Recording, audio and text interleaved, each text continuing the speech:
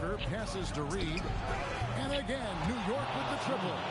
You don't want to leave Reed any space out there. He's an efficient three-point shooter. Richmond against Thompson. Now Richmond. Nifty move. And that's 2 points on the layup. Just reliable, guys. He's just always trying to make the right play. And that's it for the first half of action. What's been a very close game here. New York ahead. They lead by 5. And will return shortly.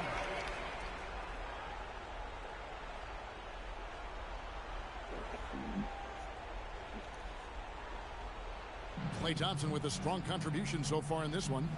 Yeah, there is no stopping him, and you can't even contain him at this point. He is that talented.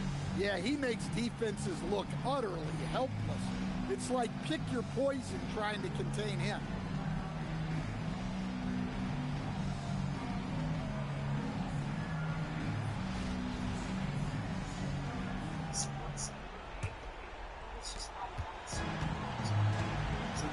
Owens is out there with Grant. Then it's Richmond. And it's Edney in at the 1 spot. So that's the 5 in the game for Sacramento. Now here's Richmond. 6 on the shot clock. At the teardrop. Adams puts every ounce of energy into his defense. He's not out there to contest shots. He's out there to reject them. Pushing the action, getting others involved. He does it time and time again. Yeah, when you're moving the ball like that, it just keeps everyone engaged in the game. Sacramento with the ball. After the three-pointer from Klay Thompson. And Owens throws it down hard.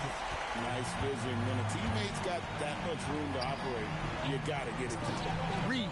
And it's good on the assist by Parker. Reed's got the lead up to 9 now for New York. Richmond outside. Puts up a deep 3. Cleared away by Adams. And you could tell he thought that triple was going to fall. And it's out of bounds to New York. They'll retain possession.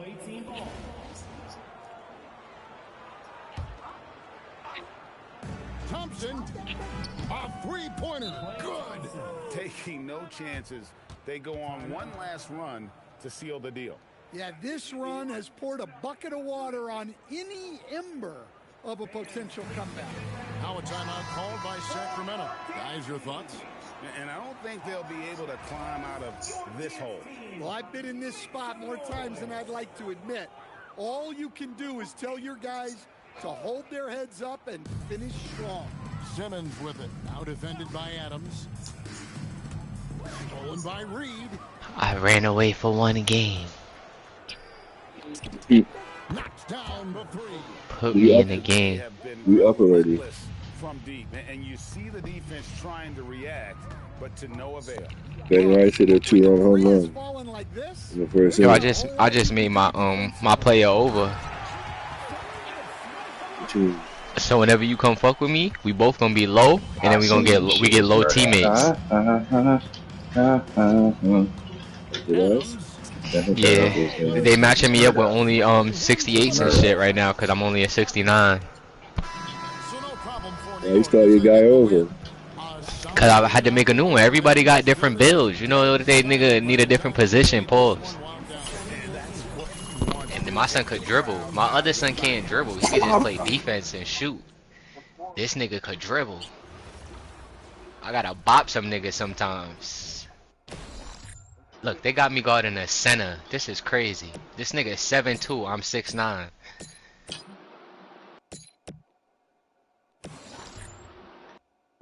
This nigga name is Caucasian Menace.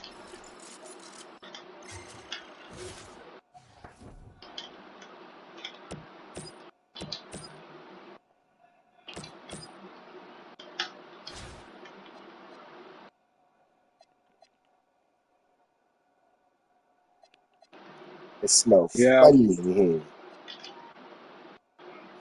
here. Yeah. Yo.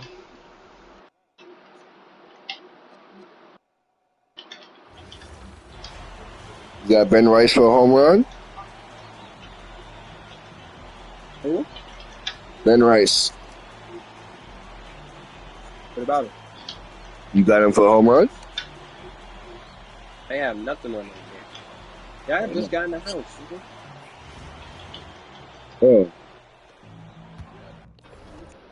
Working that crazy double thing?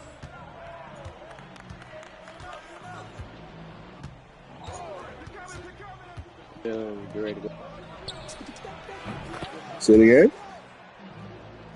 Say, yeah, I'm about to chill and get ready to go back.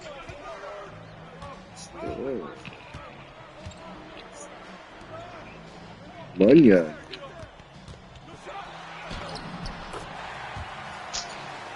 Oh my God, why did I?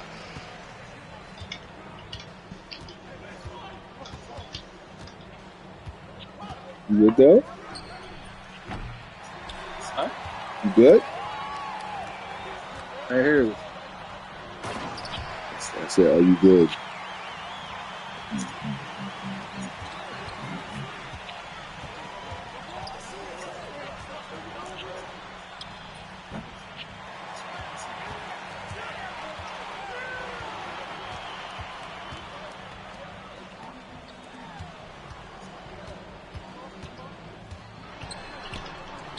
Oh, Mary, and the bells. Oh, Mary. Oh, Mary, ring them bells. That's just being honest. Just being honest. Honest.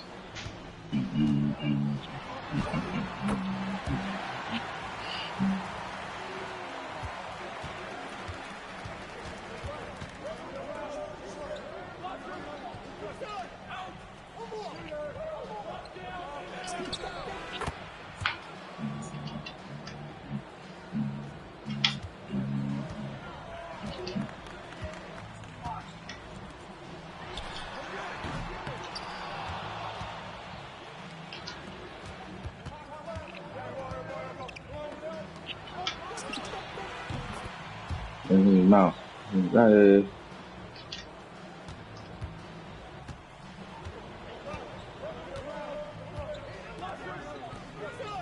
Everybody's at the floor. Everybody's at the floor.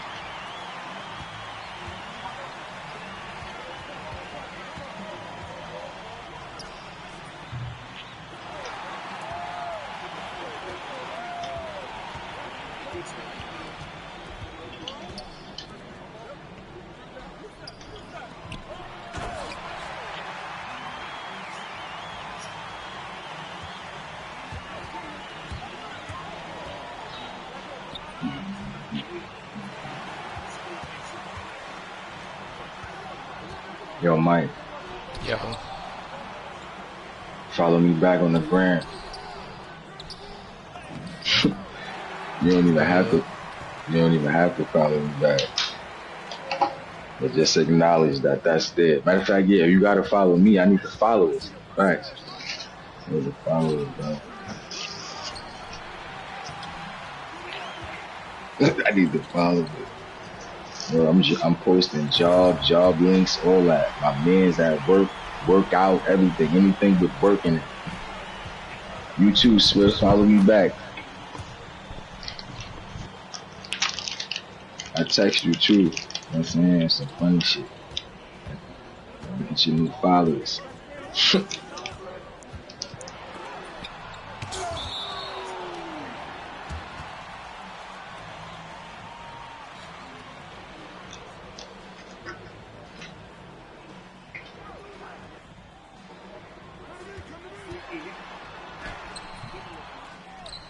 Oh, yeah, ring them bells.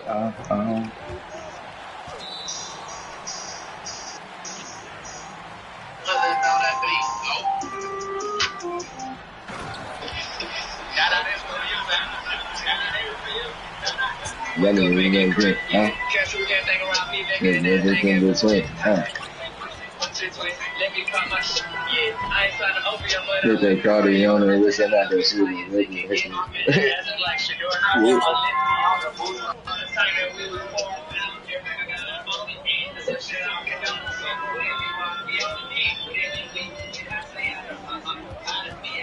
He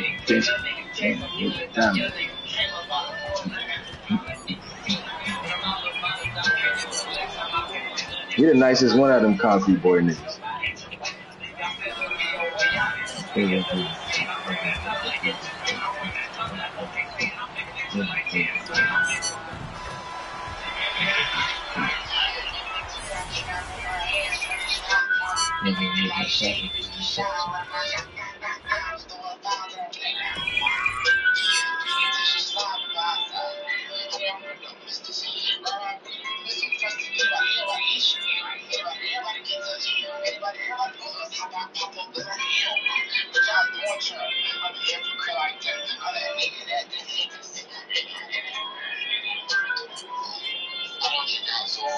Cole didn't give me fuel.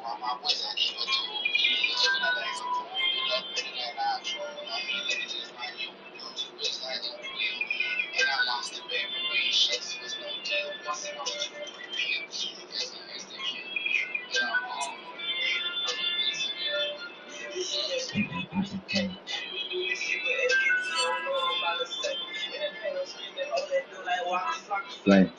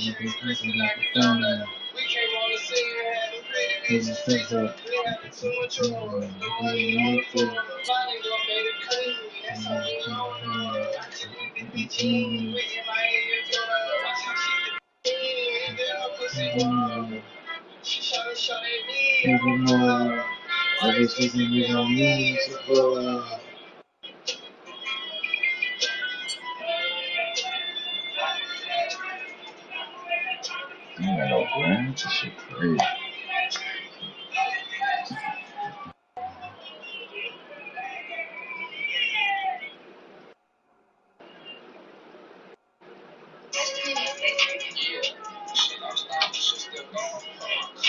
That shit loud still, Uno? It is a lot, not OD. Still loud though. Alright, let me turn it.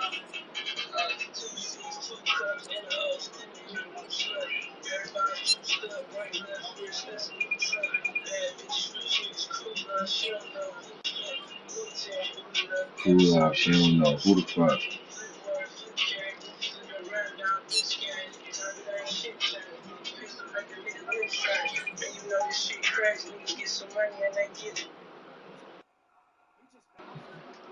Niggas get so much money and then get lame.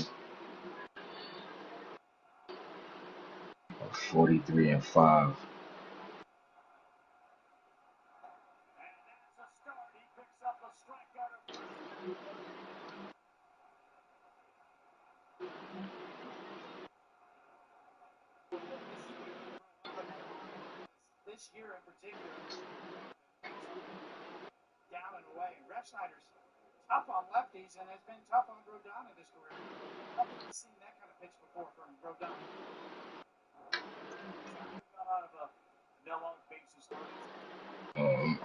I got money.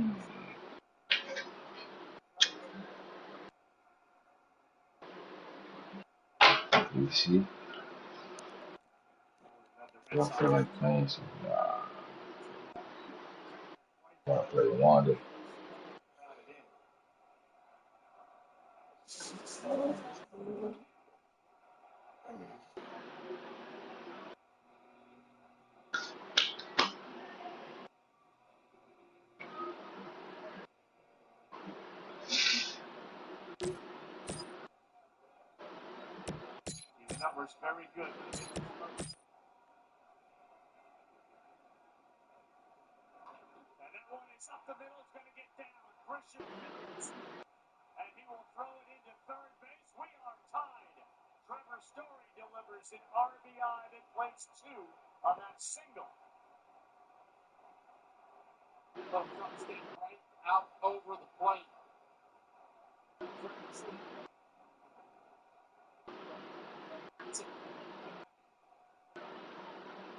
the straightaway center. Before that fans hit, the drive in two. Clutch hitting by Story. Brand new ball game here in the third inning. Again, Raffaello with the walk in the middle of it. Now Alex Bregman.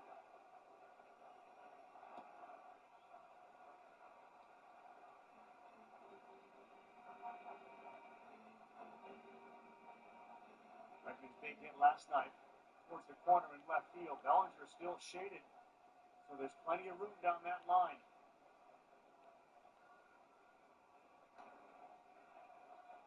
Just missed off at 96. Velocity ticks up. That's been the way that Rodon has pitched here recently. 92, 93 early, and then upping. He can add a little when he needs to.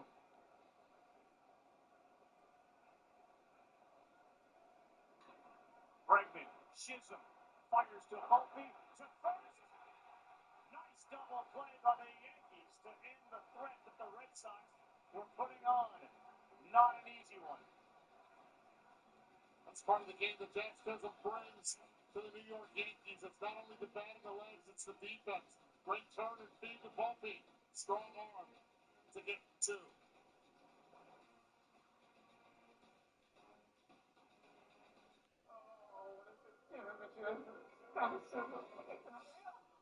Oh, hey, Carbox, are you hiding from used car shopping? No. Yes. Okay, just because nearly half of all used cars have been in an accident doesn't mean you have to overpay. Really? Take my word for it. It doesn't have to be scary. Okay, show me, Carbox. Knowing how a car's accident history impacts price means you don't have to overpay. Cool. Wait, how did you get in here exactly? No fear, just box. They show me at Carfax.com. Seriously, how'd you get in here? This is a meal. We're talking tender steak. We're talking cheesy. We're talking dipping in a dip-sized soup. Well, get a dip of that. Ciabatta dippers are back. It just feels good at Panera. All right. Same thing? Yup. This is a You know, if getting AT&T's best deal on a new iPhone 17 Pro without needing the most expensive plan taught me anything, it's that switching things up can be a good call. So how about we try something that's timeless? Oh, yeah. Good call. Ooh. Get the all-new iPhone 17 Pro on us. Designed to be the most powerful iPhone yet. Most expensive plan not required.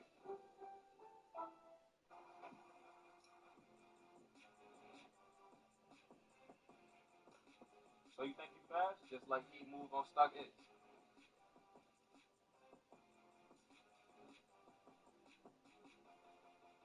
Every other Red Sox fan would know what you've been through. This team's cursed. All that hard trade lit a fire in you. Nothing could stop me from believing.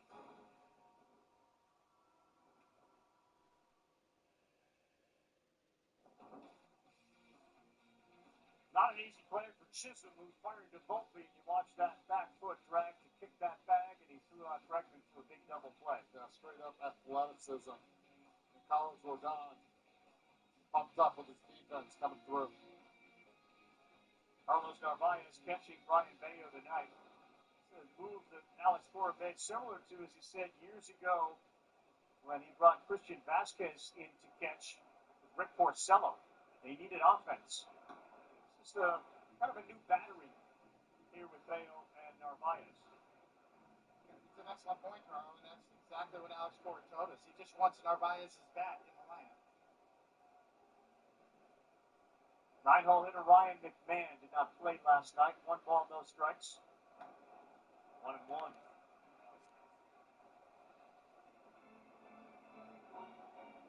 It's not like it's the first time. They caught Narvaez for Bayo 5 times during the regular season, so there's a familiarity. The approach the Yankees have had, Tony, if you see that through the order of time plus where they're swinging at the first pitch, what do you do? How do you make an adjustment? Start thinking about pitching backwards a little bit just to keep him honest. You've got to land your breaking ball for strikes early in the count.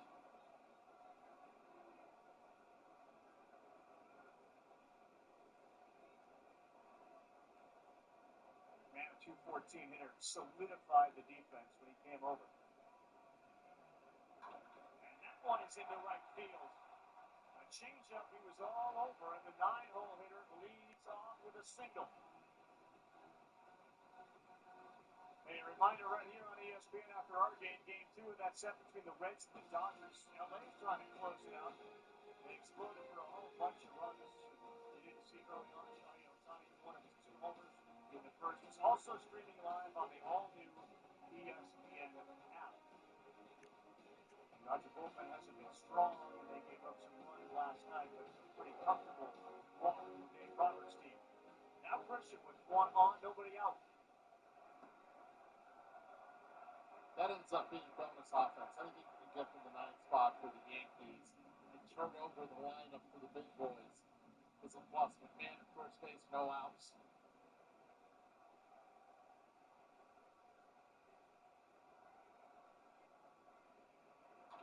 That one is on the ground. Sogard smothers. He goes to Story, who has to leapfrog over McMahon, and they get 1. A couple of former Colorado Rockies come together at second base.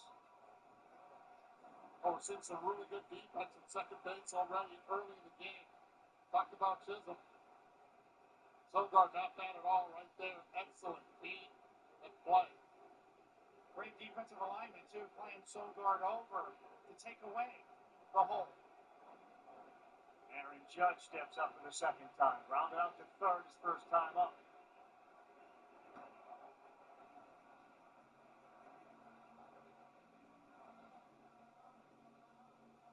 Already, the lefty Justin Wilson is up for the Red Sox. Judge, a .210 hitter for his career.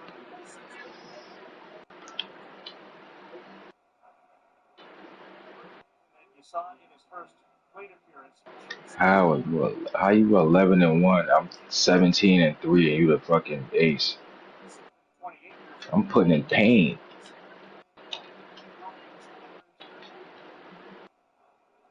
But don't leave it in the middle. It's going to 16 runs, 2.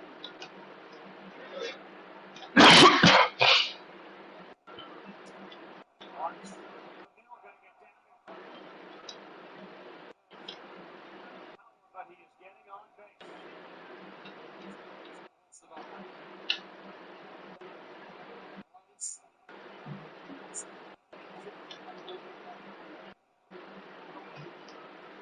Here. Set by Judge on a broken back. This is it. Ryan Bayo, and it shows you the urgency.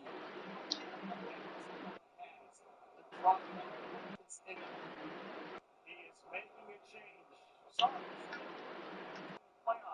Yo, the Moon Knight is up there and just chilling, bro. This wasn't me. Something I treated. The less time I spend treating things, the better. This is me. Discover an injectable new Nba2k26 cancer is like an infusion that takes 30 minutes. Receive treatment quickly in as little as 3 minutes. Nba2k26 is the leading Nba2k26 can cause your immune system to run into your body during and after treatment. These problems can be severe and lead to death. Chest pain, shoulders, dizziness, fatigue,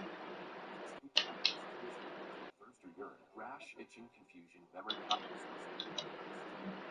Reports of weakness, muscle or joint pain. Tell your doctor if you want. Symptoms include Crohn's disease, ulcerative colitis, or lupus.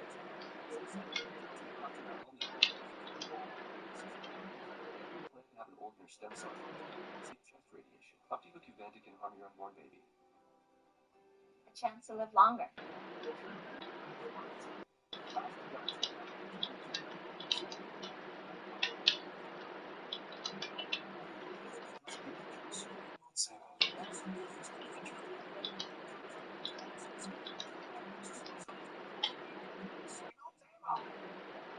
What's this? Someone playing Australia for billions instead of fighting pulses of nature. And he's created a first.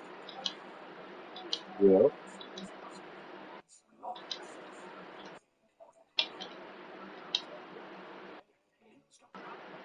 Got the wheels go crazy. So, Alex Cora did this on Friday, September 20th. So your screen. I put it on my screen. So share your screen. I watch it. I put it on my screen.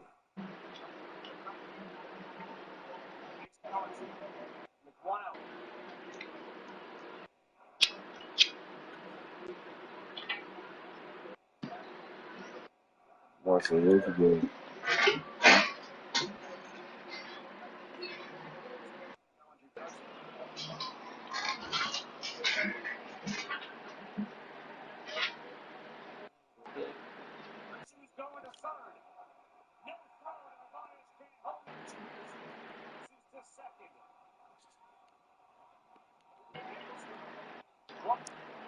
Yo, Uno.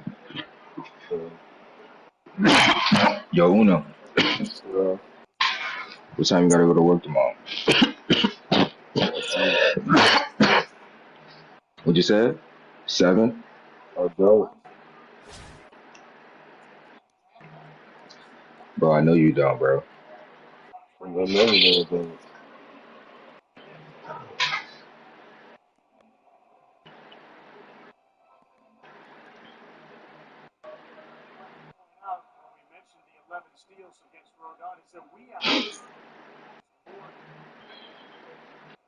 One and two to Bellinger.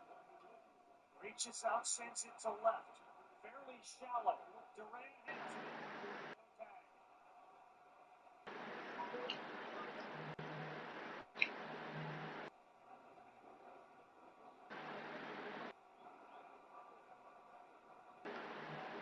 Love this moment here.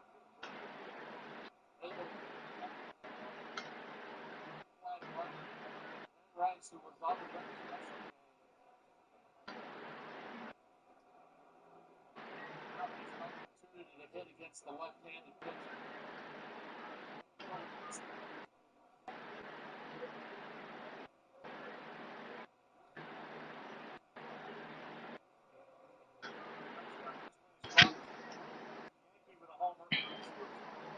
Postseason in fact. 98. T-Mobile brings us the best. Presented by T-Mobile. And it was that. Right field. Rice is very likely to be an everyday first baseman against left-handed.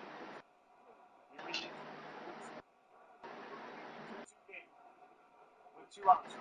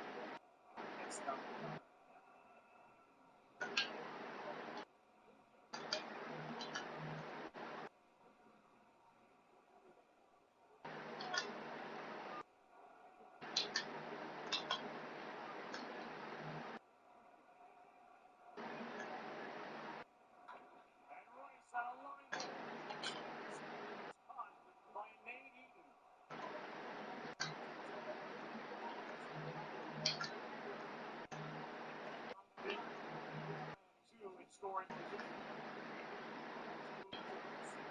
off here in the third.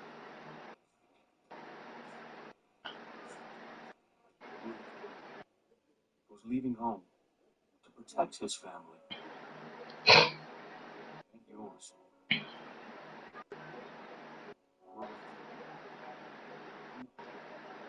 She misses her.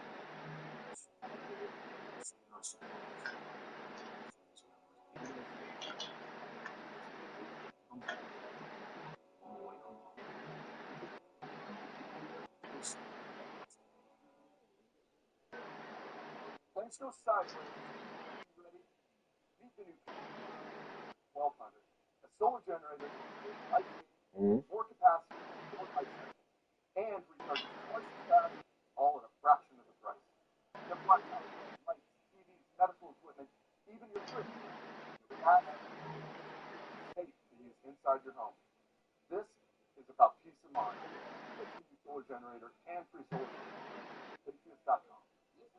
influences.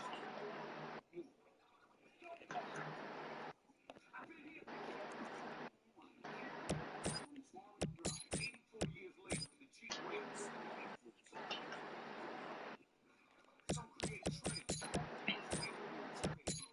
some live strange. We cross real ones.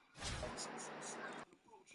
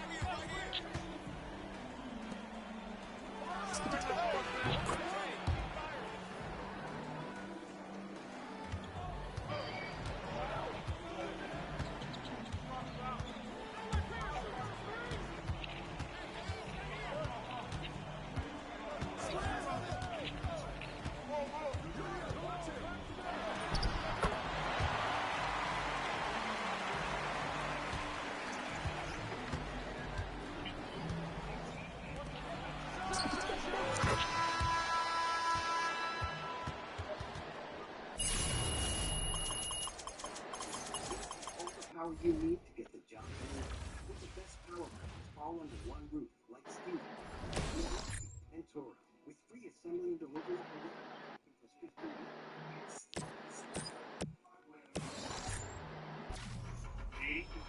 struck out his first time up. In the conversation, I spoke with Craig Breslow, architect of this. He said, so when you sit there, you're a former pitcher. Do you think like a pitcher? Do you think like a general manager, an executive? He made it a long ago.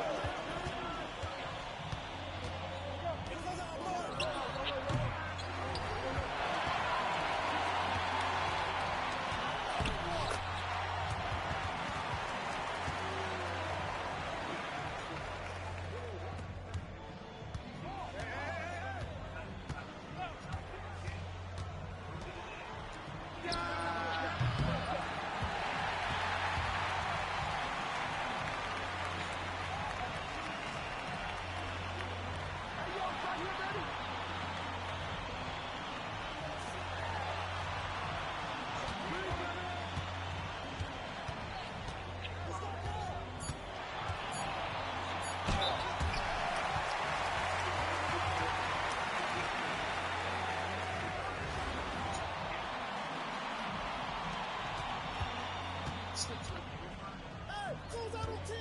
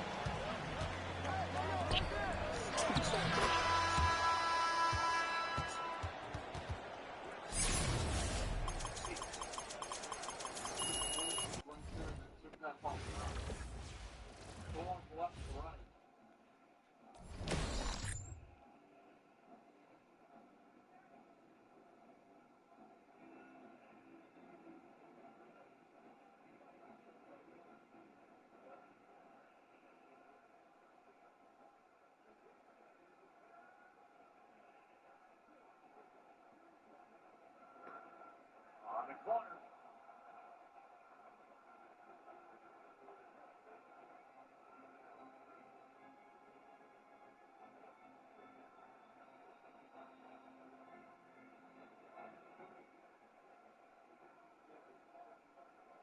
Rio to 3-2.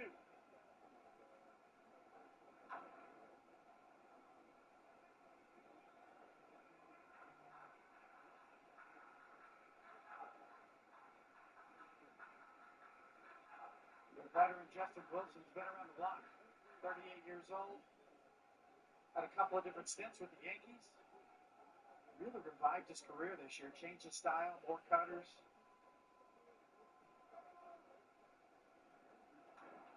And this one, unless the wind gets it, should be playable. It is drifting into foul territory, and the catch is made by Romy Gonzalez.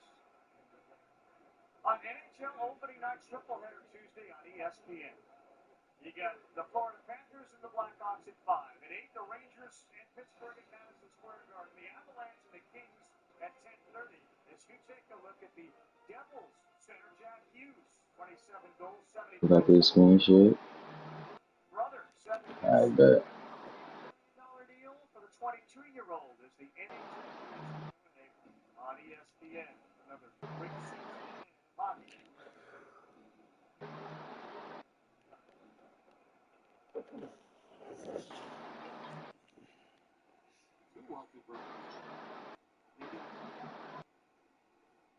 Cass was ahead 3-0. He fouls up. Now Wells. That's Bregman over there in the shift. It worked beautifully.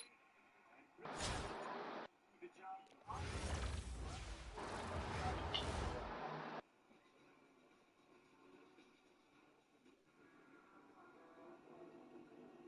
Welcome, everyone, to 2K Sports.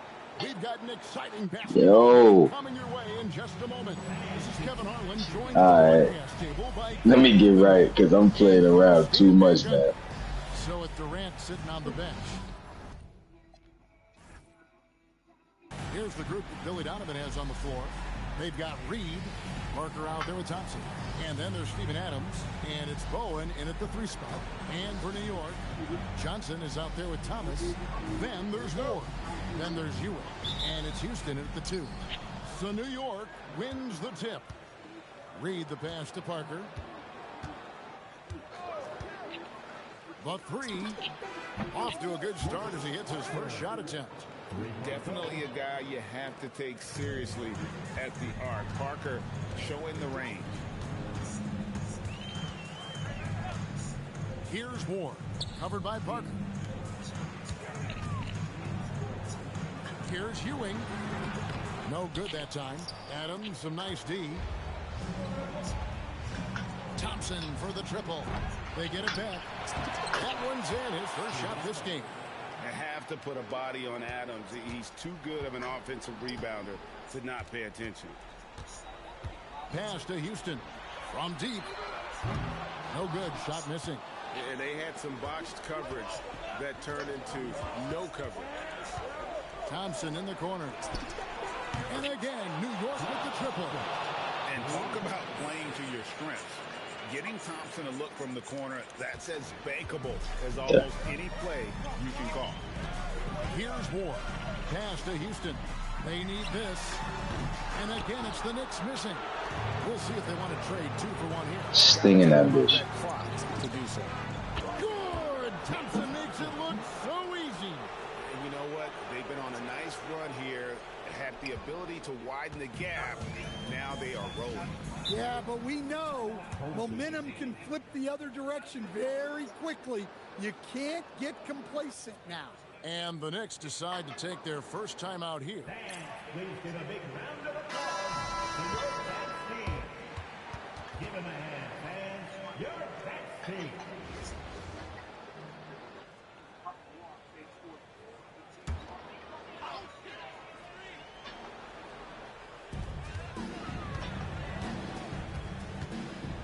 .27 seconds left here in the first half. Fades. The rebound by Steven Adams. Adams has got 5 rebounds tonight. Parker kicks to Reed.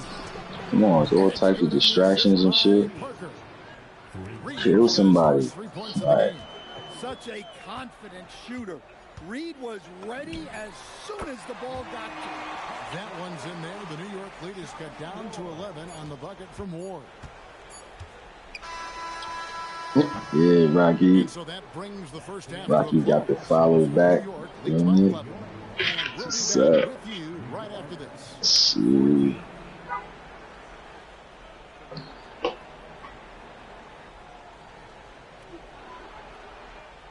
Klay Thompson with a strong contribution so far in this one. Yeah, I don't know if there's anything that the league can do to slow him down. He's just that good. He's a problem, no doubt about it. One that opposing teams have to grapple with every time he takes the It's a new season, son. New season, same man. Give me your money, battle fast. And New York looking at who they've got. Parker out there with Klay Thompson. And then there's Steven Adams. Then there's Reed. And it's Bowen in at the 3. Now here's Johnson. Here's Ewing. 5 to shoot. The rebound by Steven Adams. Adams has got 6 rebounds in the game. Reed. And again, New York with the triple.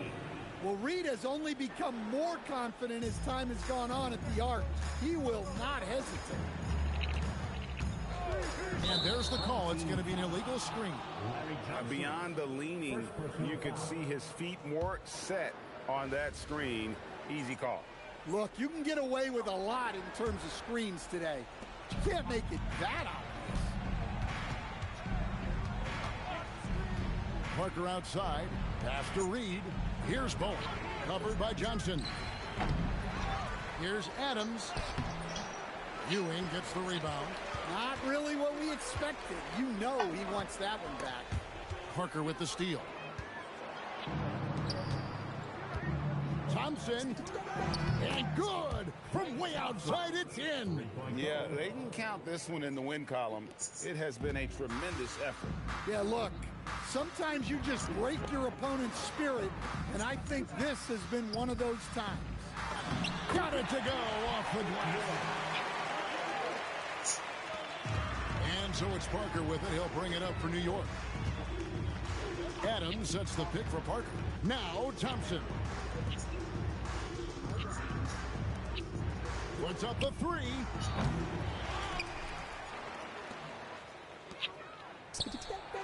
Trained from outside.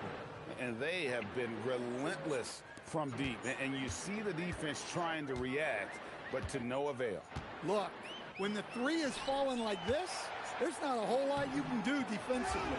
Well, that's why he's out there using his size in the paint. takes the three. And again, New York with the triple. Another good play. This is how they built the lead, calling on the right guys at the right time. Yeah, come on. They're just having their way out there and continuing to press the advantage. So no problem for New York as they get the win. This crowd was stunned by the manner in which their team was dismantled. Yeah, you know what? Shocking. I don't care what the What's matchup up? is. You never expect a road team to come in and just cruise to the kind of win they did tonight. And that'll do it, folks. Along with Greg Anthony and Stan Van Gundy, this is Kevin Harlan. Right. Thanks for joining us for this one on 2K Sports. We'll see you next time. Have a great evening.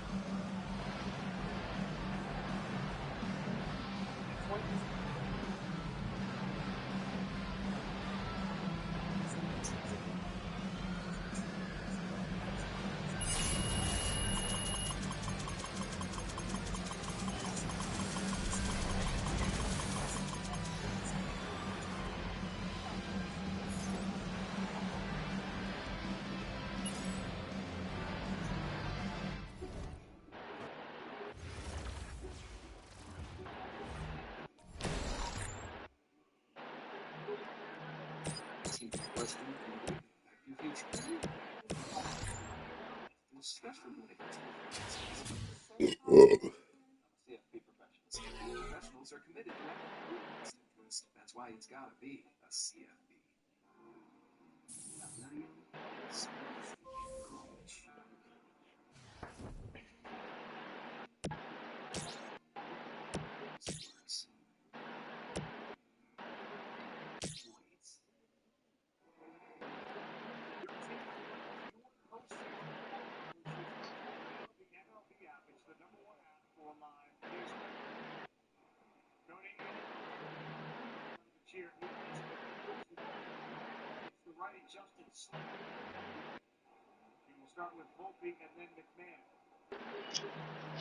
I thought that was him, son.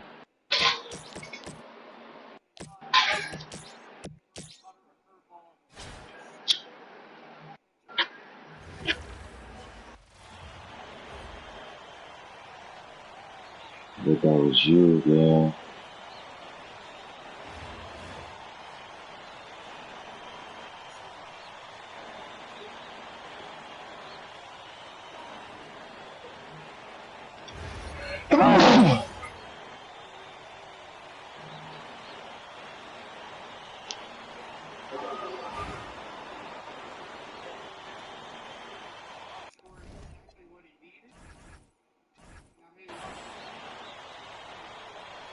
Here we go.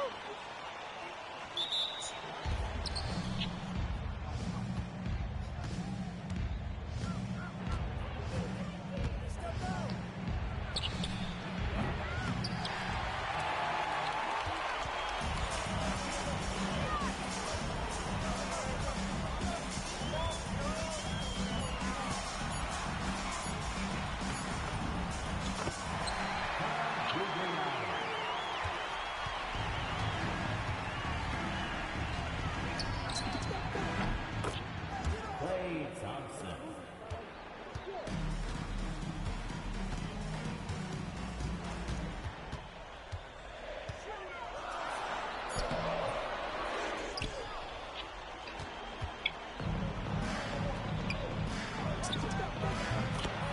Clay Thompson.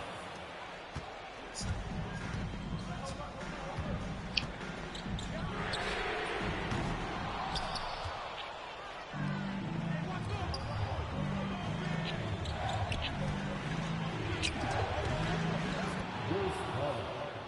Assist from Stephen Adams.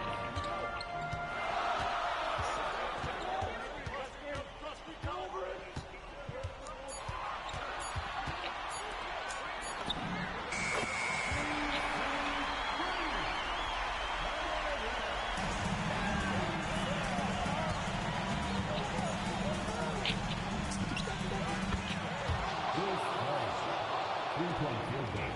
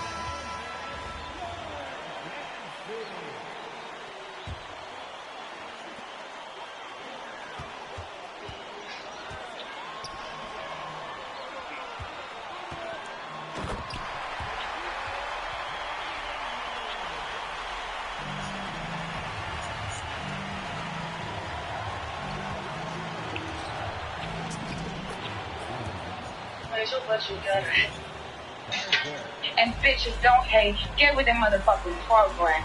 Get like me. Don't be mad at me because I do what I do. I'm just the baddest bitch out here. Sure.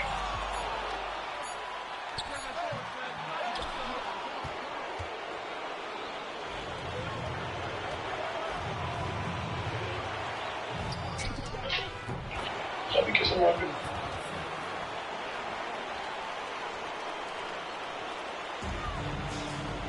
What? You see you gonna start heading out?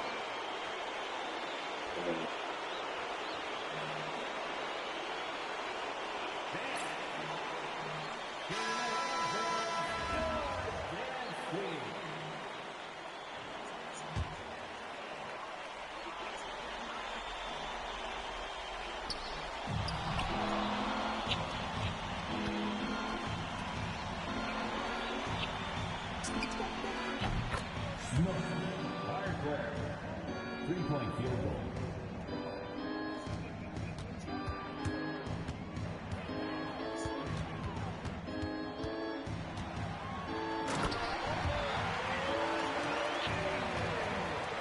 You want to shout people in with talk with everything? Because I saw that you were upset with her. She sat down and you went to this and she said, Yeah, I was upset because we haven't spoke in person at first class. And I promise you, I'm the reason she did this.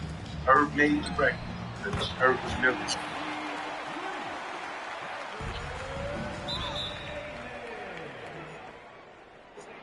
Home team foul. First personal foul. First team foul.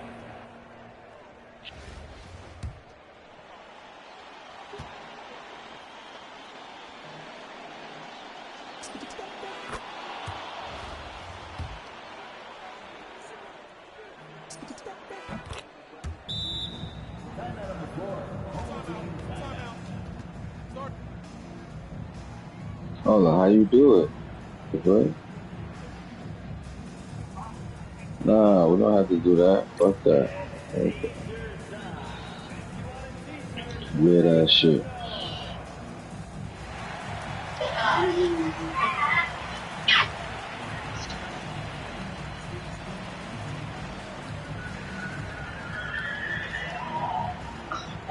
excuse me, Tony Hawk. What was good? Bad bitch full of walking. 10K broke niggas ain't talking. Bitch, my son I ain't go with a warden. High for approach with caution. 42 got me busy. Drug text and I'm sneaking a licky. 10 years in for a night here renty. And I got options plenty.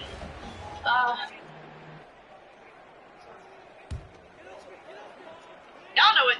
You a low ass bitch, you a shady ass bitch, you the trash since birth. Mama didn't want you, princess baby ass bitch, you a wagging ass bitch. Shoot. That's the end of the game. Thanks for coming out to support your team. Let's, Be sure to get home safely. let's go. See you at the next sporting event. Let's go, Yankees.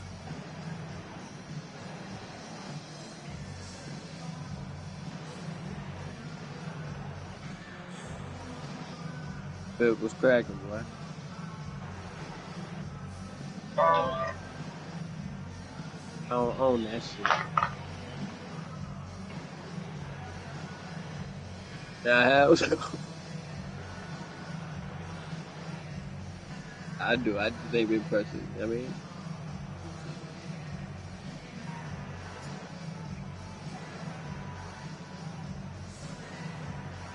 some babies.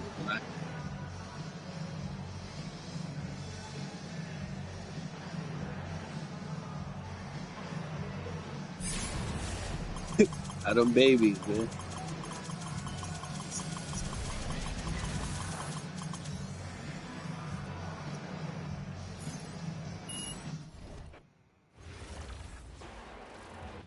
Oh.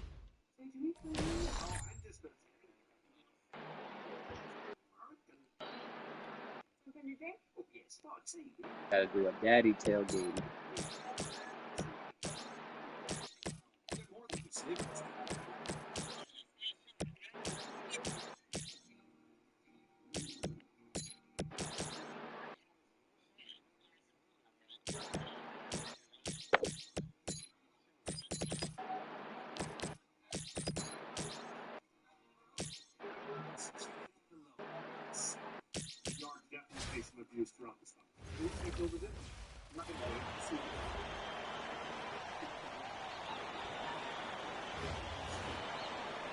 That nigga low key.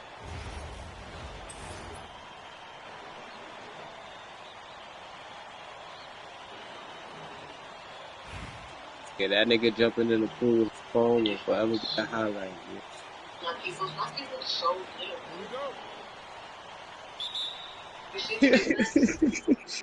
That shit right at the bottom.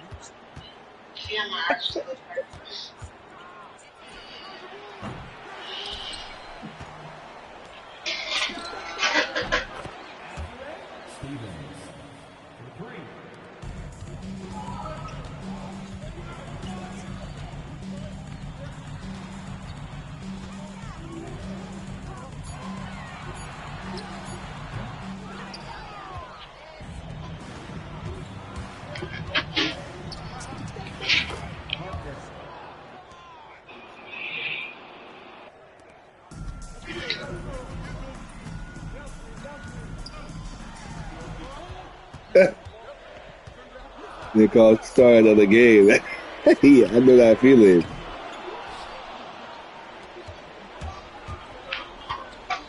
This is because it's probably playing 2K. Assisted by Parker.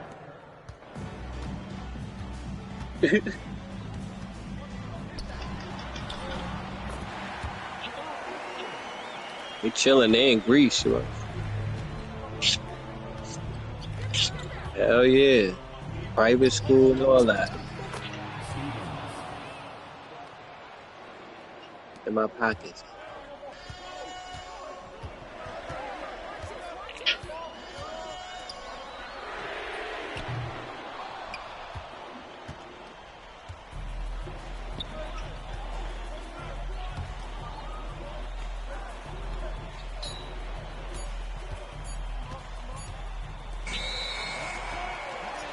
These niggas gotta take their shoes off for school. They can't, I mean, socks and slippers.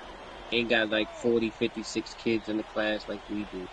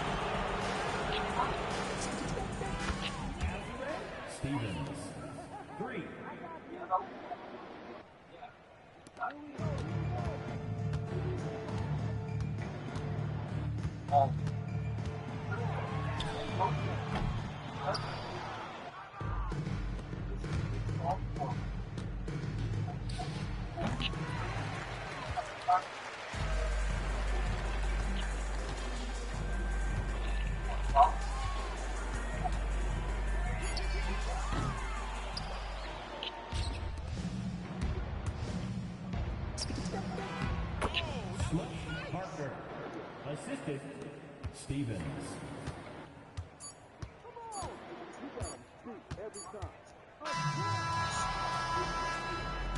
That's the end of the game. Thank you all. Milwaukee Brewers. The TV schedule, all the games here as well on ESPN Radio always. So the Yankees, here they give Judge the hit. The glove in a spot where he himself.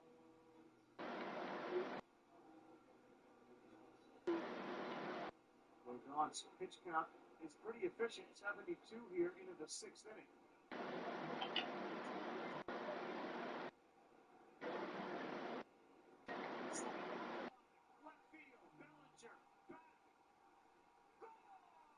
Yeah.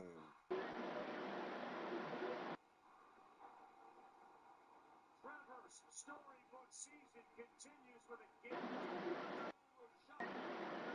And just like that.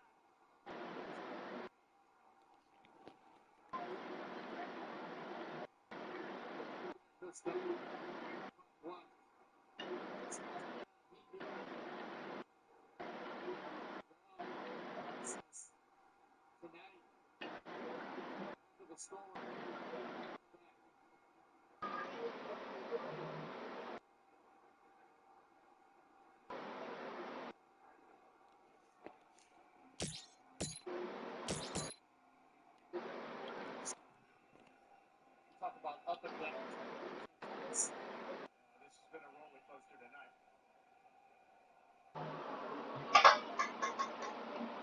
The 1-0 to Brinkman. No. Cruz is beginning to warm in the Yankee pen tonight.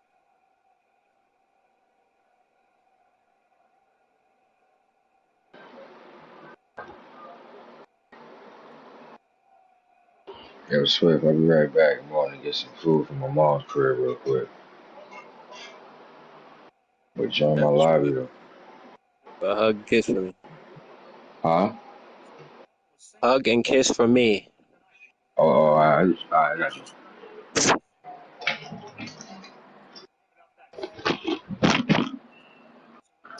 Fuck.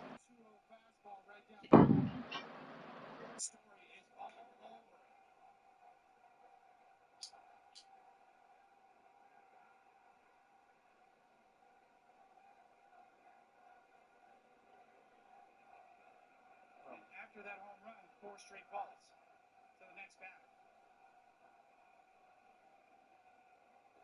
We're stalling. I think Moody's got to go get him.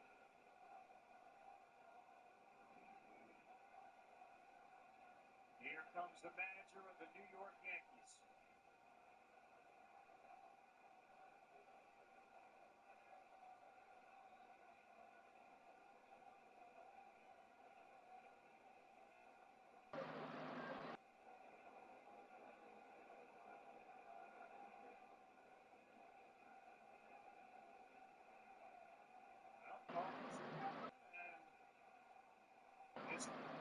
Indicate to Boone he stays in the game. Oh, this is an interesting call right here. Usually doesn't the pitching visits without taking the pitcher out of the game. Fernando Cruz ready in the bullpen. And Romy Gonzalez against left-handed pitching.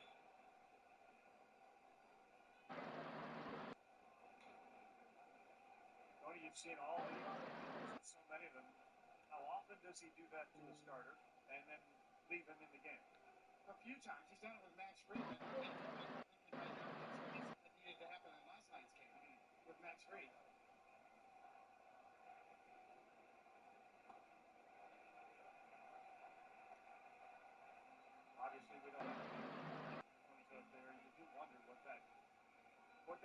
conversation was. Everybody on the infield was there. It's 0-2 to Gonzalez. Bregman off first.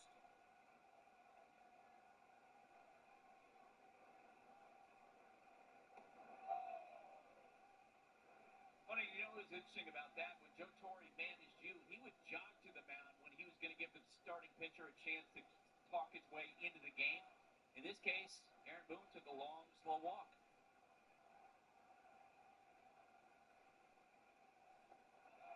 Tell you what, late in Joe's career, you call that a dog.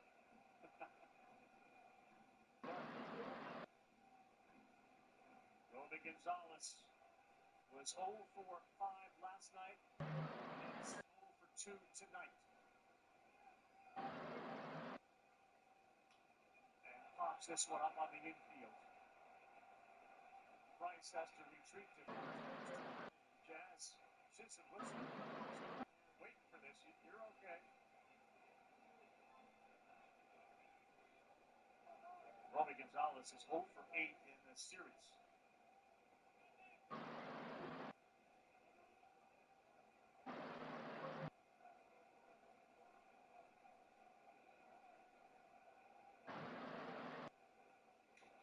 And Narvaez hits one for a hole of third. The fan fighters chase it. And they turn a 5-4-3 to right.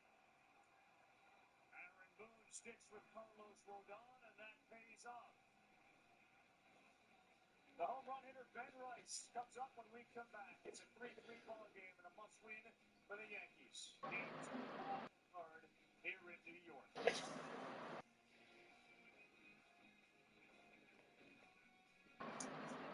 Control. All the money, unpredictability. It's time we instate a commissioner. Introducing the commissioner of coverage, the Aflac Duck. Commissioner, when health insurance falls short, who pays your cash to help with your medical bills? The commissioner has spoken. I love that dog. Get help with expenses health insurance doesn't cover with ESPN College Game Day. Okay, how did it work? Don't hurt him, kid. All dressed up. Got the new iPhone 17 Pro and Verizon picked up the tab. On the best 5G network, baby. Handsome and hilarious. I mean, find him in person. Wait, it was about the iPhone? We welcome you to our 2K Sports broadcast. Some great basketball in store for you. And tonight, we've got New Jersey playing against New York. I'm Kevin Harlan, along with Stan Van Gundy and Greg Anthony. So with Durant sitting on the bench, here's the group that Billy Donovan has on the floor. We've got Parker. Steven Adams is out there with Reed. Then it's Thompson, and it's Bowen in at the 3, the small forward. And for New Jersey, Anderson is out there with Petrovic. Then it's Morris, and it's Coleman in at the power forward. Pass to Reed. That drops, and it comes off an assist from Parker. Well, Reed has only become more confident as time has gone on at the arc. He will not hesitate. Here's Coleman. A three-pointer, no good. Here's Bowen. Adams in the corner. New York moving it around. Back to Reed. No good with the triple. Here's Coleman. Sinks that one from the post. Yeah, I'd say a pretty good plan to get the ball to Coleman on that low block. It takes some very physical defense to contain him, and sometimes even that's not enough. Pass to Petrovic. He gets it in there. Assists are a sign of a good offense. They tell you it's running well. Reed the pass to Parker. Back to Reed. Buried from 15 feet out. Reed's got 5. Such a confident shooter. Reed was ready as soon as the ball got to him. Now Anderson. Pass to Dudley. And he drops in the layup off the glass. 27 seconds left here in the first half. Now here's Parker to the inside. Reed. No good with the layup. Here's Coleman. Covered by Parker. Dudley the pass to Coleman. Anderson outside. Fires for three. And the last second attempt does not go in for him. And a close game so far through the first 2 quarters as we reach halftime. Nets lead by 1. Don't go anywhere, folks. We'll be back in just a moment.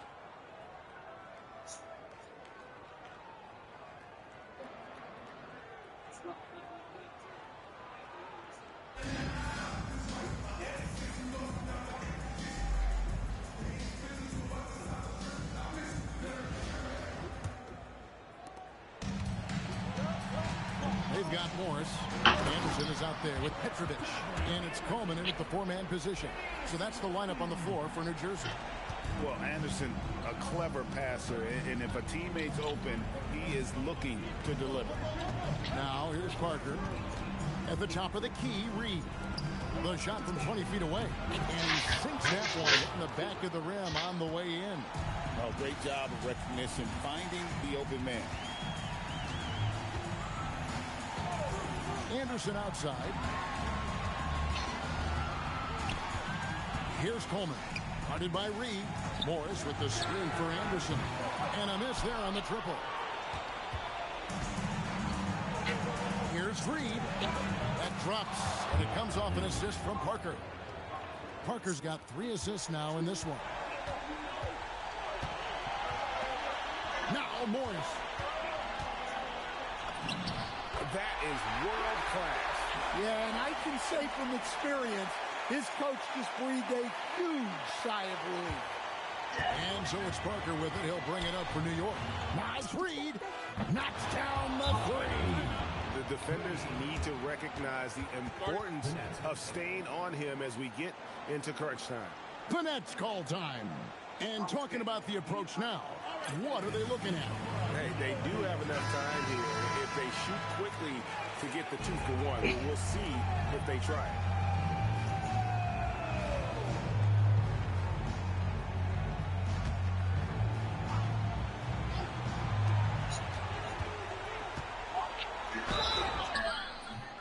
Pulling the defender in and then taking it right to him.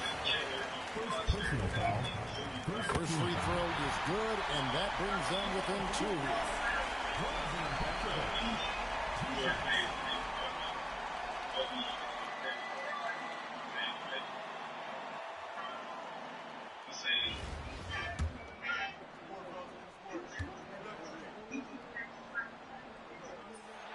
He's perfect from the line this time.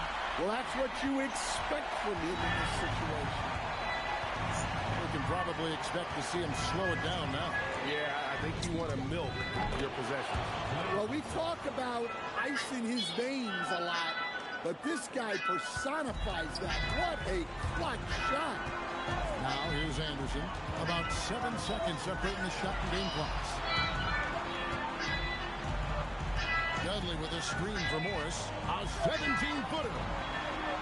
And there's the dunk.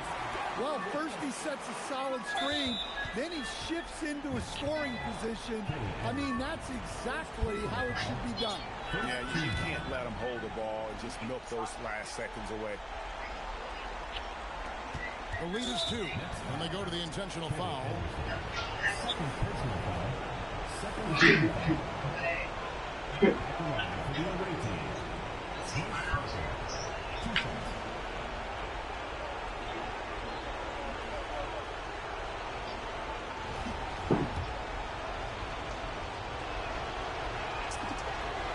He drops the first one, and that makes it a 3-point lead. So he goes 2 for 2 at the line, and it's a 4-point ball game. No doubt, that just about seals it. Timeout called, the Nets. And let's get your take, guys. What's the strategy? Looking for a quick shot, trying to extend the game. Yeah, and then they have to foul quickly and hope for some misses at the line.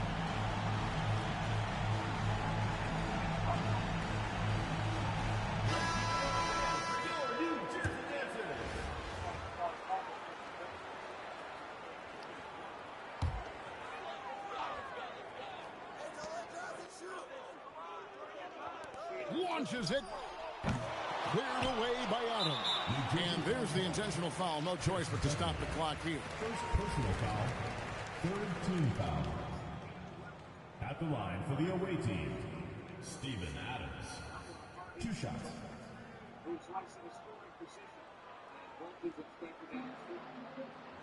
Take a break. Take a break. 2 shots.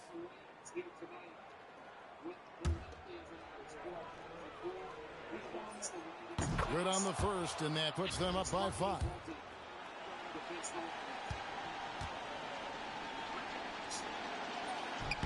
And he cannot convert on the second. That misses.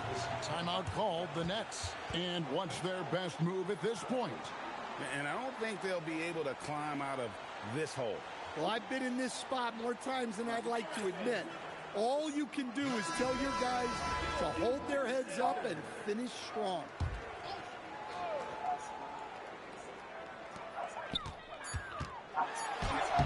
Here's Petrovic. Oh, and he cannot get the layup. So it's New York picking up the win. A truly gutsy performance away from home.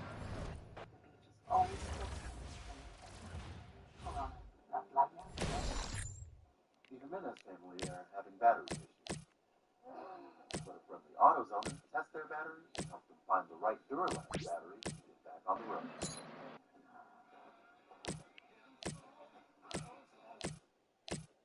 It's all happening too fast. What, you nervous about the wedding? No, it's the house, dude. We gotta prove it. Oh, don't stress. This house, it's the one. It's the one. Cheater, we need a cheater. Our next game is to flip off now. The Mookie Betts, who's got 3 rings to his credit. Reds and Dodgers. Dodgers looking to close this thing up. Streets ESPN app. It'll be Booch and Alden Gonzalez. 2 homers for Ohtani last night. Betts had a couple of hits. Freeman had a couple of hits, and Teoscar Hernandez went off.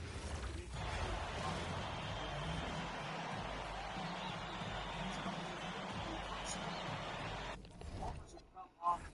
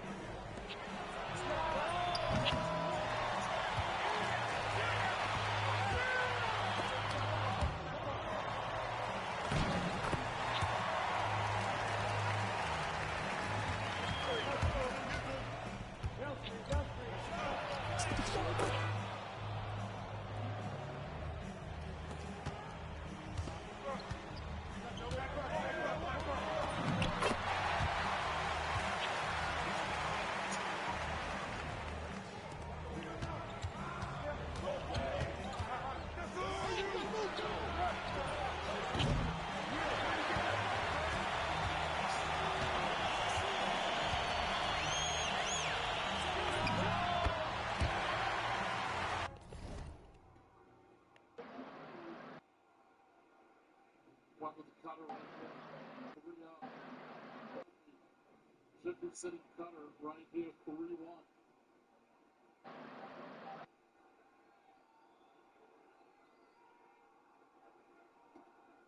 Hands another one, and it was a cutter. That heck of right center approach against this cutter. You're a little out in front, you can think forward to left center. But if you're trying and you're thinking pull the whole time, that's where you get yourself into trouble. Jared Duran just took the ball. His left, and now way more towards the line with the 3-2 pitch coming. And he saw him off. A sword in the inning is Volpe. Couldn't commit. From a strikeout and a bark from Zach Kelly. The Yankees will strand 2. 97-mile-an-hour two-seamer right on the corner. Volpe an emergency hack.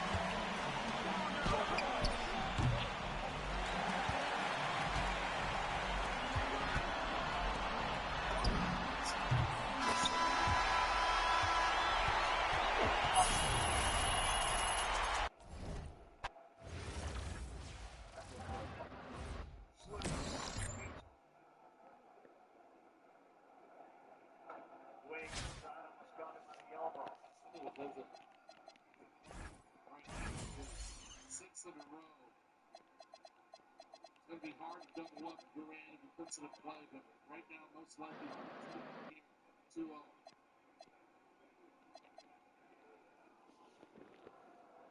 Got 2-0 to 4 in the last 6. And that one goes all the way to the backstop.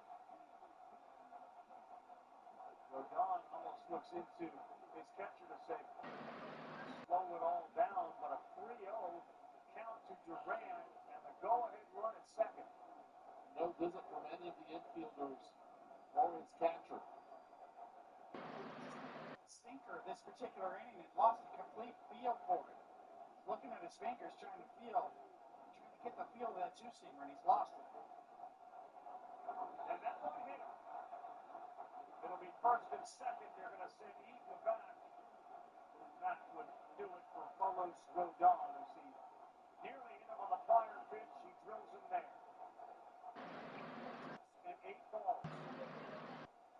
For the strike zone for his pitches.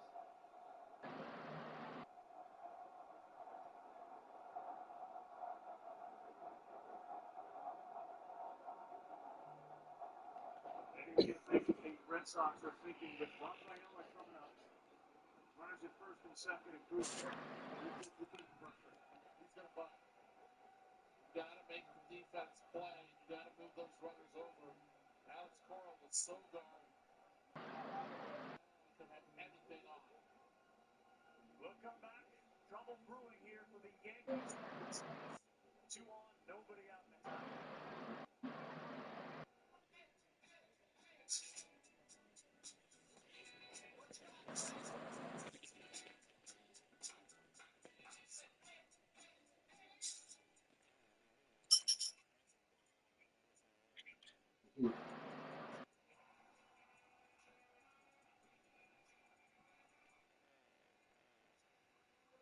Capture moments in color with only at Sherwin-Williams. Hey, did you just like a photo of me from 3 years ago?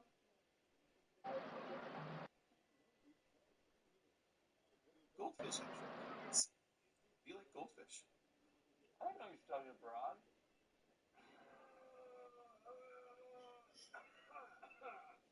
Sorry about that. We'd like to take the monster menu. The monster menu at BK is families of all kinds.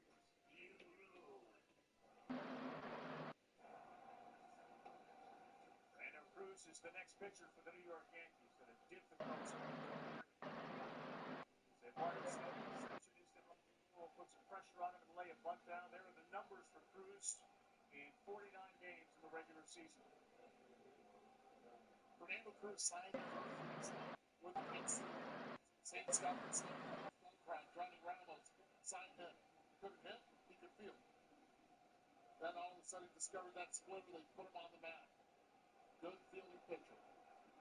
Ben Rice in the Anthony Rizzo position. About 40 feet. And charging as he does. And Rice comes charging a home plate. Now Rafaela bunts more for a base hit than he does for a sacrifice. Never moved up on the plate. He's a pitcher. He's got to shuffle his feet and move on the side of the opportunity. It's hard to bunt a splitter. That was the first pitch. Let's see if they do it again.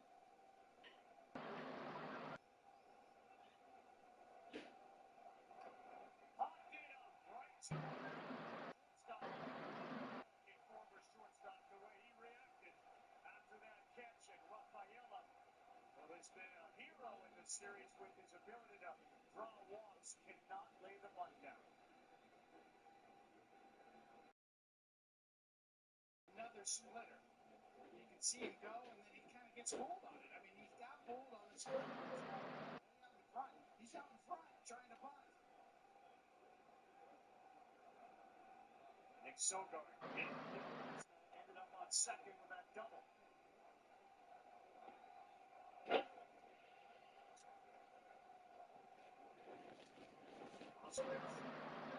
Single, he is in the on deck. Rob Repsteiner. Double play would get him out of the inning. Sogard sends one to left field with Bellinger. There to make the easy play.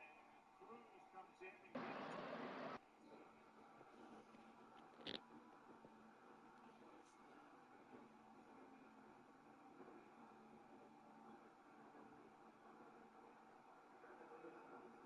And now Yoshida.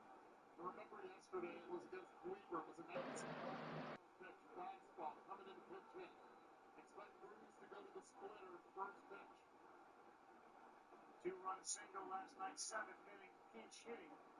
On the first pitch he saw, that gave Boston the 2-1 lead. Yoshida missed nearly 100 games to start this season. And this is why they got Cruz. Not only for the righties, but it's especially for the lefties with the splitter.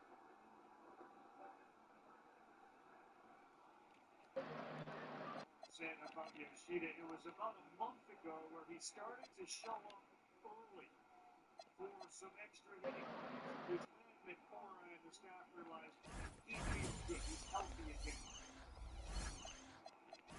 A different pitcher, similar situation, different pitcher, and he jumped up.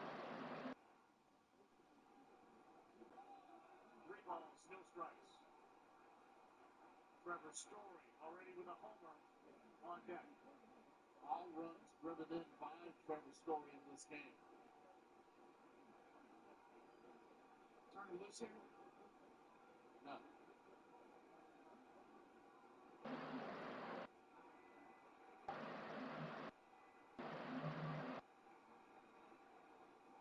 Great 3-0 pitch though, right on the outside corner. Not much Yoshida could have done with it if he had the green light.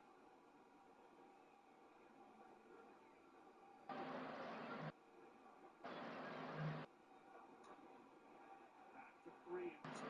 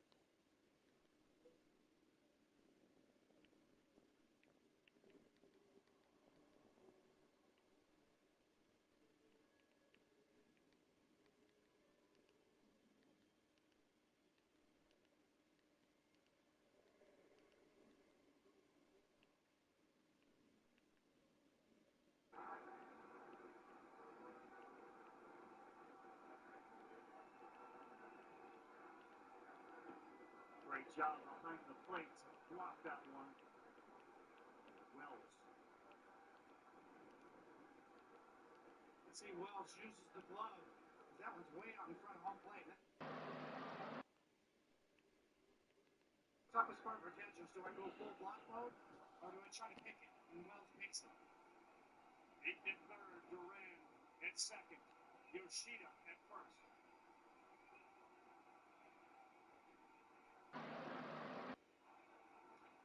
Story sends one high and deep to center field. Grisham on the track is there to make the play. And looking for Cruz.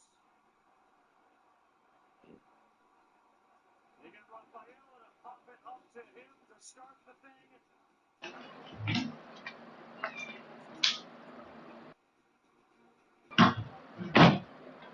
It's up. Fernando Cruz.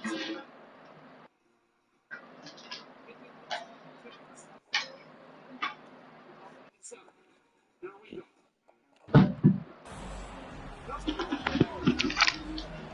Swift left. I'm not sure. You did? Why you leave?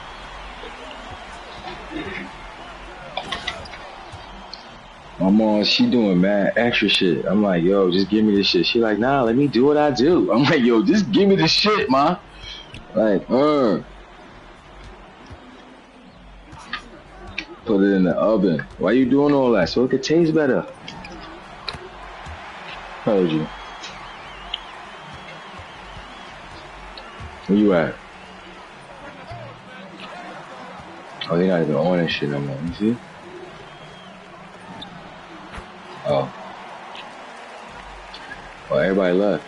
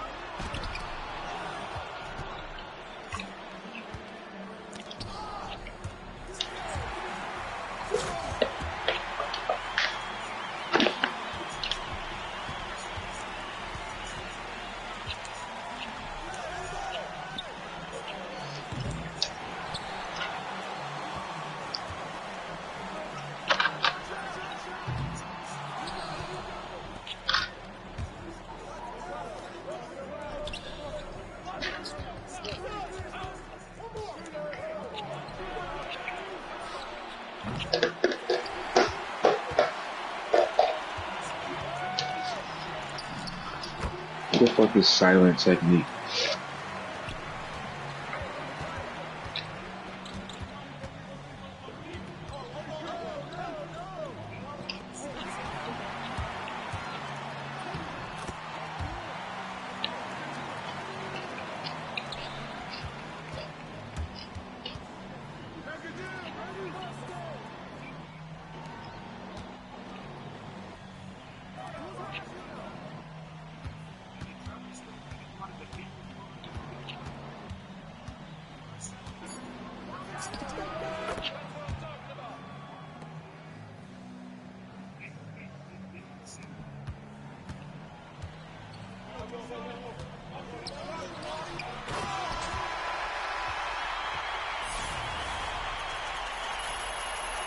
Nobody had a better reaction.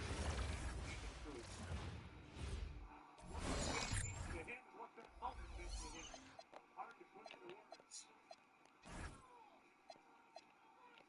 You hear him saying, let's go. I'll tell you this though. He's done. He's done. What a job. What a play by Chisholm up the middle. Red Sox bring in one of their top two relievers. This is Garrett Whitlock. And if the Yankees are to score, they're going to have to do it against a guy who was as effective as anybody, especially at home. A 127 ERA in 31 games. Now on the road in 31 games, the ERA was over 3. That's funny. I just pulled LeBron James again just after you. I did Series 1 pack. Carlos.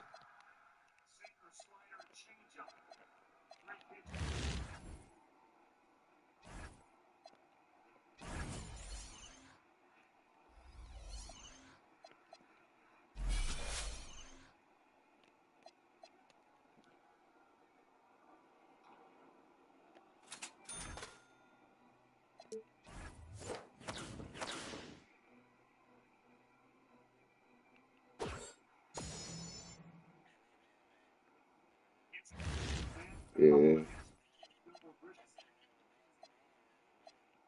Yeah, but I already had the card, so I had to sell it for 700 just now. Because, it's a non-auctionable card. Yo, why I keep forgetting New Hezzy is Carlos. Yeah. Yo, what's good, my G? My bad, bro.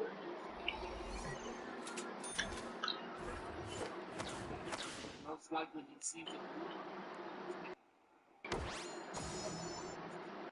Misses outside with a change. I just pulled Devin Booker. Didn't have him before. Out of an 84 plus pack. Pulled the 88 out of 84 plus. It's not bad.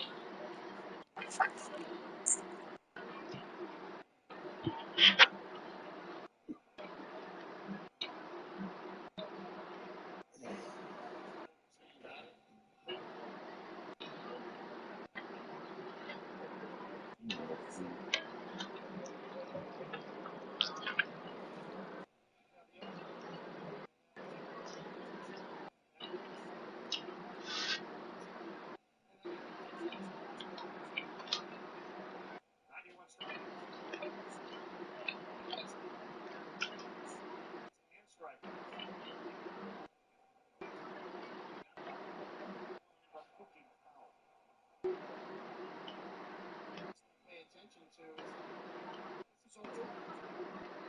We're going to play as many innings as it takes. And it's Ghost Runner on second base.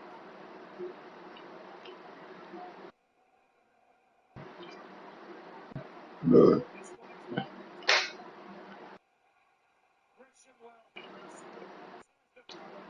look.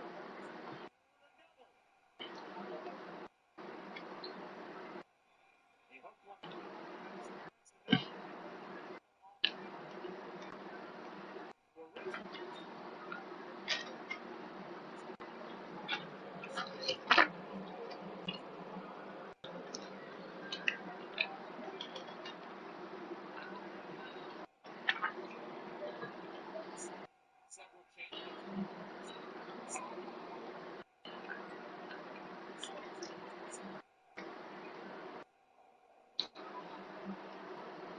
Is 4 for 4 in the series with them. 7 over.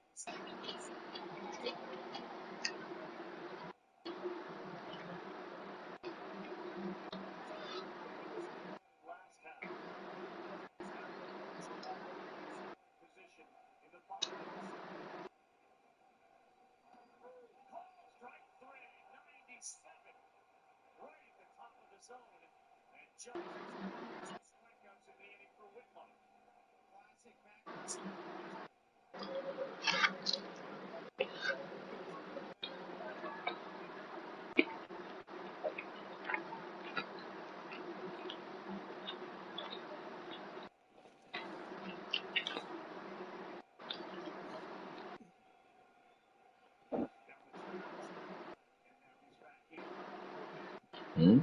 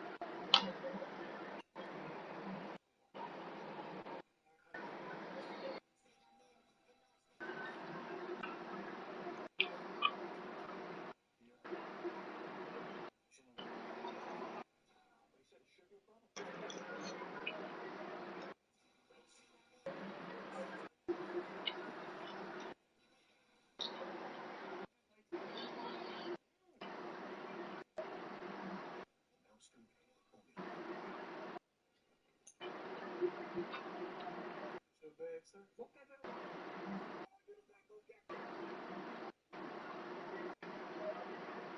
Only took 2 minutes. Well, doesn't look like you get more than just speed. How about less fluid ounces? Sir, what?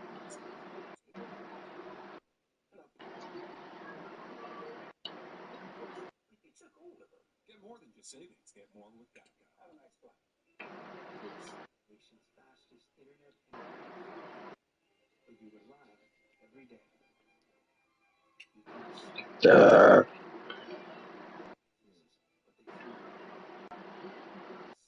Uh, uh, uh. Oh, my bad. shout and make promises they can't keep. AT&T continues building a network that's dependable enough to guarantee.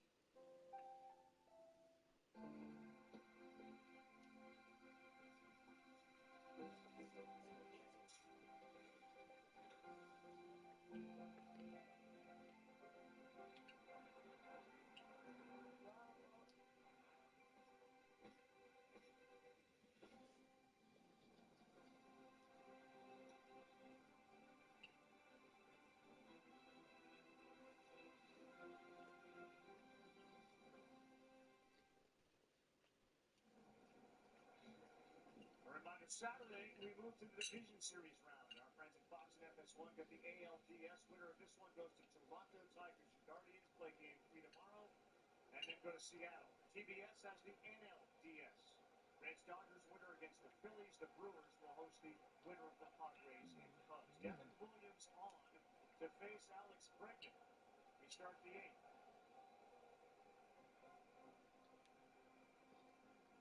Williams has been like most of the bullpen arms, at times great and at times not so great. They need him to be great in this one. That, of course, was what made him famous in Milwaukee, that changeup. Lands for a strike. Strikeout rate is better than ever. Fastball command and the walk rate has been spotty at times.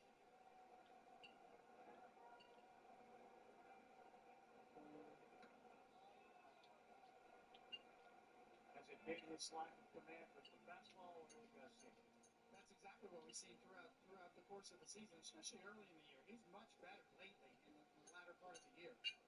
But it really does come down to fastball command, a 1-2 punch. Back-to-back fastballs missed, and now a dangerous count against a good hitter, Bregman, 3-1. Nathaniel Lowe is on deck for Boston.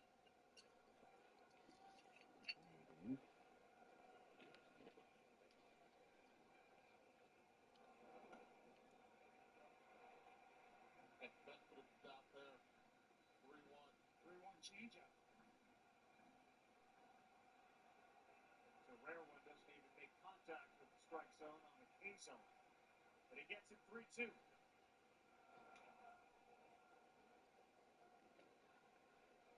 Corey, would you as a hitter think to yourself, I've got to sit changeup here because he hasn't been able to land the fastball?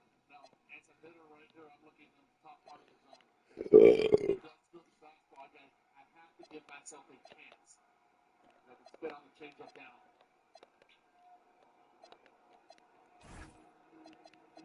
Back-to-back changeups on 4-count pitches. And that's exactly what Bregman is doing. He is sitting fastball. I hear you in the auction house, Ho.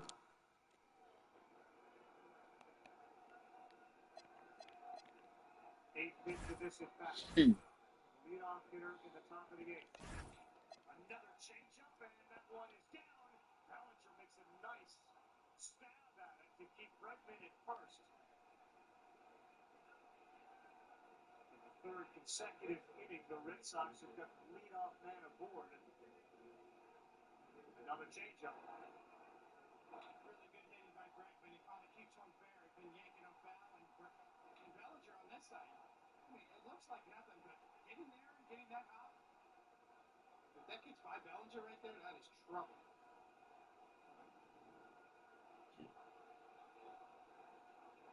Nathaniel Lowe.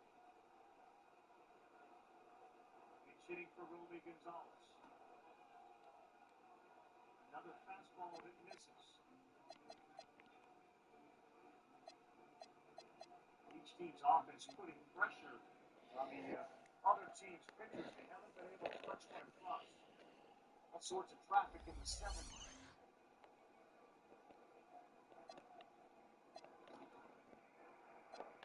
There is a strikeout fastball, 95 to low.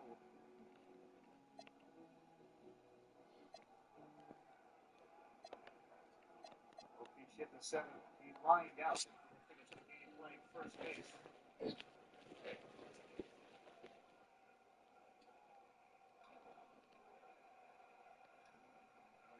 Finally, the fastball. It's huge for him because he needs to get the chase on the changeup past the pitch ahead of the count. Now he's not forced to go to that changeup in the zone. 34 regular season games for the Red Sox, 2 homers, a 280 batting average for Lowe.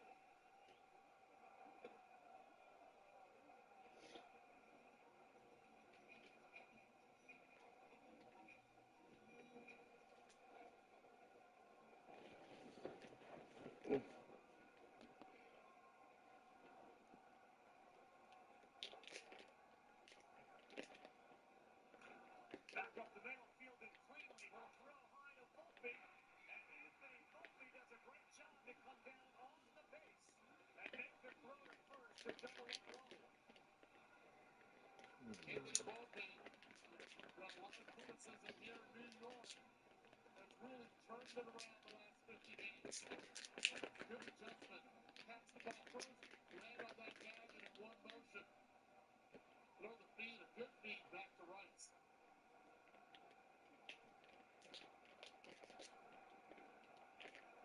Carlos Narvaez, 2 down in the 8th.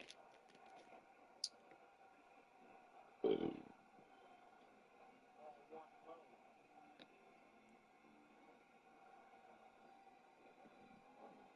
Another one who's got some Yankees in his blood, Narvaez, traded by New York to Boston.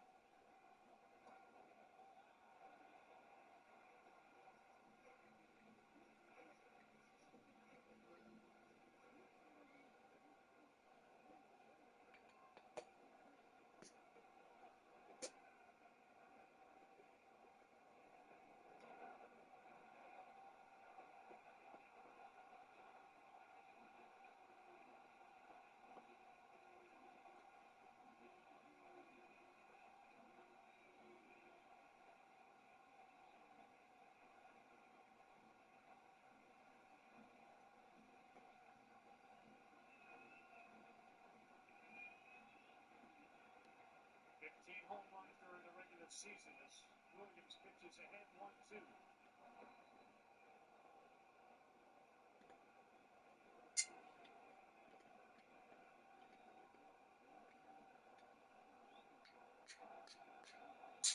Yep, to get a swing test on that changeup.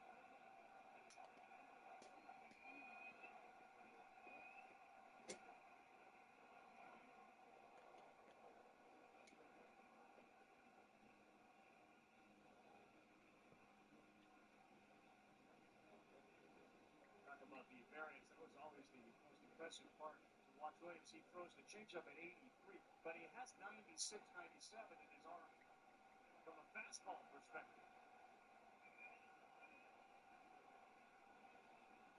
Ball there. That one almost hit into a dive out of the way of the flying bat. He's slow to get up. You don't see that very often. But Narvaez fooled badly and he had to hit the deck. Take a look at that when we come back. To the bottom of the 8th we go. We're with Mike, who's leaving home to protect his family and yours. We're with Tara, in the hospital, where she misses home the most. Thanks to generous supporters, we're with all the service members and their families who need connection, comfort, and a home away from home. Be with them. Learn more at USO.org. Look, if you're an executive, this shirt is a must-have in your closet. I was tired of floppy collars and shirts with sweat stains. So I got this shirt I saw on TV. Now I don't have to worry. I got it shipped in no time, and I switched from regular polos to this immediately. The brand is called Collars & Co. They make a regular stretchy golf shirt, but the top has a firm collar on it. I got rid of so many problems by upgrading to this. No dry cleaning needed anymore. I'm free from uncomfortable long sleeves, and the collar stays stiff all day. Get 20% off today using code TV at collarsandco.com. Are you ready? Yes. Come on, baby.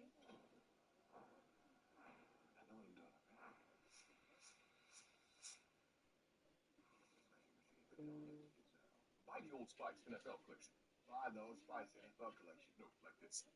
Old Spice NFL collection. Old Spice NFL collection. Old Spice NFL collection. Old Spice NFL collection. Okay.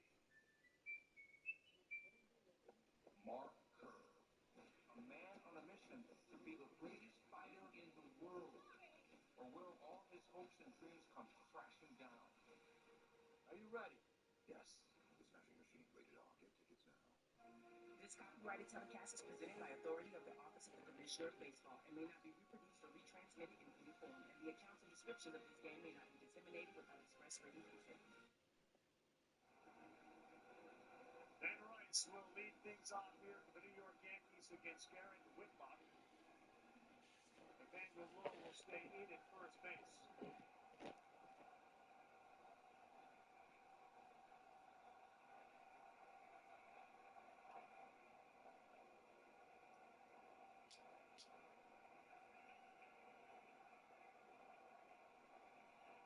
Rice a homer, and then a line out to right. You take a look at the StatCast powered by Google Cloud, and then a sub 50-mile-an-hour single went the other way to third on a broken bat. Big swing there, 95.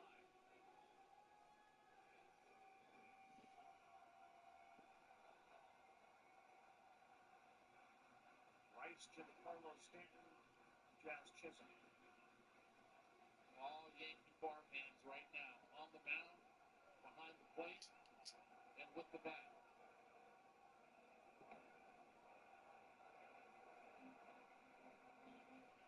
Good pitch, good take.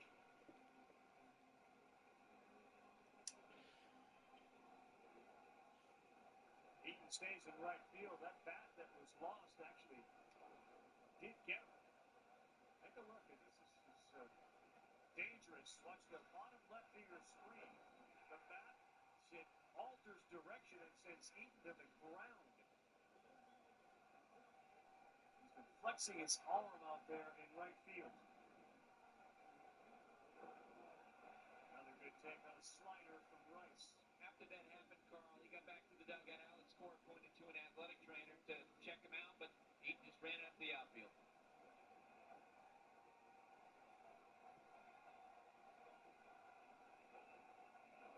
He got Rice on a changeup.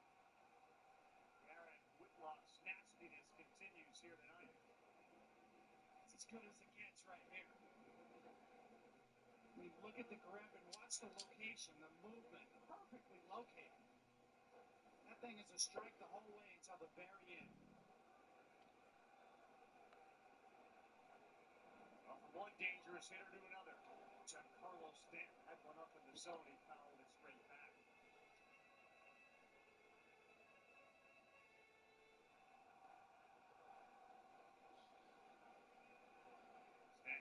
Stanton hitless so far in the series.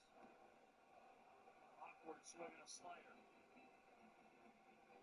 Last night, Chapman threw 24 pitches to be able to get 4 outs.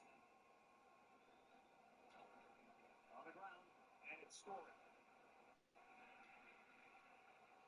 Stanton 0 for 4 tonight. Alex Cora is in that dugout right now, writing whatever he can, thinking, okay, we score, it's Chapman. The bottom of the ninth, Whitlock has locked it down so far for an inning and 2/3. Whitlock featuring 3 above-average pitches with command. Jazz makes it 5 in a row that he swung at the first pitch to Whitlock.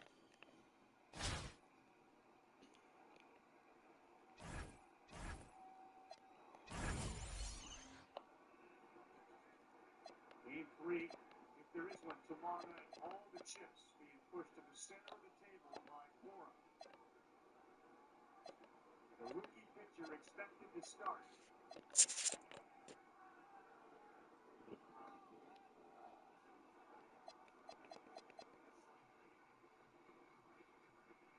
There he is, early.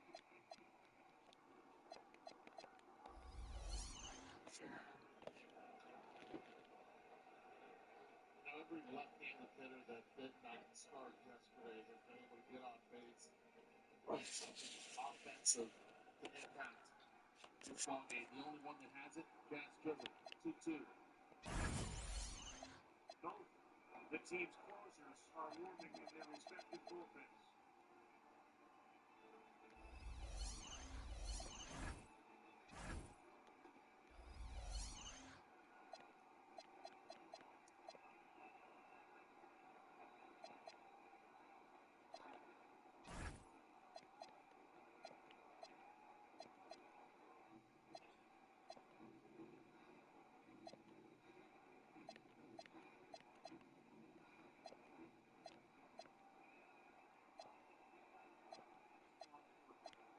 His career had been a starter, trying to stay healthy. They moved him to the bullpen, and he issues the walk to Chisholm.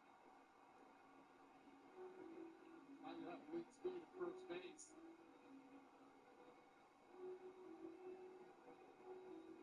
Jazz Chisholm.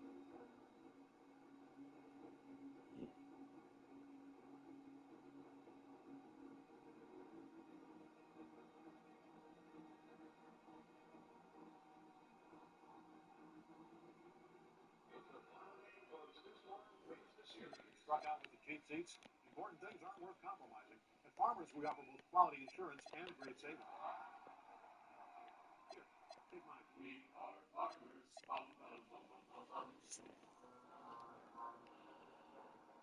Bailey goes out to the mound and talked with Whitlock.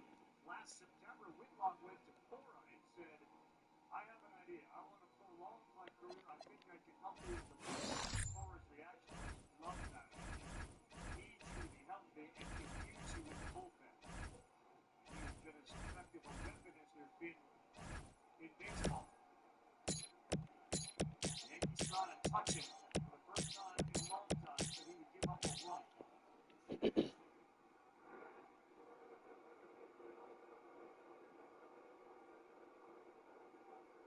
The Yankees have done their damage tonight. Both their rallies started with 2 outs, and all 4 series runs have come with 2 outs.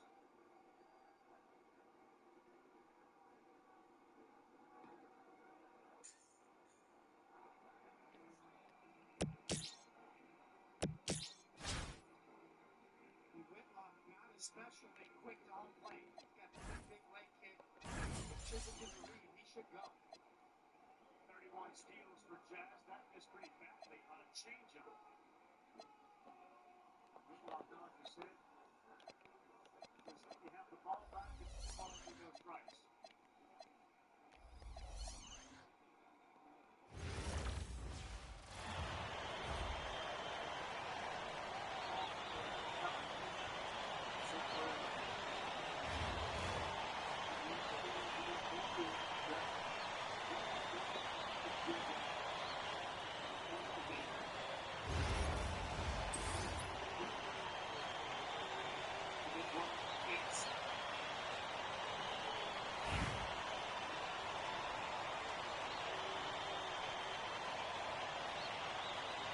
Here we go.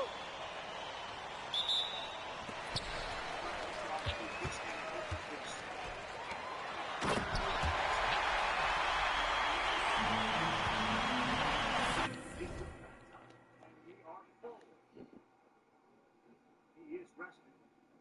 Multiple innings was certainly part of what Cora expected out of him tonight.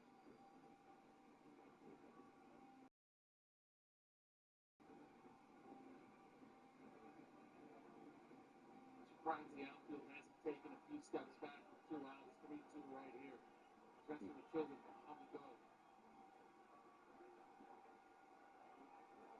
The 3-2.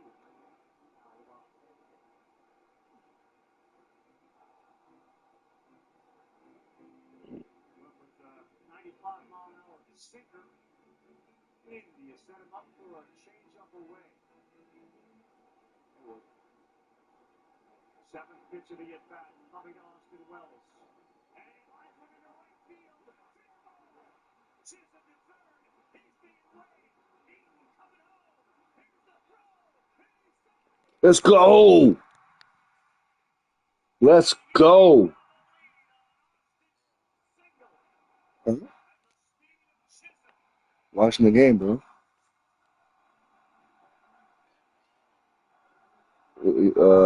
Chaz is on second. We got a base hit, and nigga ran to home, and he scored. It's 4-3. Bottom in the eighth right now.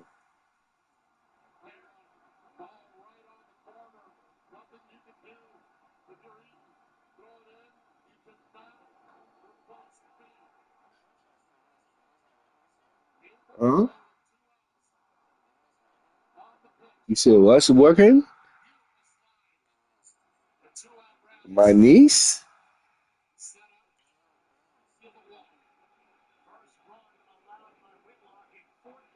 Oh no, that's no streaming to the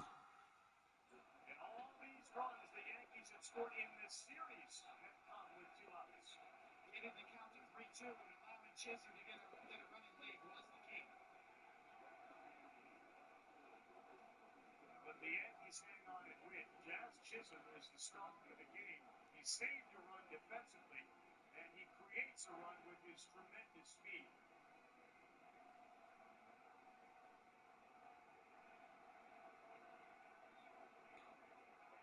Let's go. Good shit, Low B.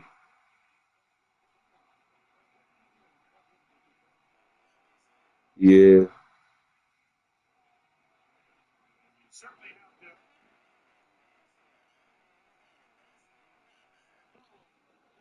Oh no. He be wilding sometimes. Like, you know, sometimes someone wilds out, but he wilds out to the fullest. You know what I mean? Like, he one of those.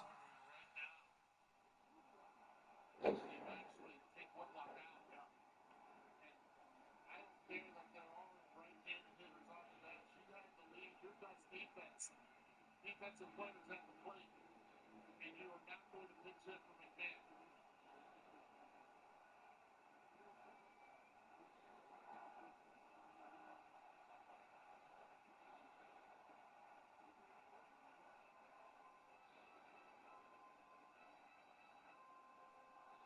Pitch number 45 from Whitlock.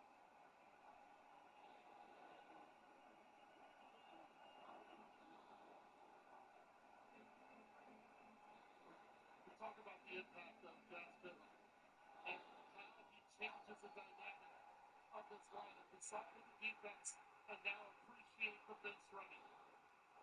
My fault. He was on first base and he went home. Look at Jazz. Gives the Yankees some hope going into the top of the ninth.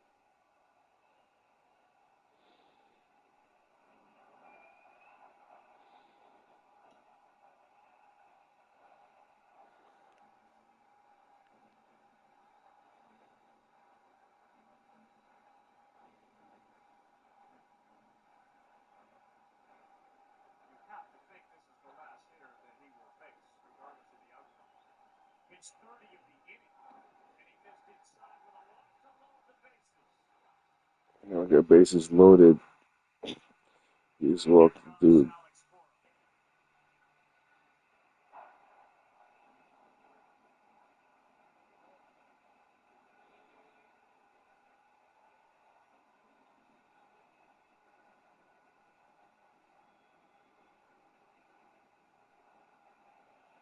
He has been locked down, as Adam Eduardo has talked about, through the entire month of September and back into August. But the Yankees, their patience at the plate, they're forcing the pitch count up. Finally, they on an Austin Wells shot down the line and right. Eaton did an amazing job fielding it bare hand, good throw, but the speed of Jazz Chisholm and that up and mitt of his crossing home, putting the Yankees on top. They look to add to it when we come back with the bases loaded. It's totally into the Boston Red Sox. No way. The gecko was just on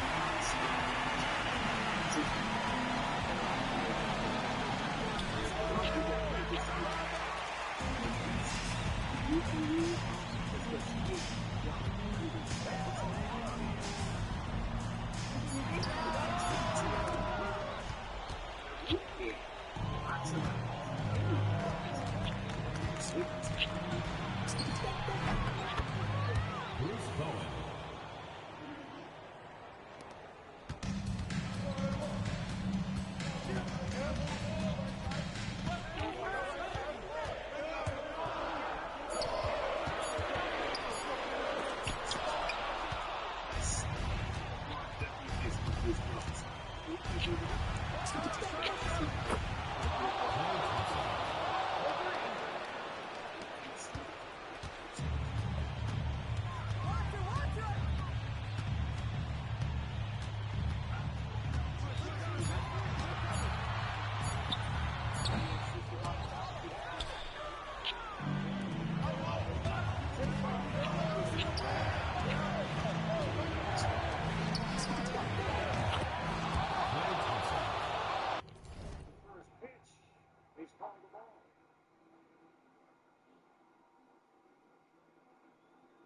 Could have gone the other way as well.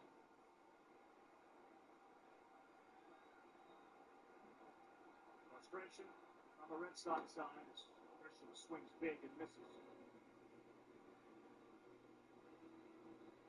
Red Sox have been 8 for their last 8 in the postseason when they had a chance in a clinching game to end it.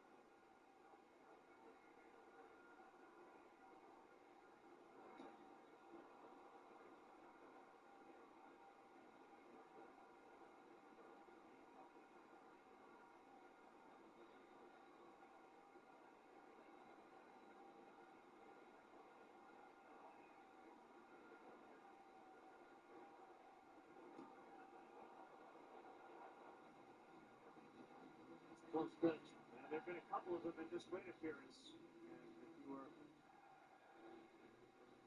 asking the animation of Queso, they'd both be strikes.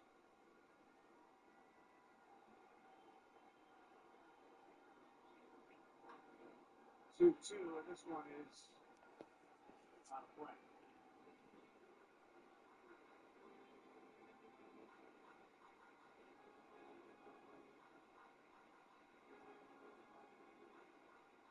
Ryan Baio went 2 1/3, and then it was a steady stream of Wilson, Slayton, Matz, Kelly, Whitlock, and now Tolley.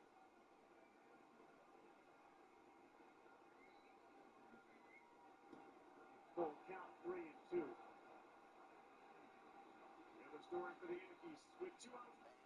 6 for 12. He scored 4. Still bases loaded. It's the seventh pitcher of the at bat. It's the same at bat. It's the seventh pitch. Oh man. Alright, so it's Grissom is over. It's 4-3. It's about to be the top of the ninth. We're up by 1.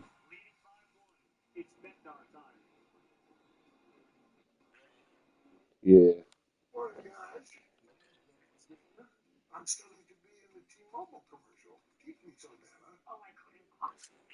At T-Mobile, get the new iPhone 17 Pro on now. It's the most pro iPhone yet. You can't teach that. Or can you? You can save up to 20% versus the other big guys. See? At T-Mobile, get iPhone 17 Pro on us. Plus, save up to 20%.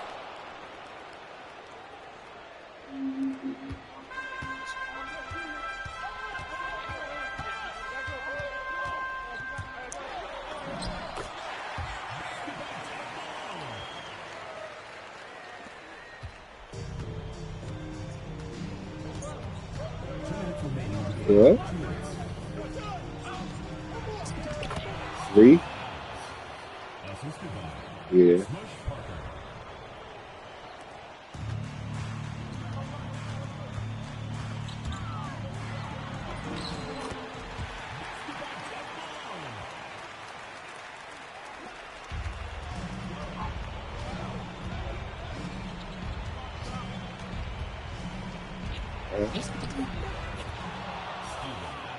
Yeah, is your headphone? I got my feedback, so I can hear you a little bit, but sometimes it just gets crazy. You said what soon? Oh yeah.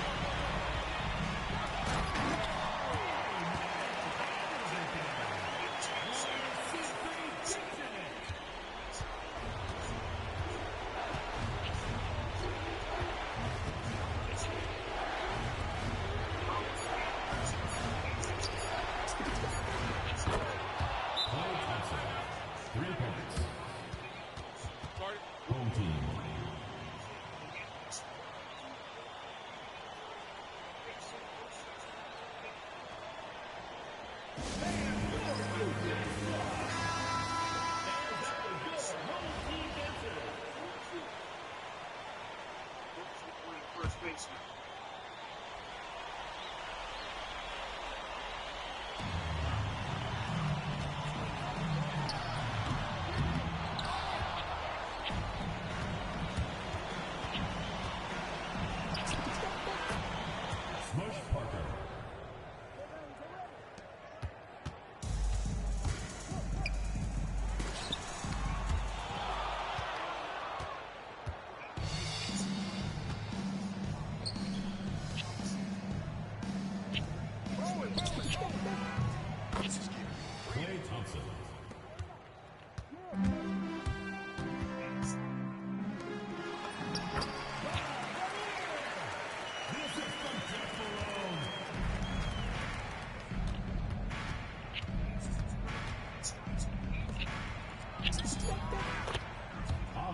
Stevens.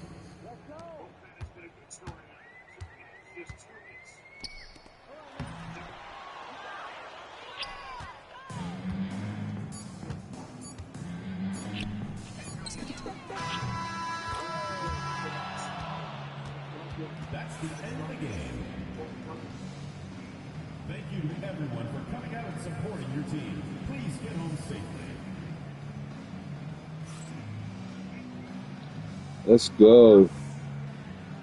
Struck out the first nigga. Huh? We struck out the first person. We got one out. Nah. We scored to make it 4-3. It was 3-3. We scored to make it 4-3. And that was the top of the ninth. And we just got the first person out. Strikeout.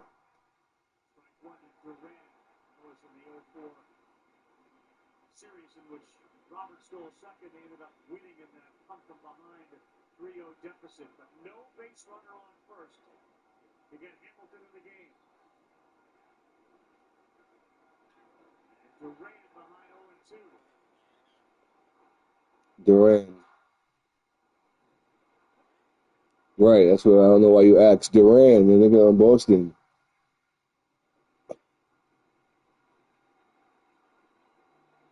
Aaron Boone stuck with Carlos Rodon after going out to the mound. He gave him 6 innings, allowed 3 earned runs.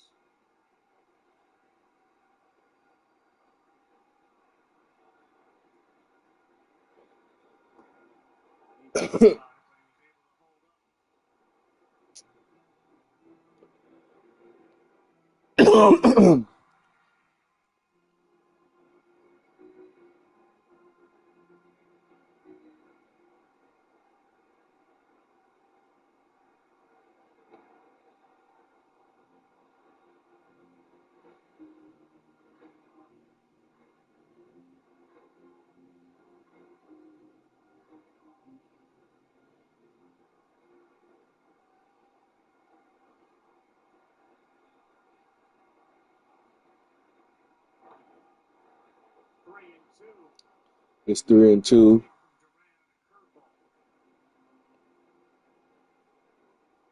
0-2 to 3-2. Never hit a home run in this ballpark.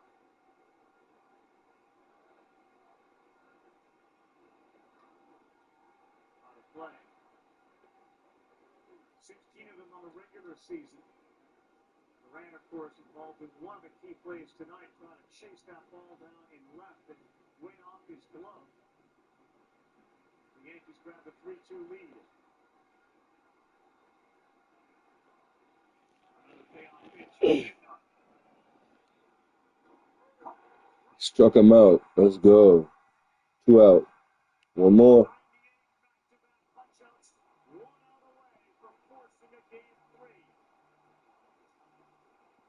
First one was swinging, Tony. The second one, on the inside part of the plate, just a run, onside run, to freeze. Durant, heck of a pitch. Calls coming from everywhere. And now Rafaela. Off speed, way out in front of a curveball.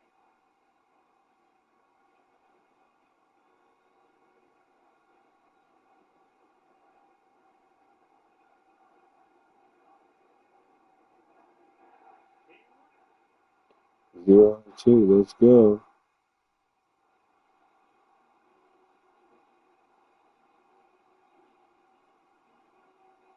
Guys that didn't play last night, Rice and Chisholm, had a monumental impact on this one. And now Bednar trying to close it. And this one is driven to right. Judge going back, still back, right there. Let's go. Game over. Let's go, Carlito. Yeah, game 3. Let's go. You're not going home yet. Nah. We still here. Let's go, bro. That was a good game. Hold your breath moment there, for sure. But yes, the Yankees did what they had to do. How about Bolton? Yesterday, highly criticized. Yeah. And it was tonight where it was Cruz, Williams, and then Bednar able to shut the door down. 3 innings, just 2 hits. Story hit one 400 feet. That one right to the wall when the big man is out there to catch it. And a fist bump for him. The lefties were back in the lineup, and the Yankees were able to get a victory. Rice homer, Chisholm's glove and base running, and then the big one that allowed Jazz to score. All the way from first as he was on the move on a 3-2 pitch. And Austin Wells delivered. Exactly what you'd expect from a Yankees and Red Sox series. What a special first 2 games. Now, tomorrow night should be fascinating.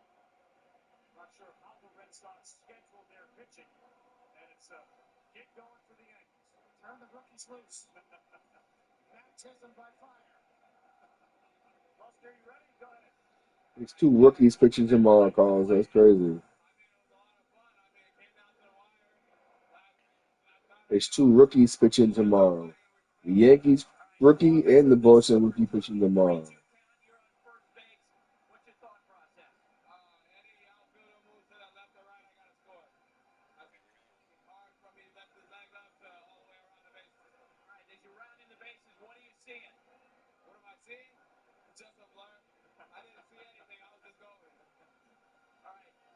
Trevor Story hits that long fly ball to center field. Off the bat, what did you think? Fly out. That's Yankee Stadium. So that's a fly out. 2 outs, 9th inning, Rafaela. Long fly ball. Fly out. I played here for the last year and a half. I kind of know the stadium now. 1-1 going to game 3. How you feeling? Feel great. I always tell you guys, I always trust my guys and think that we can do whatever. So right now, all I can say is, I feel like we're going to win game 3. Yes, thanks. Going back to you.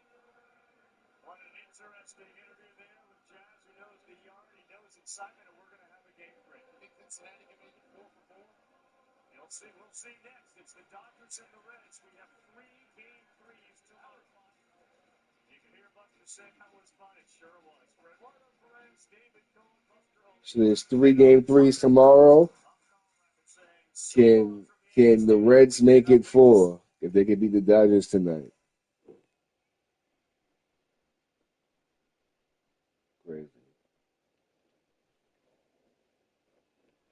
Definitely watching that game tomorrow night.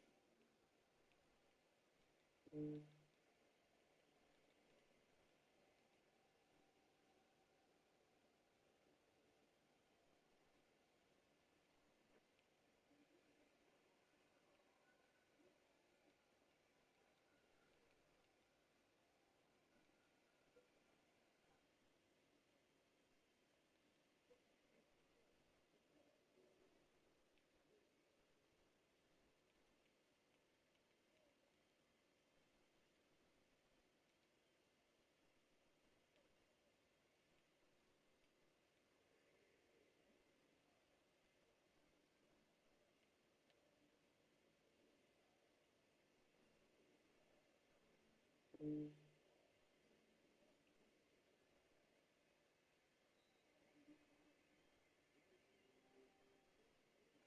crimping it nice and tight, putting a lid right on that. We're going to put this in a 350-degree oven. It's not going to be fully cooked.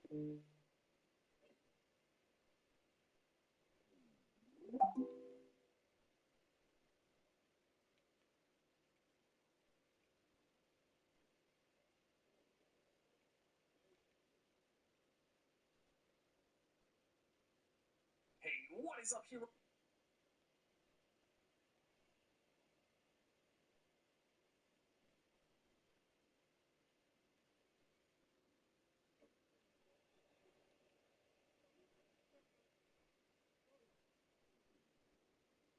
All right.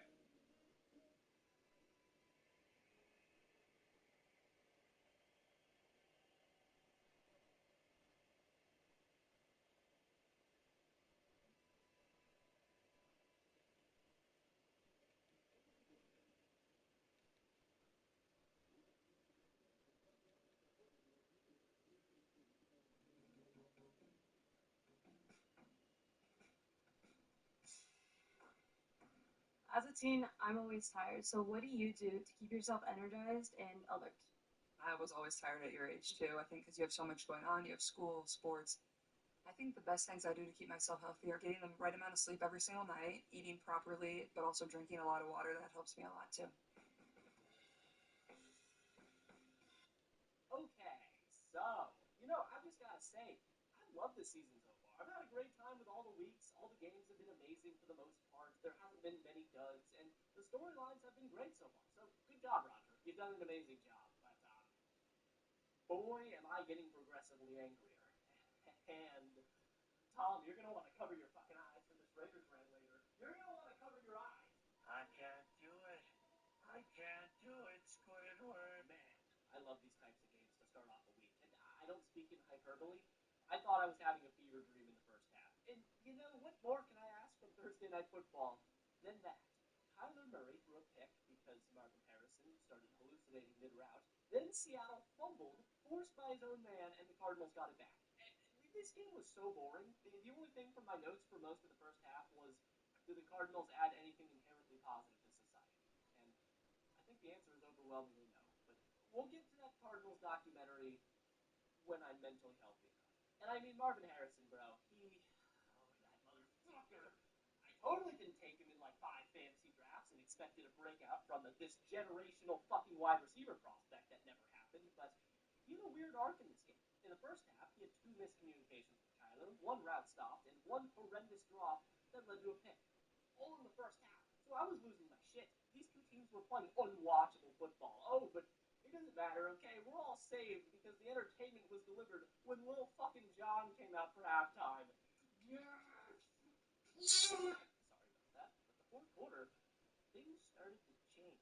I mean, I was just waiting for the Seahawks to end the game and just put me out of my misery, but they didn't. They missed a field goal, and I can't stress this enough because this game was all Seattle. This game was barely on in the background for me for most of the second half, but then I locked in. And so did Marvin Harrison Jr. Kyler threw him a dime in the back shoulder, and holy shit, I was getting Vietnam flashbacks to the game. 24-yard tackle. It's an upgrade. The 6-6 Yeah. master class was creeping Yo, in my mind. what's good? About to get to the crib. What you talking about? I'm not a middle Sure. schooler drooling on my laptop while playing Yeah. Minecraft watching this game. How the baby doing? Your mom good? Very good. Maybe like When you get home, It's good. It's good. when you get home, Jennifer, and Yeah, I want the actual. Do you want the expo? Or you got the go again? No, I'm good. Good. We got my shit coming up in the next few weeks. Okay, you know I'm at the end to the end of October. Yeah, no, I'm talking about this whole month is a wrap for me. I'm not sure it's October. You change your mind. Let me know, baby. Yes, sir. I said, Chris, stay off the edibles, nigga. Stay off the edibles. All right, hit me. Yeah, I'm gonna see when you get in the house. Go in the party. All right, Ghost. What you say, Carlos? No, he was on the phone. He called me.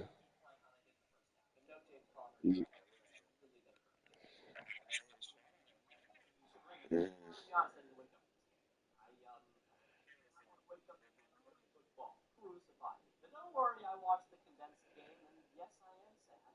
But I'm also surprised because Aaron Rodgers has been super surprising so far this season. For a lot of people, I mean, he was actually pretty solid for the Jets for the most part. And with so little talent on his offense, and with Jalen Warren out in this game especially, against an elite Vikings defense, he started off by lighting them up, going 9 for 9 and 150 yards with a touchdown at one point. And along with a great performance by the Steelers' D-line and O-line, the Vikings were pretty much blown out.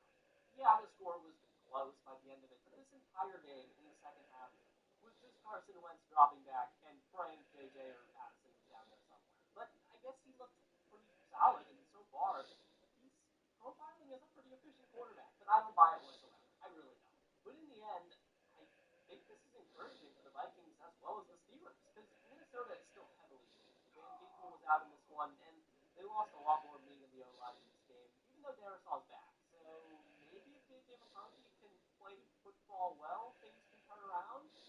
Maybe, but also, again, there is just a chance that Kevin O'Connell is the greatest quarterback whisperer in the history of football, and Carson Wentz returns to MVP. Could you imagine if Carson Wentz is elite again? That'd be perfect. That'd literally be the storyline of the season. And while Daniel Jones also continues to play well, Kevin O'Connell is a top 2 coach. If that happens. But I'm rooting for it. I have never been more alone. I am nothing. Billy. And Punky. Done with you. You reverted right back to your old ways. Why me? The Bucks are a bloody pass funnel. You can't run it Vita Vea. You have to pass it to beat them. And they're just didn't. I mean, like, yeah, I get it. It's their identity. And to be fair, yes, Jalen Hurts wasn't that good this game, but they barely even tried. Their formations are lazy and uncreative, and I've said that before, so that's not anything fucking new, but we all know this about this offense. And just like, seeing Jimmy Patullo get all excited over a fucking shovel pass is just, God, it pisses me off. Because they don't even try to scheme to get their stars open. A.J. Brown, 7 yards on 9 targets, shouldn't even be mathematically possible. Devonta Smith, 29 yards. Jalen Hurts can't even get to 150 yards. They are going to break records for the least amount of passes a game. If they didn't get multiple turnovers and a blocked fucking punt for a touchdown in this game, they would have lost. And lost to a Buccaneers team that has the local fucking mailman at right tackle, and they could use me in the slot at this point. Christian Wirfs and Godwin returned, but have been hurt and aren't even close to being up to speed. Mike Evans is out. Cody Moss is done for the year. They have a new center now. Luke Ledecki is on IR. Michael Jordan's hurt, and they almost won. This 2025 Eagles team ceases to amaze me. I thought that they turned over a new leaf. That Kevin Patullo could finally connect his 3 fucking brain cells in a goddamn triangle and be like, oh, A.J. Brown's big man? A.J. Brown can catch the ball versus Littler man. No. He didn't fucking figure it out. But I will give credit where credit's due. To the small parts where it is due, the fake tush push was cool and, wasn't his fucking idea. And they scored big early on, but you just can't take your foot completely off the gas until you're threatened. That is not how you close out teams. You can't just, quit and then coast from there. Luckily for them, it was just Baker, Bucky, and Emeka versus everyone. And they almost pulled it out. Baker plays another amazing game for the most part. I thought he was going to do it again, too. Imagine if he pulled off his 4th straight game-winning drive, he would have been in the driver's seat to the end of the race. But he didn't. He threw a pretty bad pick, and they got stopped. And this Eagles defense continues to save the day. Sometimes. It's just, I can't watch the most talented offense in the league just be the least efficient offense in the league. It's fucking despicable. They turned Saquon Barkley into Peyton Barber. They're 29th in explosive pass plays, and Saquon is 26 in breakaway yards. Saquon Barkley is worse at breakaway yardage in 2025 than Javonte Williams, who can barely even move. It's just, God damn it, man. I don't know how you can even be an Eagles fan and watch this team this year without getting pissed off every single week. I was born on February 24th, 1970. It happened. There it is. There it fucking happened. The Chargers, the thing. The Chargers. All is done. He's out for a fat minute. At least not for the season. But he joined the graveyard of linemen with Mekhi Becton, who I guess will be back, and Rashawn Slater, who's eating ice cream and sausage. And now I see why they pivoted from the run. I mean, it's a shame because Hampton looks really good. But with this offensive line, they're not only going to have a rough time running the ball, but Justin Herbert might just get killed. And this was not the matchup to have offensive line problems. Sexy Dexy, who had a pick, dominated. Thibodeau, Carter, Burns, Okereke. The Giants' defense finally did things. But the headline from this game was Jackson Dart getting the starting job from the chef. And the dichotomy of starting a young quarterback to save a coach's job is usually what's best for the team in my mind. But damn it, Brian's making too much money, so fuck it. This youngling will decide my fate, is basically what they've all said. And you know what? He looked passable. He wasn't asked to do anything. I think they win this game with Russell Wilson too, especially after Neighbors went down, which, yeah, Malik Neighbors has an ACL injury and is done for the season. Just rough to say out loud. Obviously, he's a monster, so wish him the best, but also I had like a chest pain from remembering the Odell injury. Like, that was the first thing that came to my mind. And it also happened versus the Chargers too, and he was never the same after that. But let's not hurt ourselves here, okay? The Giants won, and that's a positive. I think. However, this was not a good loss for the Chargers. I mean, I thought Dayball outcoached Harbaugh. The Chargers left so much on the table, and like, what is going on with Matt McCarthy? This isn't a fantasy thing at all, I swear. The dude looks disinterested out there and lost. It's like he doesn't even know the playbook. The only positive for this game was Tuipulotu, but besides that, jeez, Herbert had his worst game of the season with 2 picks. And I'm sorry, this is not a Super Bowl contending team in this stage. The defense is still good, but I wouldn't even say Super Bowl caliber either. It's just, it sucks because injuries are just, a part of the game, but they're going to hit the Chargers harder every single year, it seems like. And this is what they do. They charge her. I don't know what else to say. Before the season, I was like, this team on paper is disgusting, but they're just going to charge her, so I can't take them seriously. And it's already happening in week fucking 4. This was a must-win game for the Falcons. I had their eulogy written. Not that I wanted a crazy performance, but all I'm saying is the mood was set and I ran for a biscuit dough soup. People told Michael Penix it was over. The character was ready to be unleashed. But damn it, the penis doesn't listen. If it's excited, it's getting the job done. And he went out there and delivered a magnificent performance. Just beautiful. 16 gross yards per completion. 74% completion percentage, while attempting less passes than the Commanders as a whole, while Penix had 300-plus yards and a 130 passer rating. Just a beautiful game to silence all the haters. And I mean, Drake London, Bijan, and Kyle Pitts all scored touchdowns in the same game? What the fuck? Does Zach Robinson have ears? And, I mean, for Falcons fans, make sure to clean up your computer screen, because holy Moses, that must have felt good to watch. But honestly, for the Commanders, too, I thought this was a valiant effort. They managed to make it a one-score game at the end, and they were kind of, a step behind for all of it. But with the Falcons' offense looking that great, rolling out there with Mariota, Chris Rodriguez, and fucking Luke McCaffrey, to lose by 1 score is pretty damn good. So, just get Jaden Daniels back, hopefully Terry McLaurin will remember how to play football, and I think it'll be good. I hope. How is he employed? Why isn't Brian Callahan on welfare, begging in the street, holding an income? Genuinely. This dude's press conferences are all him being like, we all gotta keep fighting, and we'll get better. I'm good. We're chilling, and they guaranteed me the entire season. I'll be coaching. It's still a fucking mystery to me how he kept his job after that unacceptable shit fest versus the Colts last week. But here we are, and we got an all-timer versus the Texans. So you know what? I'm looking at this from the wrong perspective. Callahan is the king of entertainment so far this year. Houston was doing nothing. They're banged up. The O-line is a crime against everything good humanity has to offer. And they just traded a lineman too. Whatever, we'll ignore that. And I mean, Arden Key was getting home in like 0.1 seconds. Arden fucking Key. Stroud got sacked on a run play for fuck's sake, and they were getting booed in the second quarter. And still, I'm not here to laugh because this Titans team is approaching Charlie White's 2014 Titans levels of shit. It's just jaw-dropping how they keep finding ways to have things get grinded by the weekend. If this were any team other than the Titans, the media attention they would be getting would be unbelievable. L'Jarius Sneed was talking mad shit before the game. Why? Fucking ask ChatGPT. I don't know. But he said Nico Collins who? Nico Collins who?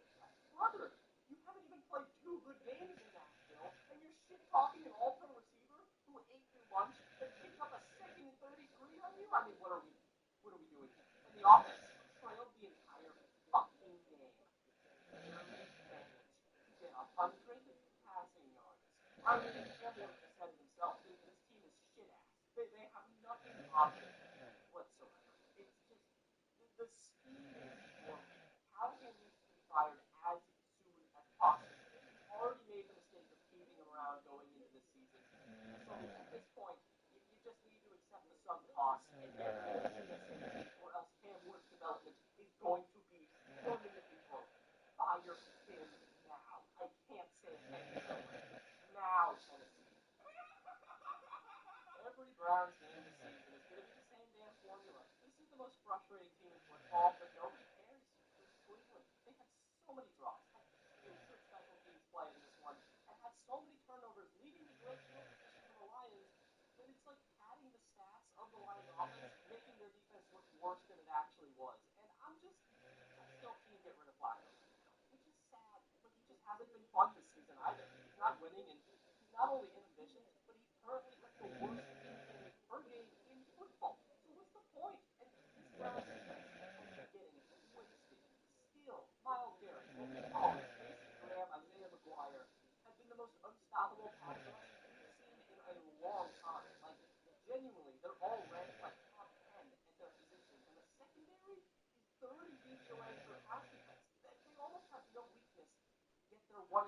They just can't score points. And the game ended when the Lions had a punt return that went 27-10.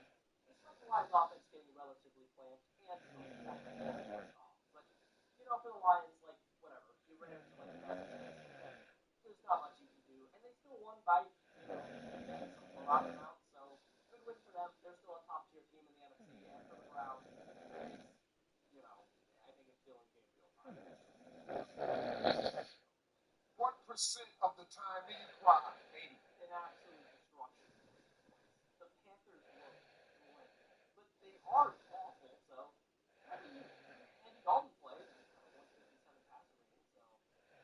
So there's that. But let's give Drake May his flowers.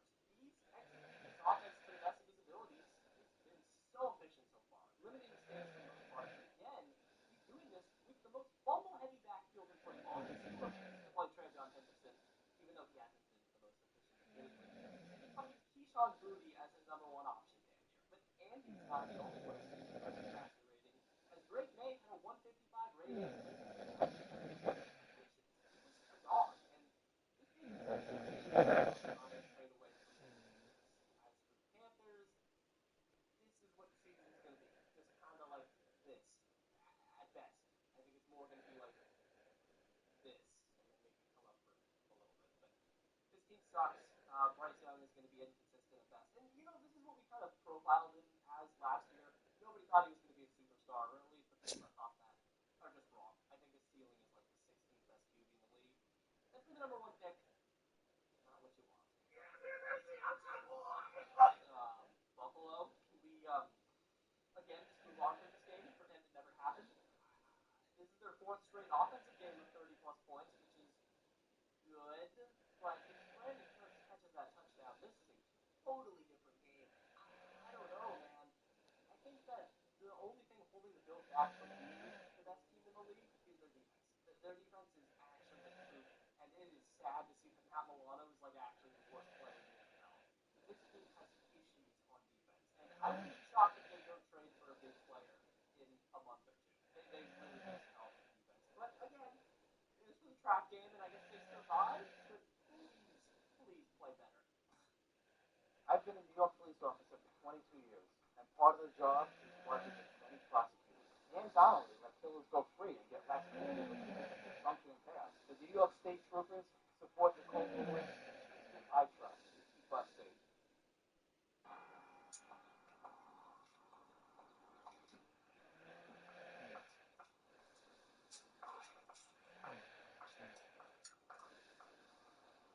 Benolita. Shop now at coachoutlet.com. Scammers, stalkers, criminals, they all want your data. But if they can't find it, they can't harm you. With Incogni, your private data gets removed from dangerous websites. Get 1 year of Incogni Unlimited for 55% off right now at Incogni.com. Know the truth and what actually is coming. Finding new adventures and extra confidence and extra miles. Money for everyone. And stand outside. Chevrolet. Together, let's drive. Watching Niners football every week is not for the faint of heart. I don't know. We all do. They come back down to earth eventually, but they just play some boring football. I'm sorry, they do. I don't enjoy watching Dewan Jennings go through his entire route tree of an out, a slant, and a dig 8 times a game. And throw in the Jacksonville Jaguars to that formula, and I'm still surprised my corneas are in possession of my skull. I don't have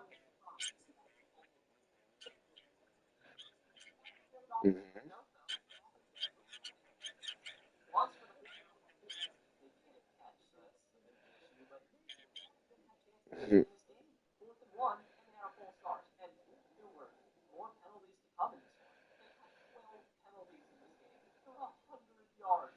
12 fucking penalties. And both teams just threw weak haymakers at each other until one of them fell over. It was just watching a sad loss. Tony threw one of his trademark pookie butthole throws again for a big pick. Yes, it was tipped, but I still don't know who he was throwing. Revenge against the and win the game by sliding out of bounds. I can't, but they picked it up anyways, and I'm done talking about this game. If we remind me to bleach my nutsack and rip out my own rib cage. Oh, no. With Xavier Worthy on the Chiefs now, this might just be a whole new team. This man was dominant out there. He came back in his first game returning from injury, and led the team in literally every single stat. It was him everywhere. And the Chiefs have their best regular season win since I can't even remember. Like literally like in the last 5 years. I've never seen a more dominant statement win for this Chiefs offense, especially. The defense was amazing, but the offense was unstoppable. Now, how much of that is due to the Ravens suffering a ton of injuries and also just being shit in general? Sure, but I don't know. Last year they were horrendous to start the year as well, and defense in the league, but Yeah, before he lost his knees, yeah. injuries are continuing to pile up. Serious it was, maybe he just had a tip of stomach because they were getting so blown out, but rough, rough, rough game for the Ravens. Literally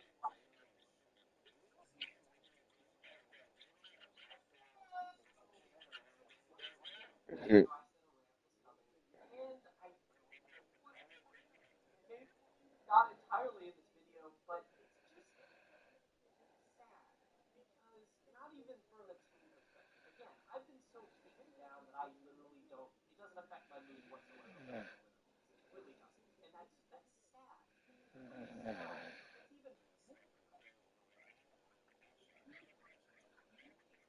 Like, I'm dead serious.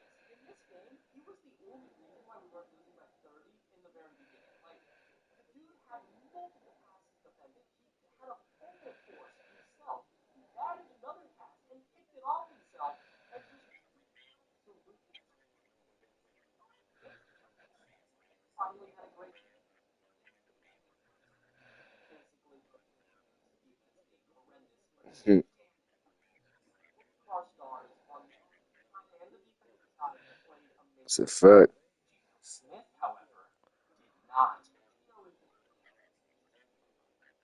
this season, man. He's been so, I don't even want to say disappointing because for the most part he's been what I thought he would be, but he's just making more mistakes than last season, and he doesn't look comfortable in this offense. I think this Chip Kelly scheme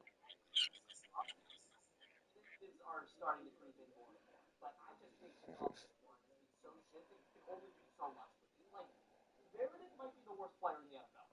Genuinely, I miss Andre James so much. And to even think about Rodney Hudson in his prime just brings a tear to my eye. Like, we had such a good offensive line back when our running back was with Pete.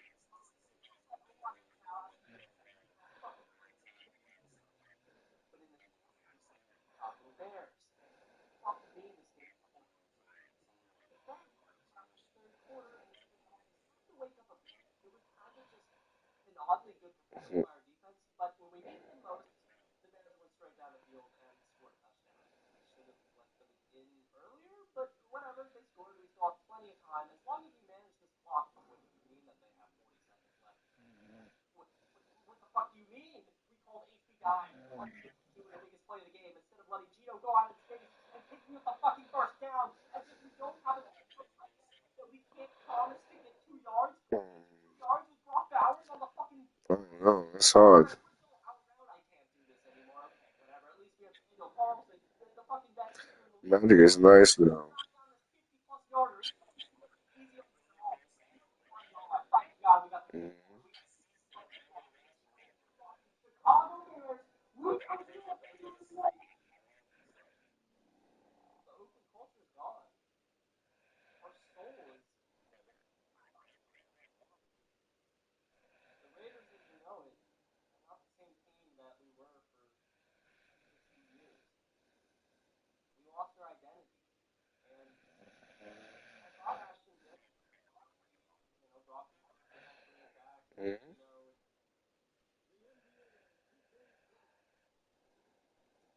another wasted season. It just sucks, Stats. It just sucks because I just want to watch football and just have like a good time. And the fact that I've seen, like I know I've complained about it before. At the end of the day, it is just football, but it's to pour so much time and effort into something that has just been so mismanaged for my entire 22 years on this planet has been a shame. To get 14 games in 22 years is upsetting. Because it means the season just ends so early every single year. It's a bummer to not care for the next 14, 13 games. I don't care if we're going to lose in week 11 when we're 3 and fucking 7. I don't care. And that sucks. That's really all it is. And to have like I really like it. I think we should get to see a young quarterback develop later on in the season. We have no one. We have Gino. We have fucking O'Connell still. I'm not even gonna leave this in. Fuck this game. This was probably the game that I was at least the most interested in. Maybe not most looking forward to, but I'm sorry. Like call me Caesar, but I don't think Daniel Jones is gonna break Tom Brady's 2007 efficiency records. Okay, I just don't think it's gonna happen. But damn it, man, he looked pretty damn good again. This is a very, very good Rams defense and a very good Rams team. And again, the picks held up pretty much the entire game, and they would have won the game straight up too if let's just not talk about it. A little too soon, but as I mentioned, let's hold on to the ball. Jonathan Taylor, hopefully learned fucking last year, but whatever. The Rams and the Browns and the Rams are literally nobody can stop them. Matthew Stafford is still playing at a really good time. Devontae Adams is still that guy, and the Rams are like the most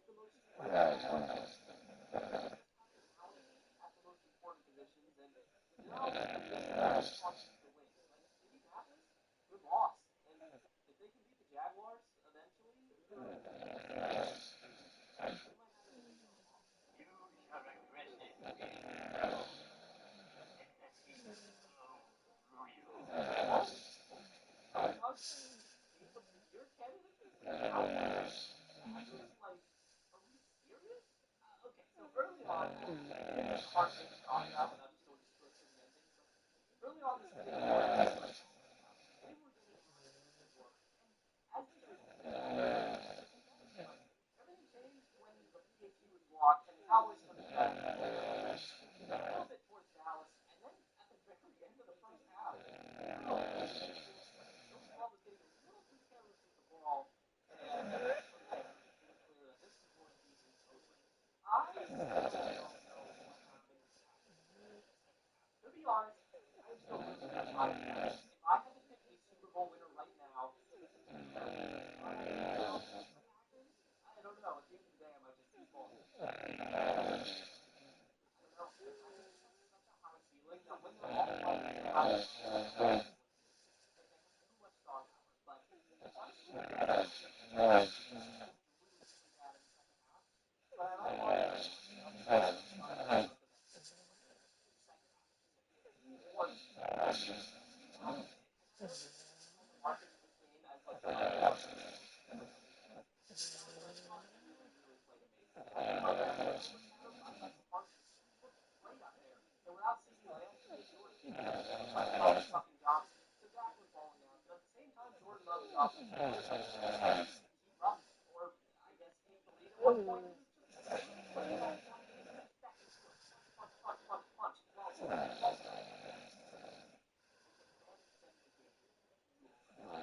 the fans sent the game to these are just the best types of games to watch on Sunday night. It's so fun. And I'll tell you something. There's something special about the Packers and the Cowboys. It's when you have like two good teams playing each other.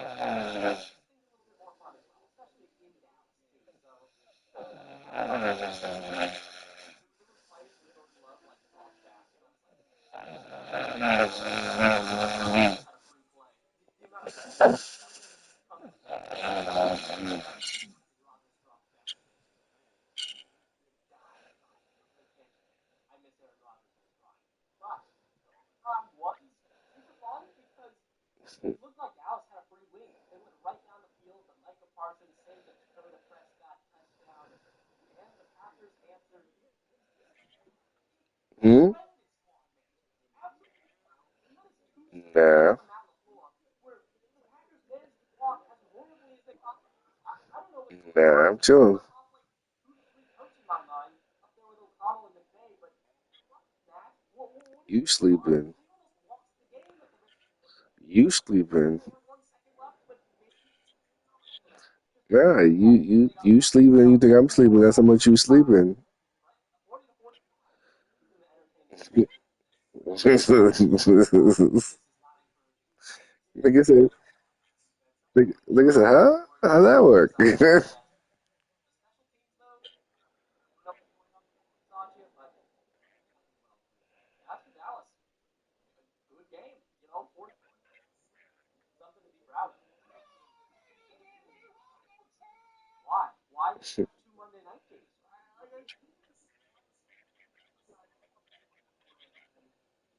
I'm good though. I'm up. I don't think I missed jack shit. I tuned in and there was something going on until I saw Darren Waller score 2 touchdowns. Well, what is going on? I don't understand. Besides just scheme the ball to Oh one yeah. of the least efficient players, but I guess it worked. And Tyreek Hill got the last Alright. steal. That being like the main negative thing for the Dolphins, because if that didn't happen, it would be an overwhelmingly positive win for the Dolphins. Needed a to a blowout. It was awful. Like literally, this was a horrible, horrible game. But the Dolphins did win. 1-3 now, so yay. I, what the fuck, man? It's over. I can't even like give you a rant because like it's just sad. It's not their fault. Joe Burrow's gone, and that's why they're losing games. I think honestly, there's a chance that this was gonna happen fantasy team units are just completely ineffective without Burrow, and this game wasn't close for a singular minute of it. I don't know why this was on prime time, but we got to watch it, and, the Broncos just rolled over the worst fucking team in the league. But before we continue, you know what time it is. It's time for the Tough Drop List Review. So I turn to you, the people, to see what you thought were the best and worst plays and players from Week 4. And without further ado, let's begin. Because I asked what you thought the best play was from Week 4, and it went to the Bears blocking Jalen Ramsey. And I asked what the worst play was from Week 4, and this one got more votes than the last one, so that's good. Take that. And of course, Adnan Mitchell's fumble on the one, which I wasn't gonna have any other answer for. Okay, I mean that is the worst play you can possibly do in football. It only happens to be this. And then I asked what the best game was from Week 4, and again this one wasn't close. I genuinely also thought about just putting one in. Falcons versus Cowboys. Celtics. Subsequently, Monday Night Football was horrendous. And then I asked what it was from Week 4, and literally nobody can guard Puka Nacua right now. Literally not a single human being. He's probably going to keep going. And then I asked who the worst player was from Week 4. I'm actually surprised it went to Gino. Yeah, he was terrible. Matt Gino. Oh, God, he was so fucking bad. I'm just coping. And then I asked who the best team was from Week 4, and there were several different answers, but it ended up going to the Rams, which is really, really surprising. Guys, what are we doing here? I understand that everyone hates the Chiefs, but they just blew out the Ravens, and they looked amazing in the process. Whatever. I mean, yeah, the Ravens did beat them, but I don't know. And then I asked who the worst team was from Week 4, and this one wasn't even close. The Bengals, my team, obviously, just absolutely insane. And then I asked, this is a very serious question, what is your favorite type of catch? There's several different options as well, and I ended up going with the orange one. I mean, I guess I have one too. They're two a little crazy, so I didn't expect this one. But anyways, if you like this video, then subscribe, because I got a lot of videos to the channel just like this one. And if you like this video, then watch this video I did very recently on Tom Brady's diamond debut bag. Hi, Sarah. I think we should give $100 voucher to everyone whose job you make disappear. That's a great idea. Since you want to talk about suing, maybe I should sue you for defamation of character, since you want to claim that I'm using something illegal called payola, because you don't understand why I am so successful. I studied for a living.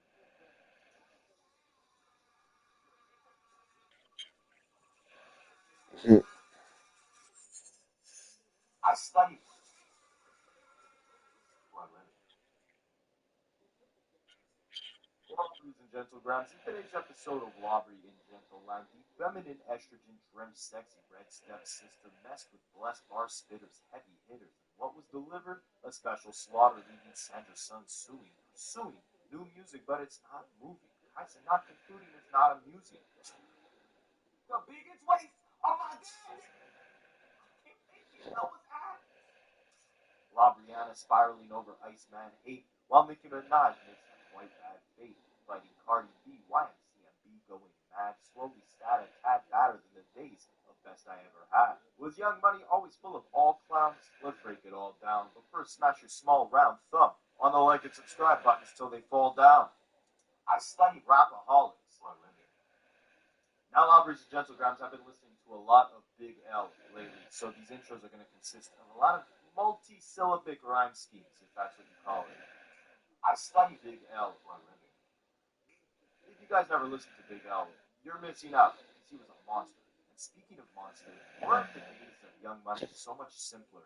When a young Nicki Minaj, who hadn't even released her debut album, was destroying veterans like Jay-Z, Kanye West, Rick Ross, with her verse on their song Monster. When that song released, a woman by the name of Belle Khalid was just graduating high school. And for the next 6 years after that song, Nicki Minaj would go on to win Best Female Hip-Hop Artist at the BET Awards every single year. Until 2017. You know why? Because that's when Belle Khalid became Cardi B. Now let me start this video off by saying, you guys are probably here thinking, oh, another video where Rapaholics is crapping on Drake. And Nicki and Wayne gotta catch trades because they're standing right beside him. First of all, no. Lil Wayne, to me, was one of the best rappers of all time. Nicki Minaj, I don't know what Elliot Wilson is saying, but there is no universe where Cardi B has better albums than Nicki Minaj. Cardi makes better albums than Nicki Minaj. Both these albums are better than any album Minaj's ever done. They're both classic albums to me. And as for Drake, well, just like the rest of them, it wasn't always bad. But the criticisms and clowning that you'll hear in this video directly derive from both the actions and the music that we've gotten from Young Money over the last few years. Because the fall from grace is otherworldly. And that's not to say any of these three rappers, Drake, Nicki, or Wayne, cannot sell massive records in 2025. But we are far removed from the days when these three were running the game. And it seems like with each step they take further away from the throne, the more the antics and outbursts get amplified. I call them hip-hop spoiled brats because starting with Wayne signing to Birdman at the age of 12 years old, he was always granted anything he wanted. Oh, Little Wayne's just too good. Oh, Little Wayne's just too good. When all his Hot Boys members left, Wayne was front and center of Cash Money. Birdman granted him the ability to create his own record label, Young Money, and have all the resources to build the flourishing career that Cash Money had to offer. But he really did put Cash Money on his back. And it was when Cash Money granted him the ability to form the subsidiary, Young Money, that we really saw the birth of one of the biggest mainstream hip-hop labels of all time. But the same way Wayne was kind of a spoiled brat when things went sour with Cash Money, or when things went sour with Kendrick in the Super Bowl just about a year ago, when Drake and Nicki don't get their way, they also act like spoiled brats. See, they came in the game right under Lil Wayne's wing, but unlike the rest of the Young Money collective that never really had the fortune of becoming megastars, Drake and Nicki were stars right out the gate. Sure, it took a couple years of slanging mixtapes, but when you look at both of them, Drake likes to paint the narrative that he was never embraced like his American peers. Kendrick, Big Sean, J. Cole, whoever. It couldn't be further from the truth. Drake was the first Canadian rapper to ever have a music video played on BET's 106 in Park, and that was before he signed to Young Money. That was way back in 2007. Once he signed to Young Money, he had a slew of features from some of the biggest and most legendary rappers in the game right off his first mixtape. Bun B, Lil Wayne, he had a posse cut with Eminem and Kanye West. Dr. Dre even brought him into the studio to write for Detox. Most of you guys probably don't even know that his breakout hit Best I Ever Had was the first hip-hop song by a Canadian rapper to hit number 2 on the Billboard charts. And that was way before the Quentin Miller days, but Drake was still using ghostwriters back then, and no one even knew about it. He got all the credit. I was ahead of my time with the way I was able to get my publishing business together with Drake, so I had to wait for the public to catch up to the fact that, no, this dude, Drake, was lying. Drake called Sean a lie, but really, Sean was telling the truth. It's very much true. And Drake said it was fake. So I had to let his fandom die down so people to be able to see, like, bro, dude was telling the truth. If he wouldn't have came out and said I was lying in that moment, I probably would have got a chance to write a whole lot of more records for a lot of individuals. Drake definitely uses our culture to be able to win. I say all that to say, while his predecessors like Kanye West were banging on the door of every single record label, blasting their demos in the executive offices of Rock Nation for years before they were ever given the chance to actually sign as a rapper to the label, Drake had it pretty easy. Not to say the talent wasn't there, but his come up was quick, clean, and heavily co-signed. Same thing with Nicki Minaj. Lil Wayne initially found her rapping on a come-up DVD, but she had some pretty big cosigns early on too. She was rolling with Gucci Mane, Waka Flocka Flame's mother was her manager, and right when Wayne signed both her and Drake, it only took about a year for both of them to go on monstrous feature runs, and by the end of those runs, that really only took about 12 months, they both became some of the biggest artists in the game, and it feels like it happened in the snap of a finger, with the entire industry completely backing them. So when you fast forward to 2025, and there's new artists gunning for that throne, and they're no longer at the top of it, it's almost like a spoiled kid who got everything they want in life, and now they actually have to work for what they want. They start throwing tantrums. I don't know who's worse at this point, Drake or Nicki. And it's just a bad look, because with all they've accomplished, it doesn't add anything good to your legacy when you're crying about not getting the Super Bowl that you wanted, raging at 22-year-old streamers because they didn't like your boring Iceman live stream, Having your fandom army clown an artist because she didn't sell as much as you did with her second album as you did on her sixth. It reeks of I'm insecure in my spot in the game at this point in time, and I gotta do everything I could to make the public think I still have it all under control like I did back in the day. But boy, have we come a long way from back in the day. It wasn't that I wasn't cool. It was that the kids that were cool, I wasn't on their wavelength, which made me sort of uncool, I guess. You know what it is, man. Y'all, man, for real, man. I see y'all boys outside when I see y'all, man. For real, man. Like I said, these come-ups happened quick, but when they did, it felt like no one was bigger or more untouchable than Drake and Nicki Minaj. Rewind back to 2010, and low-key, Nicki Minaj was kind of gunning to be even bigger than Drake. They both released their debut album that year. Drake sold about 75,000 more in the first week than Nicki, but Nicki's had a much bigger long-term impact. I bet you guys didn't know that her first album, Pink Friday, actually came out on the same day that Kanye West released My Beautiful Dark Twisted Fantasy. So, of course, he took the #1 spot that week on the Billboard charts. But that Pink Friday album ended up drawing so many singles that year that the album ended up actually climbing back to the #1 spot on the charts about 20 weeks after its release. That's usually unheard of, especially considering this was the CD era where people actually needed to go pick up physical copies. It was a 13-track album with 7 singles. Do you guys comprehend like how fried that is? Usually it's like you got 1, 2, maybe 3 big singles on your project if you're lucky. Nicki Minaj had a 13-song album.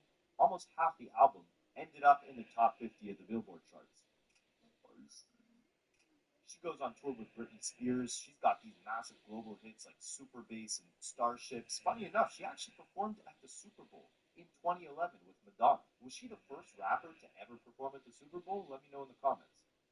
This is all going to play an important role in the story very shortly because at this point in time, Nicki Minaj is in the category of the Taylor Swifts, the Rihannas, the Miley Cyruses. Like, yeah, she's a newer artist than all of them, but she's putting up the same type of numbers that they were. I'm telling you, when they both put out their first albums, her and Drake, she was the one with the most potential off Young Money in terms of who was going to make the bigger global impact, who was going to be the bigger pop star off the label. But then Drake put out Take Care, and things kind of changed. But Nicki Minaj still had her title as the undisputed queen of rap. Like I said, she had won every single BET Best Female Rapper award every single year from 2010 to 2016. That kind of shows you the lack of competition within the environment, at least in terms of female rap, right? The men were definitely duking it out, and that goes back to the whole spoiled brats thing. Like, look at how Drake reacted when Kendrick dropped Control and called out everyone in the game. I study drop a comment. I still think Nicki Minaj deserved to be name dropped in that song. She was up there with all of them. And I want to emphasize this because while her behavior today is clown-like, there is nothing taking away from the insane accomplishments she's had. So, Barbs, don't come at me too hard, all right? Because I think Nicki was larger than life and just kind of never lived up to that standard she set on her debut album. But it didn't really matter because, again, there was no other competition in the landscape. That was until Belle Khaliz.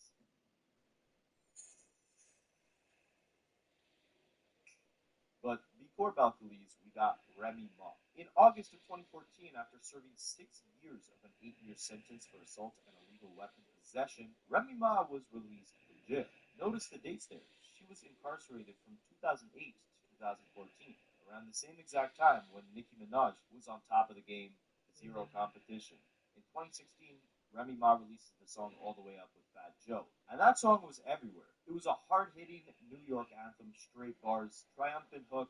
Felt like something Nicki Minaj hadn't had for a while.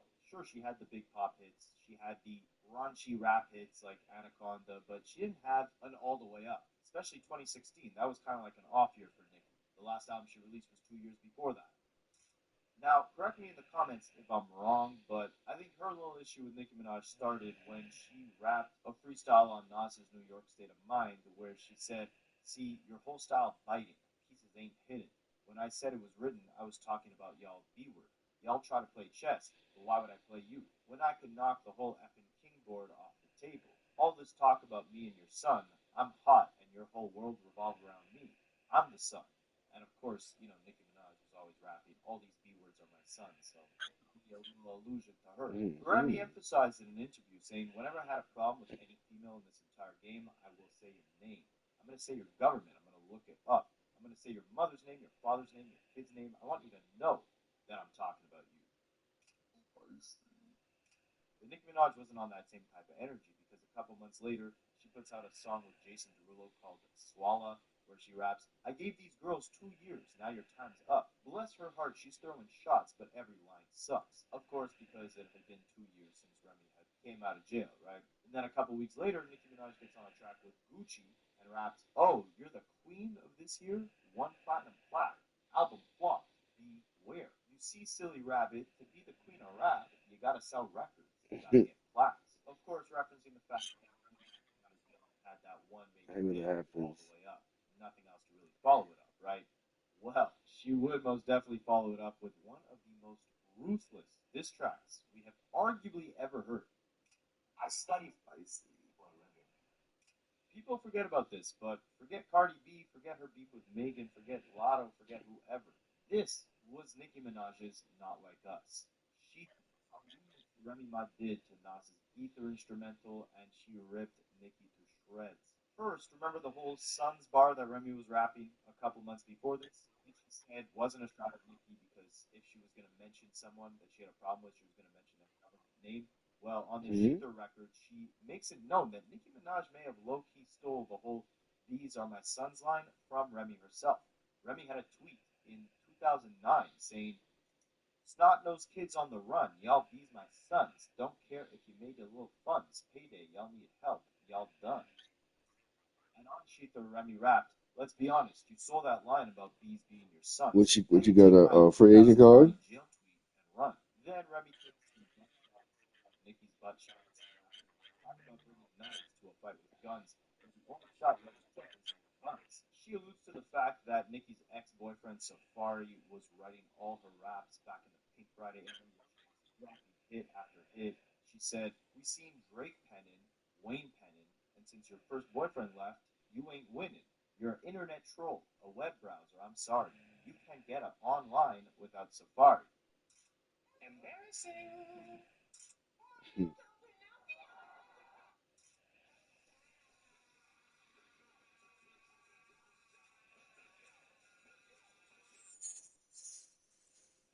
I'm not gonna dissect every bar in this song, but it's absolutely ruthless. Like Remy's alleging Nicki Minaj slept with everyone from Ebro at Hot 97 to Trey Songz to Lil Wayne and Drake himself. She's saying Nicki's in a 360 deal with Cash Money. Before Megan dropped the whole Megan's Law bar, Remy was out here saying Nicki supports a child PDF. She was really just dissecting Nicki Minaj's entire character on this record. Same way Kendrick did with Drake on Not Like Us. And from this point forward, everything changed. It wasn't Remy that ended up taking that spot from Nicki Minaj as the biggest, most influential rapper in that very moment. But Remy did something no other female rapper has been able to do since that monster verse back in 2010. And that was to simply challenge Nicki, to say, "Hey, yeah, you got all the accolades, everybody loves you, you're the highest selling rapper, but what are you going to do or say when I stir the pot a little? When I show the world that there's room for two MCs at the top?" Keep in mind, Nicki could have ignored Remy's shot. I respect her for responding, but she did respond on a record featuring her Young Money counterparts Drake and Lil Wayne on the song No Frauds.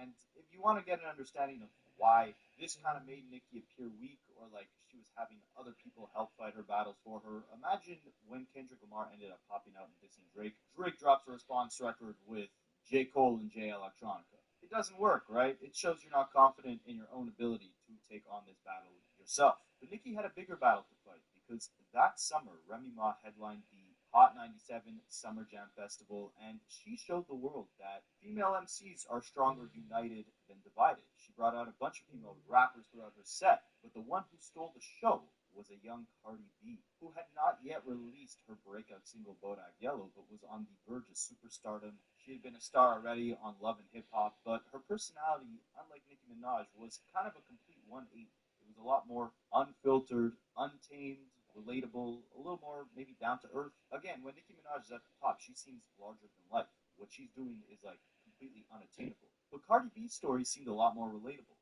a lot more human, and that's what made her win the people over. 2018, she's dominating the charts, multiple top 10 hits, two number one hits, which at the time I don't think Nicki Minaj even had a number one hit herself. It was obvious there was finally some competition and not just one female rapper breaking all these records herself. Nicki and Cardi actually collaborated on a record with the Migos called Motorsport, and on there, Nicki Minaj had rapped the bars, "If Cardi's the QB, I'm Mick Lombardi." Mick Lombardi is an NFL quarterback coach. You get the reference? If Cardi's the quarterback, Nicki's the coach. Kind of Nicki's way of, co-signing Cardi, but still saying, like, this is still my lane. I'm still the top. I'm still the queen. And I'm coaching you, or I'm the one breaking down these barriers, these doors, to create a landscape where you're even able to thrive. Some people would argue that's true. Some people would say that Cardi carved out her own lane, which was completely different from Nicki Minaj, from the sound of the music to her personality, and it was only after Cardi blew up that Nicki actually gave her that cosign. That's probably how Cardi felt because she told Nicki to rewrite her verse. And after that, it seemed like the problems just started emerging. We don't need to get into all the details of the Cardi and Nicki beef because, frankly, there's far too many, and you guys have probably heard this story a million times. But I will play you one of the funniest rants I've ever heard a musician give to another musician. The feud boiled up to the point where Cardi had enough, and eventually she just kind of let it all out. She was emphasizing that records were offered to Nicki You Minaj. sure? Nicki was mad at the team that they were pushing this G-Eazy Oh. Cardi was featured on because it was Nicki Minaj had initially rejected What are you it. talking Just about? a whole lot of messiness. But this is where the beef kind of I want to emphasize, just like Remy Ma had said, like, if I have a problem with you, I'm going to call you up by name. Cardi B is most definitely the same, right? You'll see later in this story. Nicki Minaj kind of has this sneaky habit of throwing rocks and hiding her hands, right? Like tweeting out something dissing you and then deleting it quickly, and then playing victim in an interview. Meanwhile, Cardi B is standing on business. If she says something, she meant it, and there's no going back. This is my thing, Nicki Minaj, right? How you say that I got ragged by Riley when there's so many footages of that night, every single angle, and where am I getting ragged at? Why would I be here sitting in line like, oh yeah, I did this, I did that, knowing that the next day there's gonna be so much footages of that same night? And second of all, how you say that I was the wild animal, that I attacked you, that you was mortified, that you was humiliated, playing the victim, but now you're the gangster. You need to pick a side. Do you want to be the victim or do you want to be the gangster? You lied so much you can't even keep up with your lies. I thought you was the victim. I know what this footage of. You standing on the wall talking about, I'm standing right here, Miss Chung Lee, the street fighter. Get the fuck out of here. And since you want to bring that motorsport shit up again, I'm glad you brought it up because I've been dying to talk about it for a hot minute. First of all, you changed times, and the day before you were supposed to do the motorsport video, you turned in your last verse of it. And I was not feeling of you talking about, oh, if Cardi the QB, I'm Nick Lombardi, following it up with to my son go sit on Cardi, you're not my coach, because you never helped me to get in this career, and I'm nothing like you, so I'm definitely not your son. I'm a real person, you not. And I told my label I'm not doing the video if she don't change her verse. And then my thing is, if you had a problem that I went on the radio and I said that you changed your verse, which you did, which I'm not lying, sis, you had a whole 6 months to call my phone and talk about it. But no, you waited a whole 6 months when you dropped the single to talk about it. How convenient is that? Wow. How convenient is that? Then you want to talk about how I wanted to be on the Freebie Kush remix and I was trying to stop your bag. Sis, what are you talking about? First of all, I didn't even know Bad Bunny back then. You're the one that be hopping on remixes, so why would I want to hop on a song that was already out? But let's talk facts now, okay? Now let's talk about how you barked at your managers because because you and Jeezy got the same management and you barked at them because they gave me the No Limit record, which they presented to you first, and you didn't like the record. You didn't believe in the record. Nobody actually believed in the record. Me and Jeezy, every single time that it climbed up the charts, we was extremely excited, and you barked at your management because they gave me the record, and that's then since you're talking about suing and shit, because you claiming that Riley beat me up, sis, I don't gotta sue nobody because of a fight. I'm a street victim. That is called snitching, you know. But since you want to talk about suing, maybe I should sue you for defamation of character. Since you want to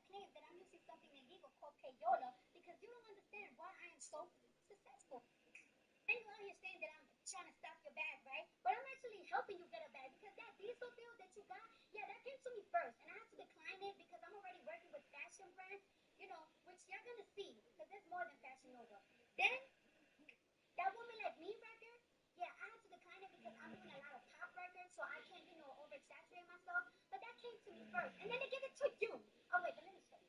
You hear that open verse, right? Alright. Okay. Period. Then, since you say you're tired of talking about it, I'm tired of talking about it too. I'm tired of the people internet. If you really want to talk about it, you know where to link me. We could always link up. You know who to reach out. You know. We could settle it however you want to settle it. We could talk about it, or we could fight it out. I'm with whatever. Okay, and then you once said that I never showed you genuine love, and that's crazy because when you pull up all my videos, you see that I'm always showing you respect because you're somebody that I listened to ever since I was in high school, and that's crazy to me because I show you respect, but the difference between me and a lot of these bitches, I would suck your. That's the difference. What you need to do is stop focusing on other people, focus on yourself, and focus on your craft because you're out here fucking up your legacy, looking like a hater. Now, where I'll give Nicki credit where I don't think Cardi necessarily at the beginning followed up properly is that both of them had massive debut albums. Cardi went on to win a Grammy for hers. She's got like multiple #1 diamond records, whatever, all that. But it didn't seem like she was necessarily confident in the follow-up. I'm sure you guys have heard the term sophomore slump when your first album is so big, not only because that's the first time the world hears you, but also because you had your entire life to create your first album. But now you got like a year or two to, keep the hype consistent and follow up with the second one. Nicki was able to do that pretty quickly after. About a year and a half after Pink Friday, she released her second album, and it was pretty successful. But after Cardi's first album, she was putting out single after single. Nothing was necessarily having the impact that a Bodak Yellow did, so her album kept getting postponed. She teams up with Megan Thee Stallion for the massive song WAP, which I think is what started Nicki's beef with Megan, if I'm not mistaken. But even the success of that song wasn't enough to get Cardi to put out the second project. And years after WAP, it started looking rough, right? She put out like 8 singles in preparation for her next album, none of them leaving an impact strong enough to where she felt confident to release the project. And of course, Nicki was happy about this, right? Because the only real big threat Nicki ever had to her throne being taken was in 2018 when Cardi released Invasion of Privacy. Nicki also released an album that year. It sold less than Cardi B's. But by 2025, Nicki had followed up her 2018 album, Queen, with Pink Friday 2 in 2023. That went on to have some decent success. It didn't sell more than Cardi's first album, but that shouldn't matter, right? This was already Nicki's, like, what, 5th album, 6th album? She's 15 years in the game at this point, and now Cardi B is nowhere to be found. But Cardi says, F it, it doesn't matter. The singles are flopping. Who cares? I'm going to put out this project no matter what. And this is where I have massive respect for Cardi B. The album wasn't necessarily for me, but she believed in the quality of the work, and she went out there and worked it, right? Like, she worked the album. There was a real rollout behind this new project. She was making fun of the fact that the singles didn't do so well, turning, something that could have been looked at as a downfall into a lighthearted meme, doing all these little skits about how, her record label cut the budget for the album, so now she has to go out on the street and sell the project herself. Hear ye, hear ye. Due to the imaginary pair's music videos, Atlantic Records have done some deduction to my album budget. So the new check has arrived and been received. And the new budget is $50. So due to the fact that the budget is $50 with my album, I have to go on the road and sell these CDs and vinyls myself. So I'm here to tell you that I might be going to your city next week, starting Friday. So let's see which are the luckiest, most famous, most wonderful, most grateful cities that have been chosen. Are you guys ready? But what I respect the most is that Cardi B is out here promoting this album on a day-to-day, grinding like a beast, all the while she's pregnant with like 3 or 4 kids at home, I think. So making the time for all that and, really being out there in album mode when you're in that physical condition, that takes a lot of effort, right? But she set this album up to succeed from the beginning, at least from a numbers perspective, just because, and this is kind of ridiculous, she was putting singles that were 5 years old on this album track list. And they don't necessarily tie into the theme of the project or anything. She strictly put these songs on the project so that they would automatically boost the numbers of the album off the rip. If you guys don't know how it works, we'll use Cardi B as an example. Basically, she had 2 #1 songs that were released in 2020 and 2021. The song WAP with Megan and Up. The way they count streams as an album sale is basically 1,500 streams equals 1 album sale. So since those 2 singles were massive hits, they got a bunch of streams. If you put them on the album's track list, they basically count towards sales for that project. not the first week sales, because the first week sales basically only count or track all the consumption, all the streams that the project had in that specific week. But if you have old singles on your project, they can retroactively track those as the total amount of sales that the album has had up to date. So right away when the project came out, literally on the night that it was released, it was already certified platinum. It already had 1 million album equivalent units sold because she just had these massive singles from 5 years ago already on the track list. It's kind of like hacking the system, but I guess you can't be mad at it, right? Because then you get all these headlines like, oh, Cardi B breaks the record that Drake and Adele held for fastest albums to hit platinum status. And then everyone's looking at it like it's some massive success, even though the album only came out like 20 minutes ago. That grabs people's attention. They then go and check the album out. So it's a clever marketing scheme, right? Well, Nicki Minaj did not like this too much, right? Because think about it, right? In 2018, in terms of female MCs, Cardi was Nicki's biggest competition, and that year she was low-key eating Nicki's lunch. So Nicki can't have it where, Cardi B is outselling Nicki when Nicki is this late into her career. But that shouldn't matter. It'd be like if, Beyonce was worried about what Rihanna was selling today. It's ridiculous, but we'll change on that. Aside from adding those two That's singles to crazy. 5 years ago, she Scary. releases this album 7 years after her first album, and surprisingly, it does very well. In today's climate, rappers are lucky to sell anywhere from 50 to 80,000 copies in the first week. That's deemed a success. Look at Young Thug. He just put out his first project after beating a RICO case, and that's only projected to sell 45,000 in the first week. Cardi B sold 200K. And for the logical mind, this shouldn't be any real distraction or distraction from the success and accomplishments Nicki Minaj has had. Like, again, Nicki put out an album in 2023 success. We haven't really heard much music from Nicki ever since. Mm-hmm. But if you dig deeper, the threats to the throne have kind of been bubbling. And this new Cardi album, the success of it, only escalate those threats. If you look at the success of both rappers' last two projects stacked up against each other, you can see that Cardi B's last two albums wiped Nicki Minaj's last two albums out of the water, right? A combined total of 8 times platinum, combined total of 1,000 first week sales, 7 million Spotify streams. You guys can read the rest. Nicki only had one #1 hit with her last two albums. Cardi B had four. Cardi B went 8 times platinum. Nicki went 4 times. Cardi B has 3 billion YouTube views. Nicki only has 1 billion. And then we get some more stats, right? Cardi B's new album is going to hit #1 on the Billboard charts, 200,000 copies in the first week.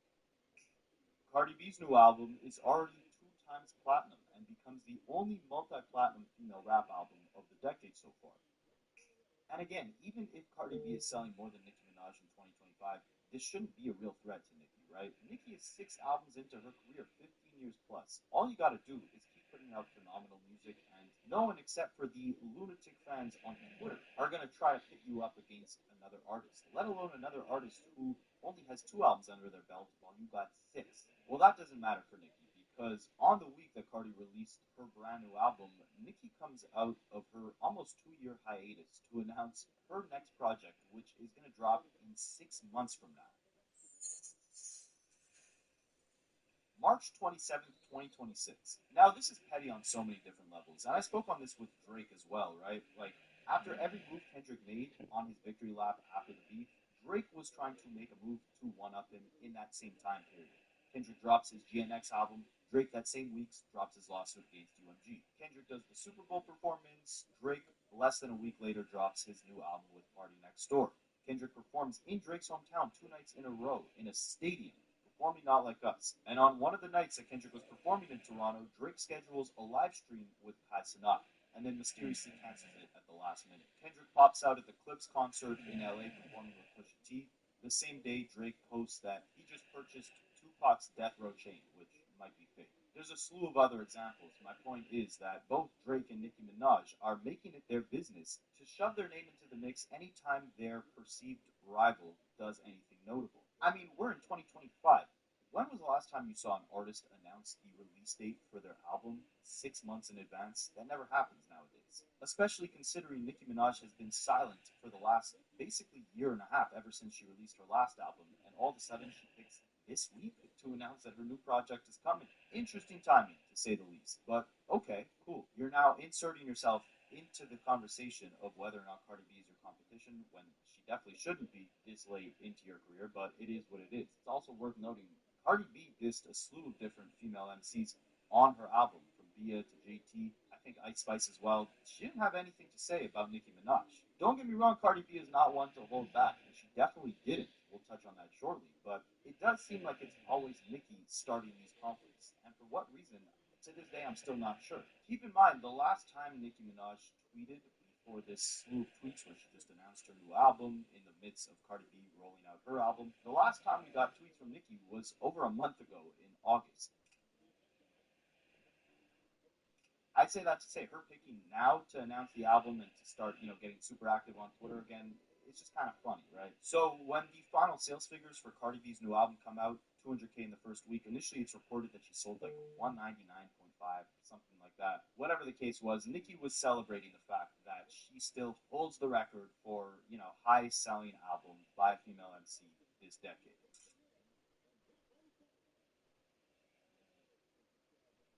She reacts to this tweet saying Pink Friday 2 remains the biggest opening on global Spotify in sales for a female rapper this decade. She says, "Oh, Barbs, I love you so. All I can say is March 27th, 2026. This music is just blah, blah, blah, blah, blah."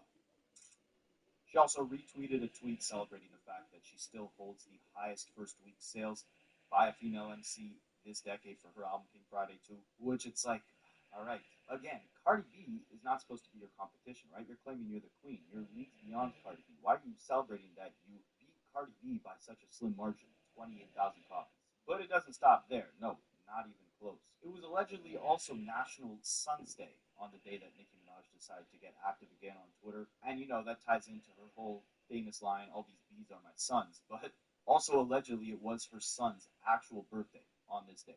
Why she chose her son's birthday to get so active on Twitter, I don't know, but she hit us with a little rap. Got sunned on Sun's Day, and it's a Sunday. Birth the ninja. Who want it with the sensei? Retire someday, only if my son's safe. 32726. That's my fun day. Again, that's the day she plans on releasing her next album, March 27th, 2026.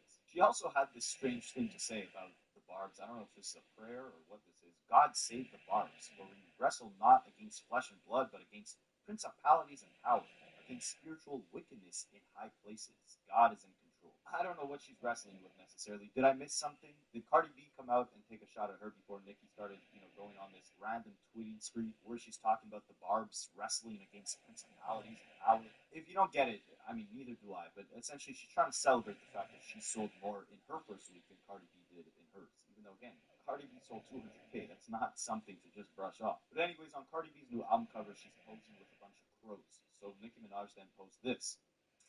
"The crow jumps on the eagle's back, pecking at its neck to provoke a reaction while most animals would fight back. The eagle does not. Instead, it simply keeps flying higher and higher into the sky." Basically implying that Cardi B is the one, poking at Nicki. And stick around, it keeps getting better. Nicki drops another rap.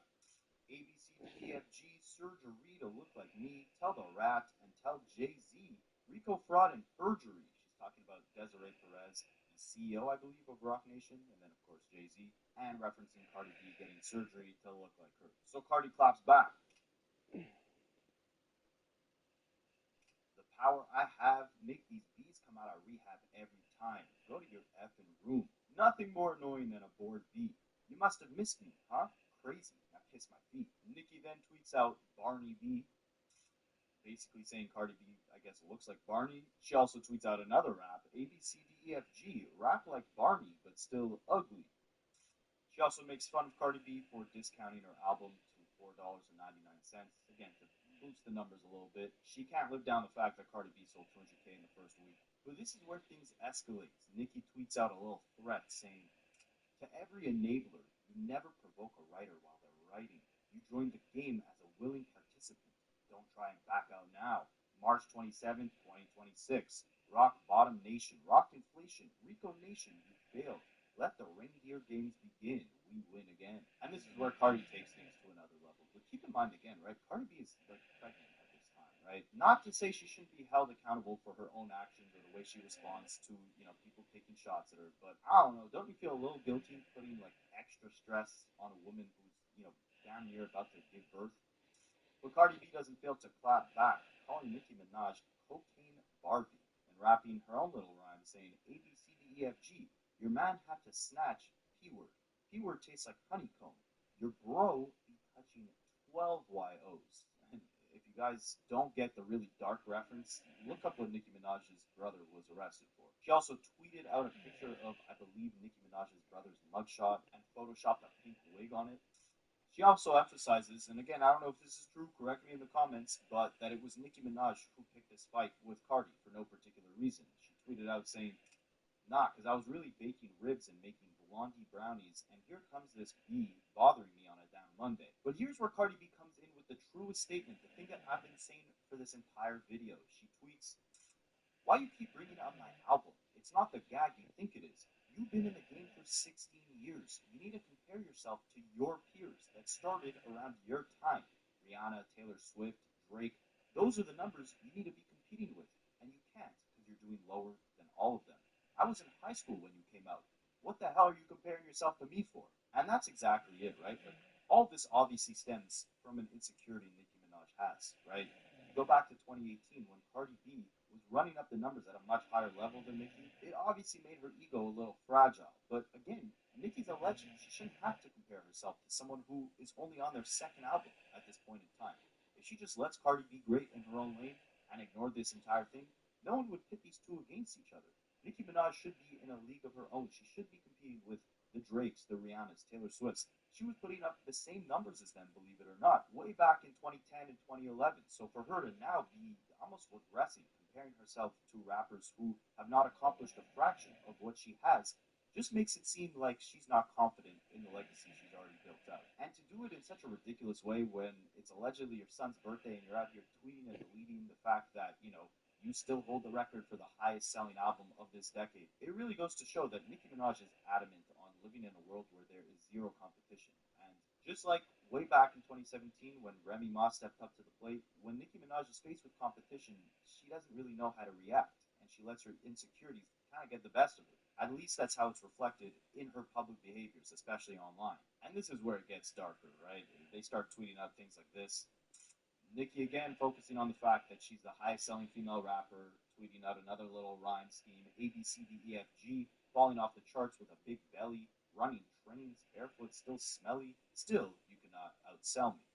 But like Cardi said, like it's not really the gag you think it is, especially considering the fact not just that Rihanna, Taylor Swift, Drake B should be a real competition, not Cardi B, but also considering the fact that you're bragging about the fact that you sold more copies. You only sold 28,000 more copies. You only sold around 10% more than Cardi B did. It's not the gag you think it is, right?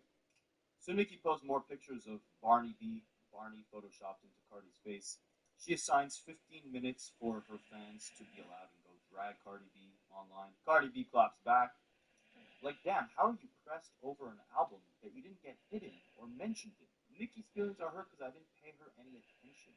You haven't even cut your kid's birthday cake. It's 6 o'clock in LA. You must have taken your first line of the day. So then these second week sales projections come out for Cardi's next album. It's projected to sell 80,000 copies in the second week, which is a pretty insane number as well.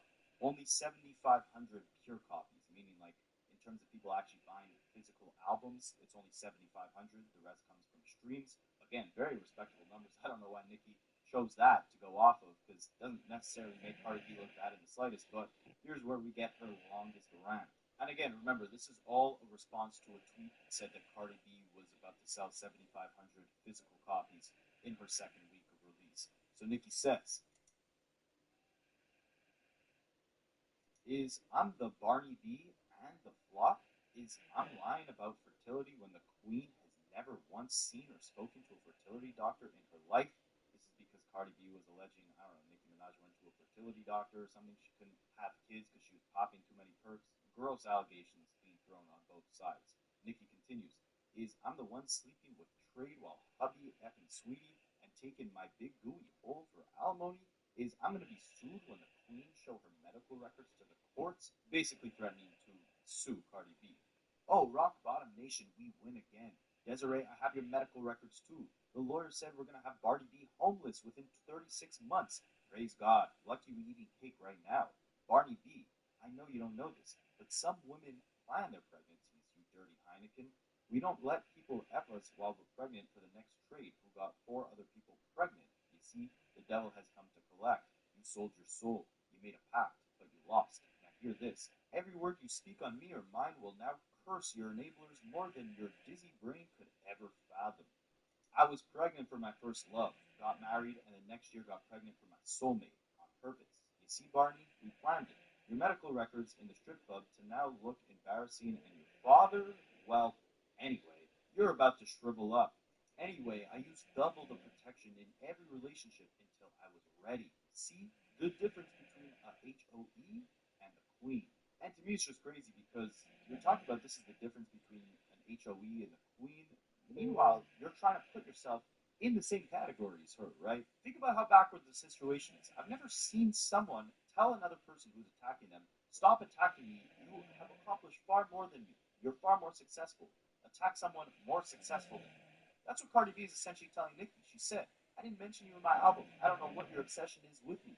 Go attack the people in your league, the Rihannas, the Taylor Swifts, the Drakes. You're supposed to be the queen. Why are you worried about or comparing yourself to what I have going on? It makes no sense. And all I could chalk it up to is Nicki Minaj letting her insecurities get the best of her when someone else is being shown what she perceives as more love than they show her. And Drake does the same thing, right? Only recently, when Drake's album sales started to slowly dwindle just a little bit, and the perception of every single one of his projects from one to the next has kind of gotten worse and worse, has Drake become more insecure and actually spent the time to clap back at any public criticizers of the work he puts out. I could give you guys a million different examples of this, but I won't because I already have in previous videos, right? He's clapped back at Rob Markman for saying that he thinks the lawsuit is wrong. He clapped back at T-Pain because T-Pain said Drake gave him the advice to step back from the spotlight when the people kind of want to see you gone, but Drake is not following his own advice. He's clapped at Fantano because Anthony Fantano has given him low reviews. But I think this all culminated in the most petty and pathetic response Drake has ever had to criticisms about his project when Joe Budden said that Drake should stop hanging out with such young women like he was rapping about on For All the Dogs because that For All the Dogs album didn't match up nearly to the quality of his previous work. He should start having some more mature experiences so he can rap from a more mature perspective. But Drake didn't like that too much. He clapped back on Instagram saying, Joe Budden, you failed at music. You left it behind to do what you're doing now in this clip, podcasting, because that's what actually pays your bills. For any artist watching this, just remember you're watching a failure give their opinion on his idea of a recipe for success, a quitter give their opinion on how to achieve longevity. You switched careers because the things that pop into your brain had you broke, living check to check, and the raps you write had 450 men showing up to your shows in dusty jeans to screw up their face to Mute Music 29 and pretend you're the GOAT. Please to any artist that's doing what they feel is right, don't let these opinions affect your mindset after the fact. This guy is the poster child of frustration and surrendering. You retired and we never hung up your jersey. We don't even remember your number. We know you for doing this, podcasting. You withdrew from rap, not because you accomplished all you need to, but it's because it wasn't working for you. I never want anybody in this generation to think that the whole everybody's entitled to their own opinion is a real thing. This is a man projecting his own self-hate and the fact I did and continue to do everything he wanted to do for himself. If you need to put it in simpler terms, I own a 767 Gem. He owns a modest house in the 973 area code and flies first class on special occasions. Now, doesn't this statement echo a lot of the same insecurities, long-winded personal attacks, over-emotional spiraling that we're now seeing Nicki Minaj present on Twitter? Both of them, when faced with criticism, when faced with a little adversity in their career where their music isn't hitting the same as it once was, or there's new competition on the block, they resort to these petty crash outs online. And for Drake, it's only getting worse, right? Because the pressure is on him more than ever to deliver with this Iceman big red button of an album. He lost the battle of the century. He might lose this lawsuit against UMG. Who knows? But the stakes are higher than ever. He needs to show and prove to the world that Kendrick did not take his position as the most impactful rapper of this generation. So he's been putting on these elaborate live streams to start rolling out and teasing new music from the project. And I thought it was a pretty innovative approach in terms of how to actually deliver new music to the fans, like setting it in these random different cities with these big budget productions. I think it's a cool concept to start sampling music in a more exciting, innovative way, but the execution has been horrible, right? From the first episode to the third, the fan perception and excitement has just been dwindling slowly down episode. And we know that Drake cares mostly about having the youth in the Mm-hmm. palm of his hands, right? That's why he chases collaborations with Sexy Red and Yeet and Central C. Say, Drake, I hear you like I'm young, right? Well, Kai Cenat, leader of the new school in the streaming world, the world Drake is trying to tap into with these Iceman live streams, he was not the biggest fan of Iceman Episode 3, and he couldn't contain his disdain for it. He said it was the biggest waste of time, an hour and a half of pure ASS. The biggest waste of my goddamn. Yo, I can't fake it. I can't fake it. That was ass. I can't fake it. I can't fake it. I actually can't fake it. That was so ass. And keep in mind, Kai is like what, 22 years old.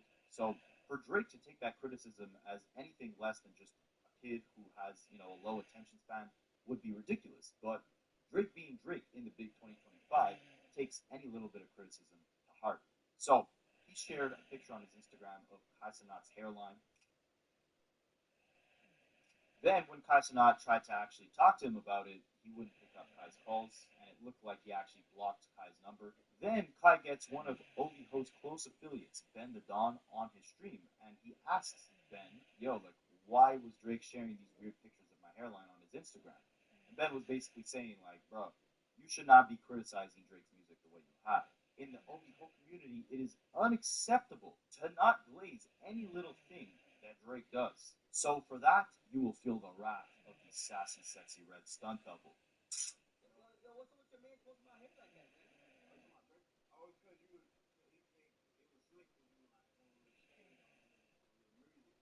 You don't want to take time to understand the artistry. Oh my God, man! It's saying like, yo, you know what Drake for me?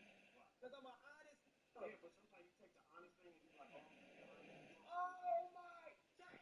Do I be honest right now? And then you want to look at the artistry like, oh, this, oh, he did it, he did. Yo, I'm with Drake OD. I bump him every single day. But if I don't like something, no. It's a difference between not liking something and then being like, oh, wait, did I say that? Did I say that? Did I say that? No. No, listen, you gotta know how it feels, man, right? He's playing a good role, right? He's the first rapper to ever really like stream.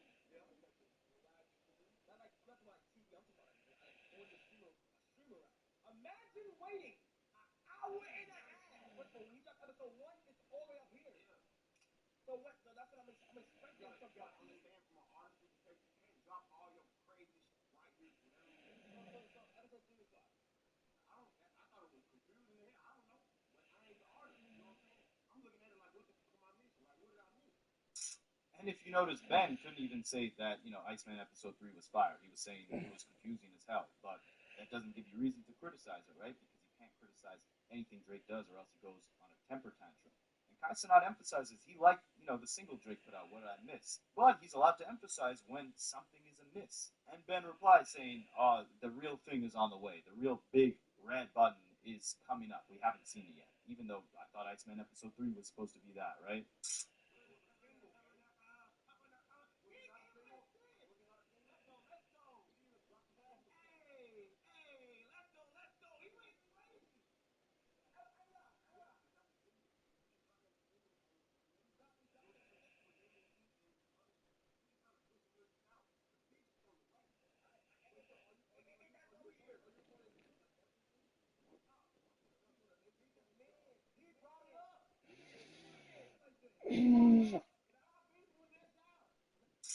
So then Drake goes into Kai Cenat's actual live chat while he's streaming and starts crapping on whatever he's doing and saying Iceman Episode 3 was way better than this. And you could tell, like, Kai Cenat, he's trying to laugh it off, but he's confused as hell. Like, why is Drake this tapped in? Especially when, he's posting negative things about me on his Instagram. Why does he care so much about what I have going on or my criticisms or thoughts on his crappy Iceman Episode 3?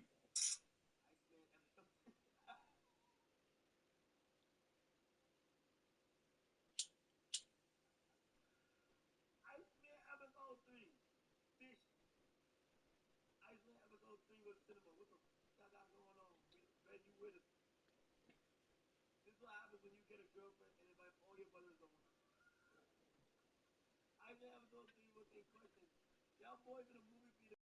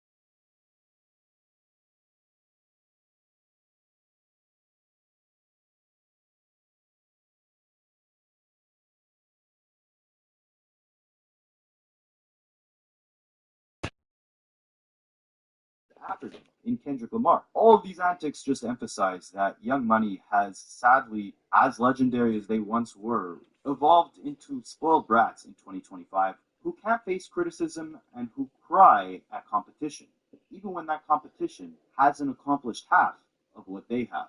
And that constant need for approval.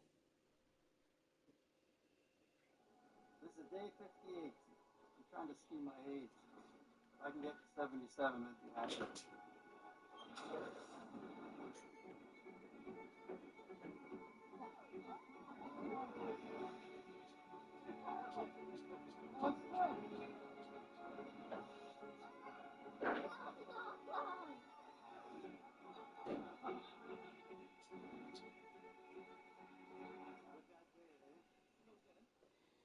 The Garcias were ready to upgrade their beloved starter home, but couldn't find the right house on the market. So they decided to convert their current home into their forever home. Ellen sprang into action. She went online to Suffolk Credit Union, secured a low-rate HELOC, and transformed their yard into the ultimate entertainment oasis. Now, their backyard is the go-to spot of the neighborhood. So here's to you, Ellen, the backyard avenger and a true HELOC hero. Be a HELOC hero like Ellen with Suffolk Credit Union.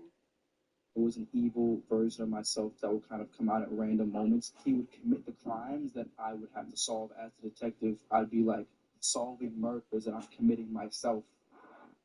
That I'm committing myself. Oh, Celeste, the girl with my name tattooed on her chest. Smell her on my clothes like cigarettes. I hear her voice each time I take a breath. I'm obsessed. These are the lyrics of an alleged track by David released in December of 2023. About 5 months later, in April of 2024, Celeste Rivas Hernandez would go missing from her family's house in Lake Elsinore. And as you guys probably know, on September 8th, 2025, Celeste's body was confirmed to be found dismembered in the front trunk of a Tesla car at an impound lot that was registered in David's name. At the time I'm recording this video, it has now been almost 3 weeks since this missing 14-year-old girl was confirmed to be found unalived in a car registered to David.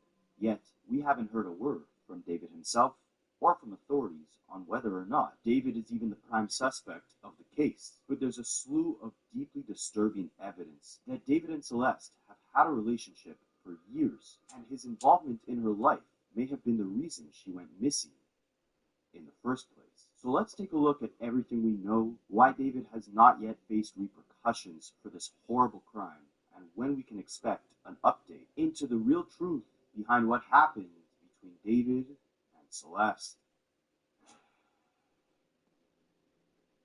As of the time of this recording, David has hit a peak within his mainstream success. It's very disturbing to say that after being tied to such a horrible crime, and at the very least, having some sort of relationship with a girl who was just 14 years old, that only now is David seeing more success than he ever has before.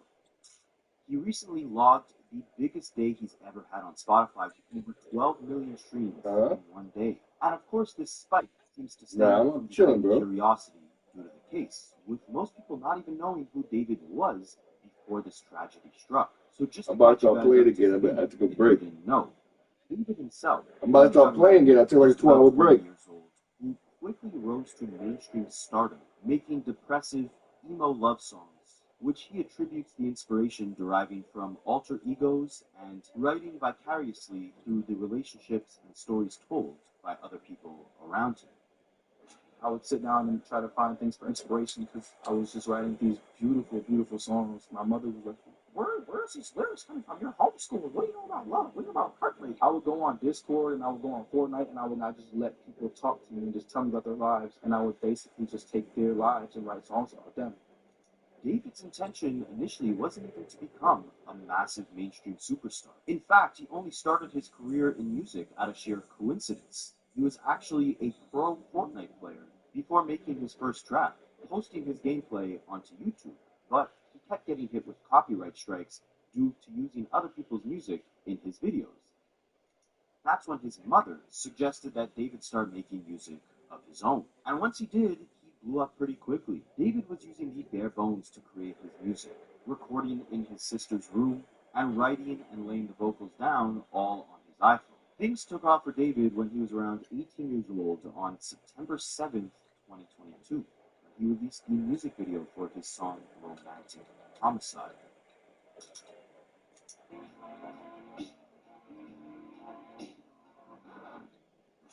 This song catapulted David into superstardom, currently sitting at over 185 million views on YouTube. There's something a little more disturbing about the date of September 7th. It's not only the date that that music video was released, it's also the date of Celeste Hernandez's birthday. And the lyrics almost paint a vivid story into exactly what we'd see unfold 3 Septembers later in 2025. In the back of my mind, and I didn't even cry. No, not a single tear. And I'm sick of waiting patiently for someone that won't even arrive. In the back of my mind, I clipped it, and I didn't even regret it. I can't believe I said it, but it's true. I hate them. In the back of my mind, they think that I'm going to say you. But I say I killed you. So it's not like the thought of hers gone by itself was something that she did, was something that I decided to do. And I people in the back of my mind. But it's really more figurative language, especially in the back of my mind. I try to stress that in the back of my mind. That's why I say it so loud. In the back of my mind, that. These are the lyrics of the song that shot David up into superstardom, with the music video released on the date of Celeste Hernandez's 12th birthday. Or did David even know Celeste at the time? Well, with this entire case unfolding, of course, the internet did what it does best, and went down the rabbit hole of the history behind David and Celeste, digging up a slew of evidence that really makes it hard to believe that David was not, at the very least, somehow involved with her tragic passing. So let's review everything we know. Like I said, a decomposed, dismembered body was found in the front trunk of a Tesla registered to David on September 8th, 2025, after the workers of a tow yard noticed a foul odor coming from the car. The car had been impounded after being reported as abandoned.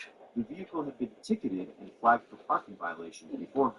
The car had allegedly been parked for months, just a couple blocks down from a Hollywood Hills home that David had been renting. Once the body was found in the car, investigators obtained a search warrant after a 12-hour forensic search of that Hollywood Hills home. During that search, law enforcement used luminol to detect trace amounts of blood and searched everything from the sinks, drains, floors, etc. They also collected fingerprints, hair samples, and other forensic material, electronics, and computers from the property. A private investigator reported that he received the original complaint that the Tesla was abandoned. That was dated August 26, 2025. The complaint also noted a big dent in the rear of the car, but no odor was mentioned when the initial complaint was filed that the Tesla had been abandoned. TMZ also reported that Celeste's body, which was found in the car, was released to her family, aka her remains were turned over for burial. TMZ also reported that Celeste and David both had SHHH tattooed on their right index fingers. And while interviewing her mother, TMZ reports that her mother said Celeste was boyfriend. Celeste's family also said she had run away multiple times prior to her disappearance and came from a troubled home, which detectives are now trying to trace. So let's trace back the steps. We know that Celeste officially went missing in April of 2024. However, she didn't actually disappear without a trace. She was caught on security camera footage one time she left her family's house.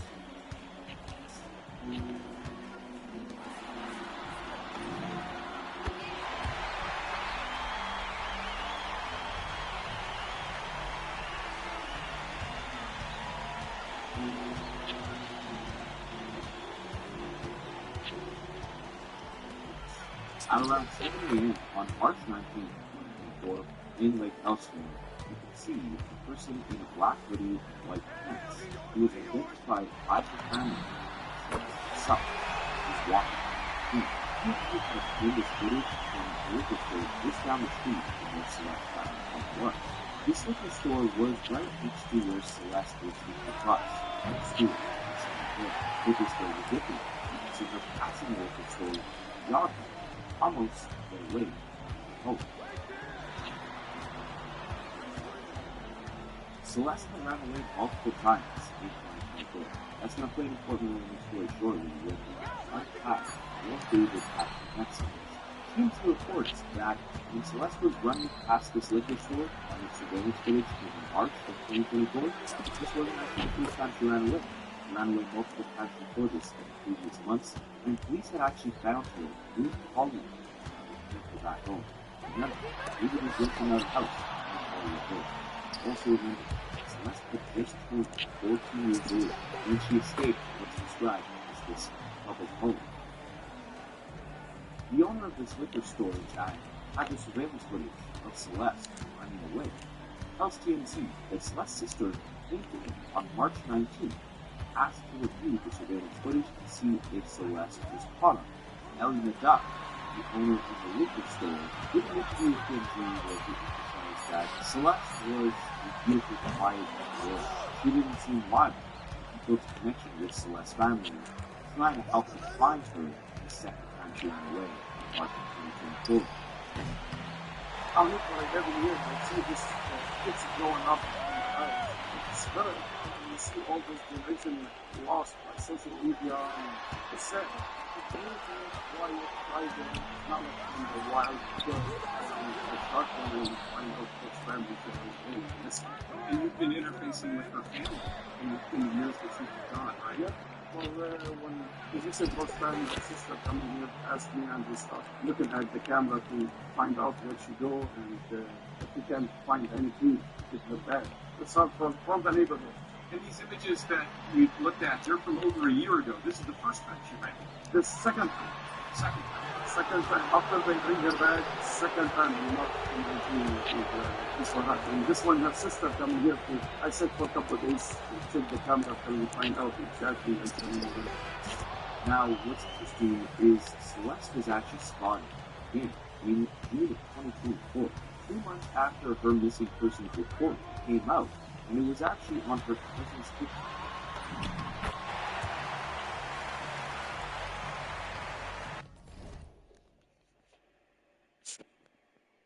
So, where does David fit into the picture? Well, regarding how other people around him perceive David and Celeste's relationship, people who knew and partied with David believed that Celeste was his girlfriend. Many were stunned to learn that she was only 14 years old. Some of them even thought she was a USC student, around 19 years old, because that's how she presented herself. Law enforcement sources say Celeste had multiple fake IDs, allowing her to move around freely to avoid her. This explains why many assume that she and David were simply a couple, even seeing them together at plus events. They even did a live stream together way back in 2023.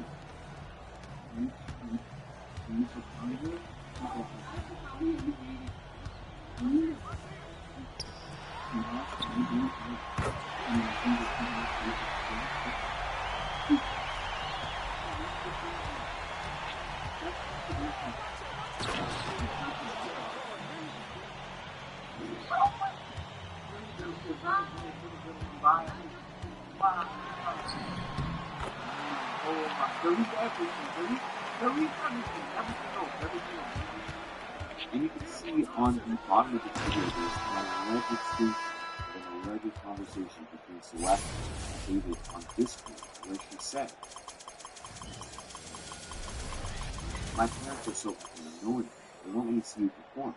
David replied, "Don't worry, I'll fix it." Again, this is all alleged, but Discord will play a very important role in the story very shortly. And fans who followed closely, or maybe even just casually, and Celeste was allegedly on David's live streams. They had caught on and commented months before she had actually even went missing. February of 2024, someone commented on one of David's TikToks, waiting for LAPD to get you for messing with a 13. There's also alleged photos of David wearing the same wig that Celeste was wearing in a previous picture. What's also very suspicious is the whole situation regarding the Tesla that Celeste was found in. Again, the Tesla is registered under David's name, and it was in August 26th, when a filed that reported the car. Welcome everyone to our broadcast. This is 2K Sports bringing you tonight's game.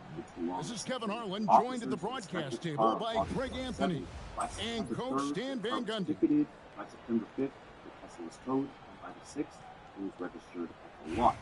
2 days later, because of the odor coming from the car, they opened the trunk and front trunk and found Celeste. Here we go. For this entire time, the 12 days, and so off the tip, it's New York. As abandoned until the day on September 8th when Celeste was pass found to Bowen. Shoots the three, and it's good on the assist by Parker. And this is Bowen's specialty on offense, a legit threat from beyond the arc. Outside Williams. Radcliffe a screen on Reed. No idea shot clock at 6. Parker with the steal.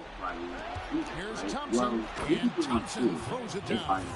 And out in the open court, Clay completes the break. Fearless finisher. And so here's the home team. It's a 5-point game. Pass to Radcliffe. And here is Lopez, guarded by Reed.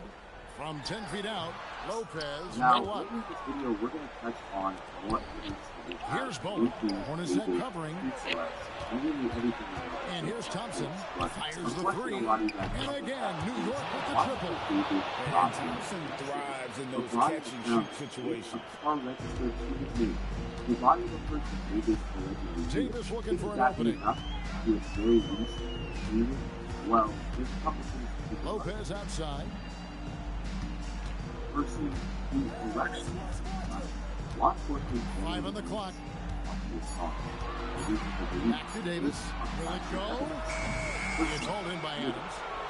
New York with the lead by 8. It's the biggest of the game. Read the pass to Adams. New York moving the ball around. Good! Thompson makes it look so easy. You know what? They've been on a nice run here. They have the ability to widen the gap. Now they are rolling. Yeah, but we know momentum can flip the other direction very quickly. You can't get complacent now. Not necessarily huge predatory. Here's Davis, and he could not get that one to go. On contact, and he'll go to the line for 2. Yeah, good job to take it right at him. First trip to the free throw line for him in this one. Which means they must show that the evidence so he picks up just 1 from the line that time. And Lopez gets it to go. Letting the guy sneak by for a putback off a free throw, that is inexcusable. And so we wrap up the first half. New York ahead, up by 8. We'll get right back to the action when we return. The evidence they uncovered is enough to support the case of David being guilty of the crime of homicide. The cases involving unalive. Klay Thompson with a strong contribution so far in this one. Yeah, it's been a great performance from him. Really staying focused on quality shots. Yeah, he's found his spots, been patient with his shot selection, and it's paid off for himself and the team. Now here's Davis. Lopez, a screen on Parker. Inside. Lopez, no luck. Here's Bowen. He's started by Williams. And Adams kicks to Reed. They set the pick. Takes the free. And again, New York with the triple. You don't want to leave Reed any space out there.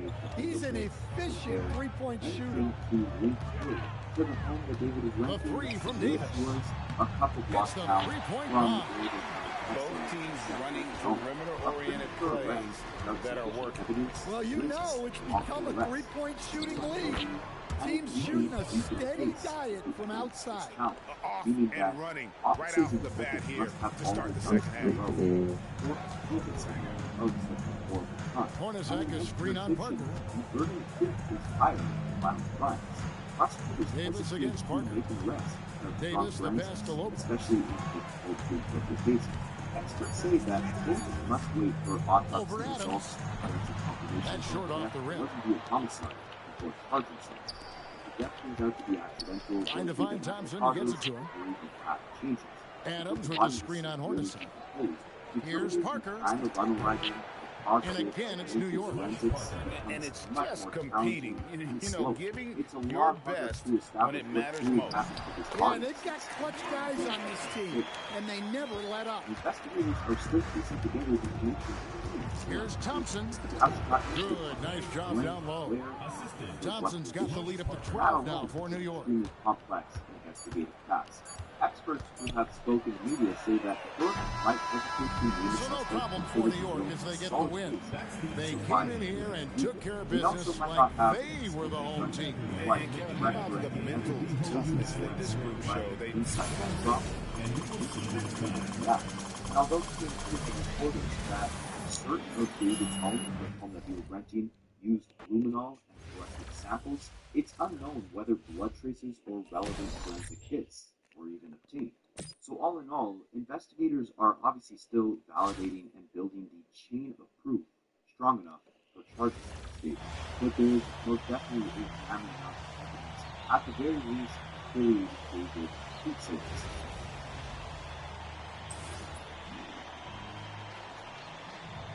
Remember, Celeste's body was found just one day after what would have been his 15th birthday. Now, sources close to Celeste had reportedly told the Daily Mail that David had been in a relationship with her. One of the sources claimed that David first made contact with Celeste on social media sites and gaming platforms like Twitch, and she was only acting well.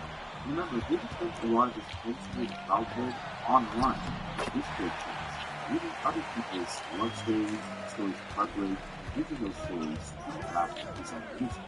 That's at least according to me. I would sit down and try to find things for inspiration. I would go on Discord and I would go on Fortnite and I would not just let people talk to me and just tell me about their lives. And I would basically just take their lives and write songs about them. According to sources close to Celeste, she met David on one of these very platforms where he really had a career. What's very interesting is that Celeste's recent personal report came up in April 2024, but the time of they last saw her on May 4th. The brother, after Rivas, said she allegedly left the home where she lived with David and never came back. After told local media his family was aware of the alleged relationship with Celeste. And David was regularly picked up with her sister in the same precinct that she committed his found. Celeste ran away on at least 3 different locations in early 2024 before she was killed, in the Remember again, Celeste's sister had obtained security footage from a liquor store close to the bus stop where Celeste would take the bus to school, which showed Celeste running down the street, almost as if she was trying to escape. Oh, as far as the brother after Rivas, in the previous video of David, video in this video, I touched on how his alleged Instagram account was actually followed because he had a series of messages discussing the disturbing relationship between Celeste and David and David. You guys can check that out in that video, but I want to bring you guys to the evidence. So aside from Celeste's brother, Matthew, telling the media that her and David never a couple of details, Celeste had run away. By police in Hollywood. February 2024, sources claim is when David started living in the Hollywood Village home that was searched by LAPD detectives after Celeste was found in the car registered. And again, this was the home that David's manager, John Marshall,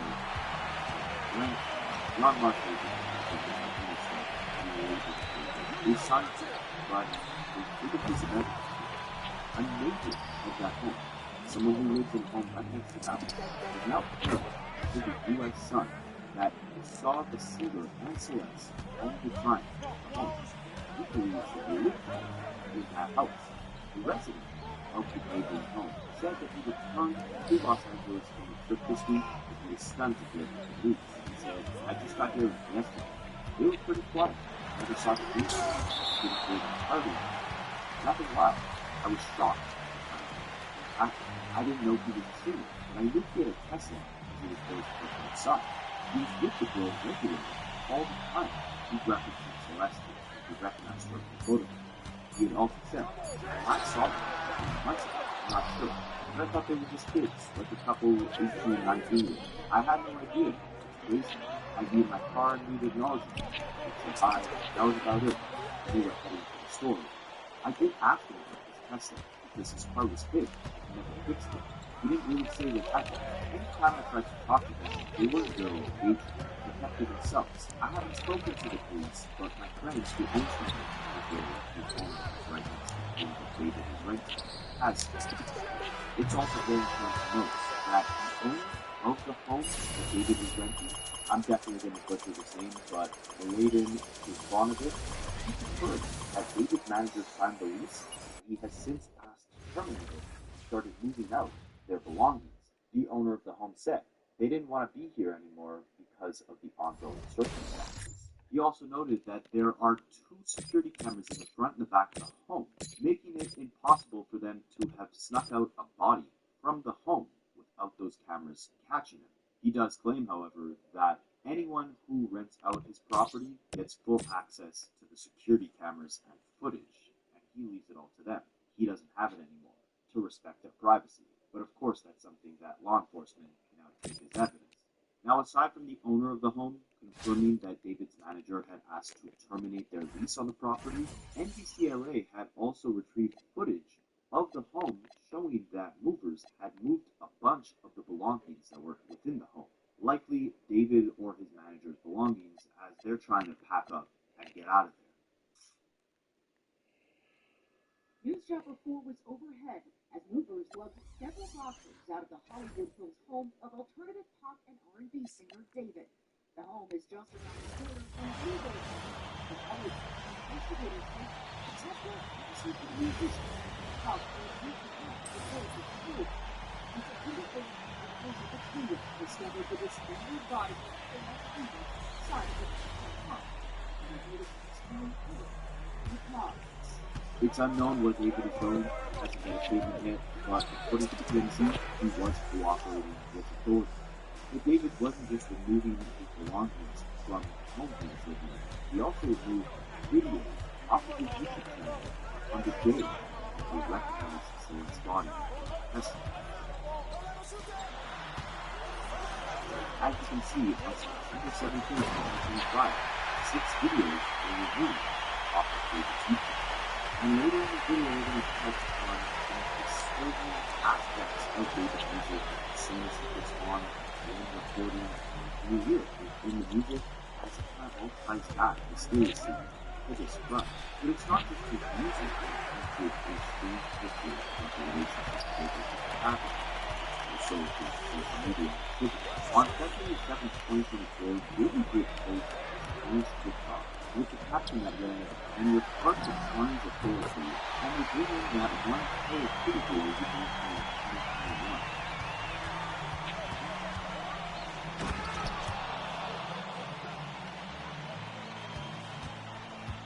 Keep in mind, in 2021, David would have been 16. Celeste would have been 11. It was reported by sources that David and Celeste initially again met online in social media chat rooms. It's possible it was 2021. We don't necessarily know for sure that the Hello Kitty girl he's referring to is Celeste, but there's some dark details that indicate that it very well is. Number 1, the missing persons report in April of 2024. It would state the last time Celeste was seen, she was wearing Hello Kitty cloth. On the same day that David had posted that TikTok of Hello Kitty girl he met in 2021, he would also post a picture following actually his woman who was wearing Hello Kitty cloth. So remember, David meets this Hello Kitty girl in 2021. He ended up signing a record deal at 17 years old in 2022. And all throughout that year, along with his music and social media posts, were alluding to not just a turbulent relationship, but something deeper.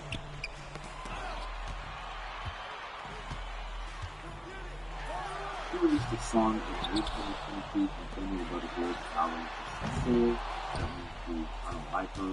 He would make another song a few days later celebrating a girl on the street in Beirut.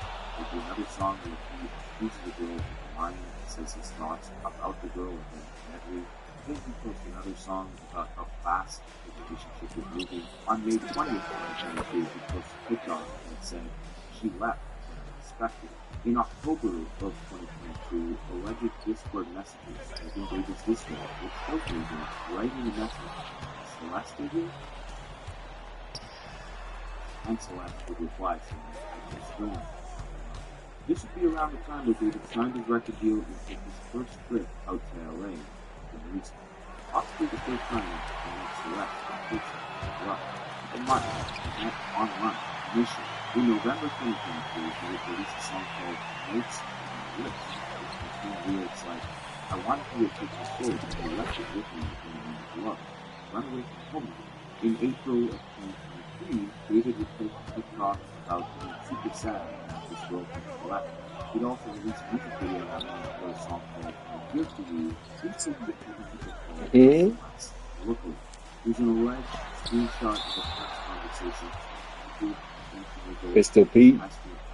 16 years old, both of them residing in Texas, and David emphasizing to her they need to break up too. A few months later, September 7th, West's first birthday, 2023, David posts a TikTok that says, "POV, you got it," with the saddest songs ever made. And the next day, September 8th, 2023, he releases his EP, Lost. Just a few days later, he would actually bring SZA onto SOS 2, opening up. And by December of 2023, Celeste and David officially appeared to be, at the very least, good friends. David posts a picture of him singing with Celeste, December 12th, 2023. And on December 13th, 2023, someone responds to a picture of David and singing Celeste, asking who's the girl. David responds, "That." 10 days later, December 23, 2023, is when David would allegedly record a song titled "Celeste" that would eventually leak online. In January of 2024, Celeste appeared with David on a live stream in California. That's the clip I showed you guys earlier in this video. Later that same month, David would post a picture on TikTok with holding a Hello Kitty mug and a Hello Kitty shirt, saying who had the best outfit in 2015. Someone would comment on the TikTok saying, "Can you adopt me?" David would reply to the comment, typing an account by the name of 0907, saying, "Did we adopt her?"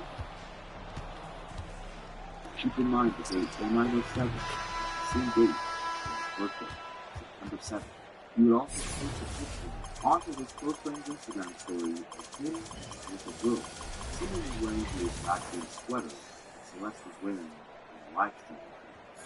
The next month, February 2024, is when David's manager, Josh Marshall, began renting the home in the Hollywood Hills. That same month would be the first time that we get a missing persons document of Celeste. Keep in mind, authorities have said Celeste went missing multiple times in 2024, and before March, the time when she went missing and they saw her on surveillance footage from that liquor store, the time before that, they had found her in Hollywood.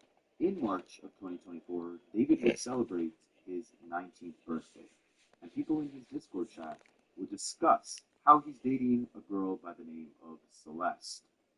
April 2024, Celeste officially goes missing once again. There were alleged text messages between Celeste and her friend talking about how David found out she was with another guy. I touched on that in my previous video about David. You guys can check that out. And again, I want to emphasize, in that same month, May 2024, is when Celeste's brother says he vanished with David after he picked her up with his Tesla Model X to go see a movie.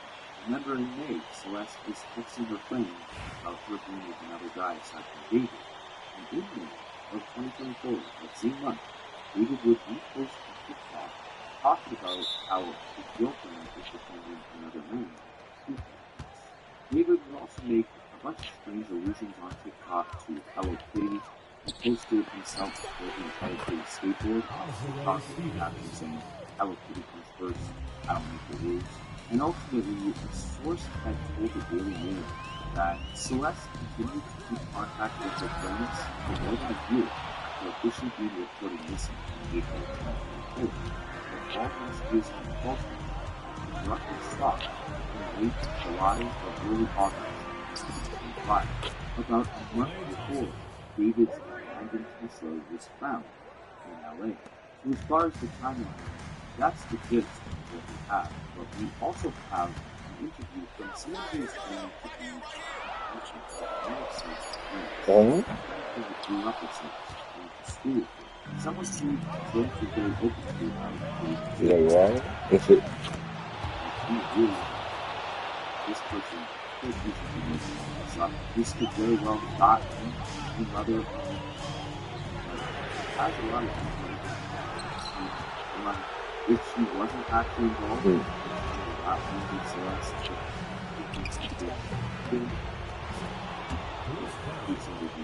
say it again.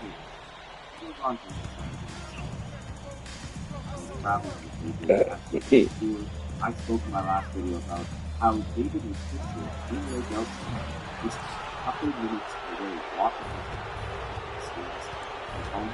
He was seen in the picture handing money or a bag of some sort to someone else. This person giving the interview was claiming to be the mother of one of Celeste's friends, emphasizing that David was indeed handing money to this individual in the picture, however, it was for a dirt bike purchase or some sort of gift, not necessarily a bike. Here's what I say about it. I want to emphasize again, this is all alleged, this could all be fabricated, but I'll play it for you guys so you can hear her piece together a couple of details of the story.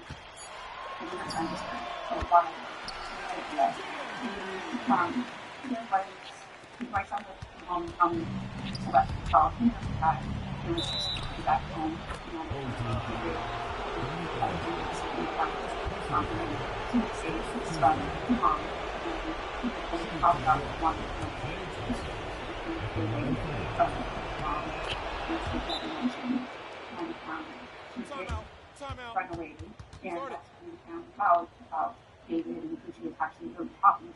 He did want to see that she had school about how it is. The mom was investigated. She was had to from all these allegations. Or how much how much she was already, usually my she often bring back mom what or lost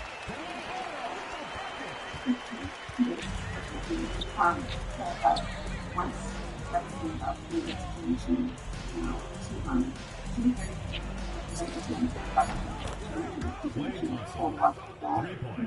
we did find out about who she was with, and she ran away and she had to do some saying that so in this she basically lost everyone that she forgot about one and was pictured at one point it was in San Francisco, so she made it there within hours, which is posted on just a bit right away and talk as well.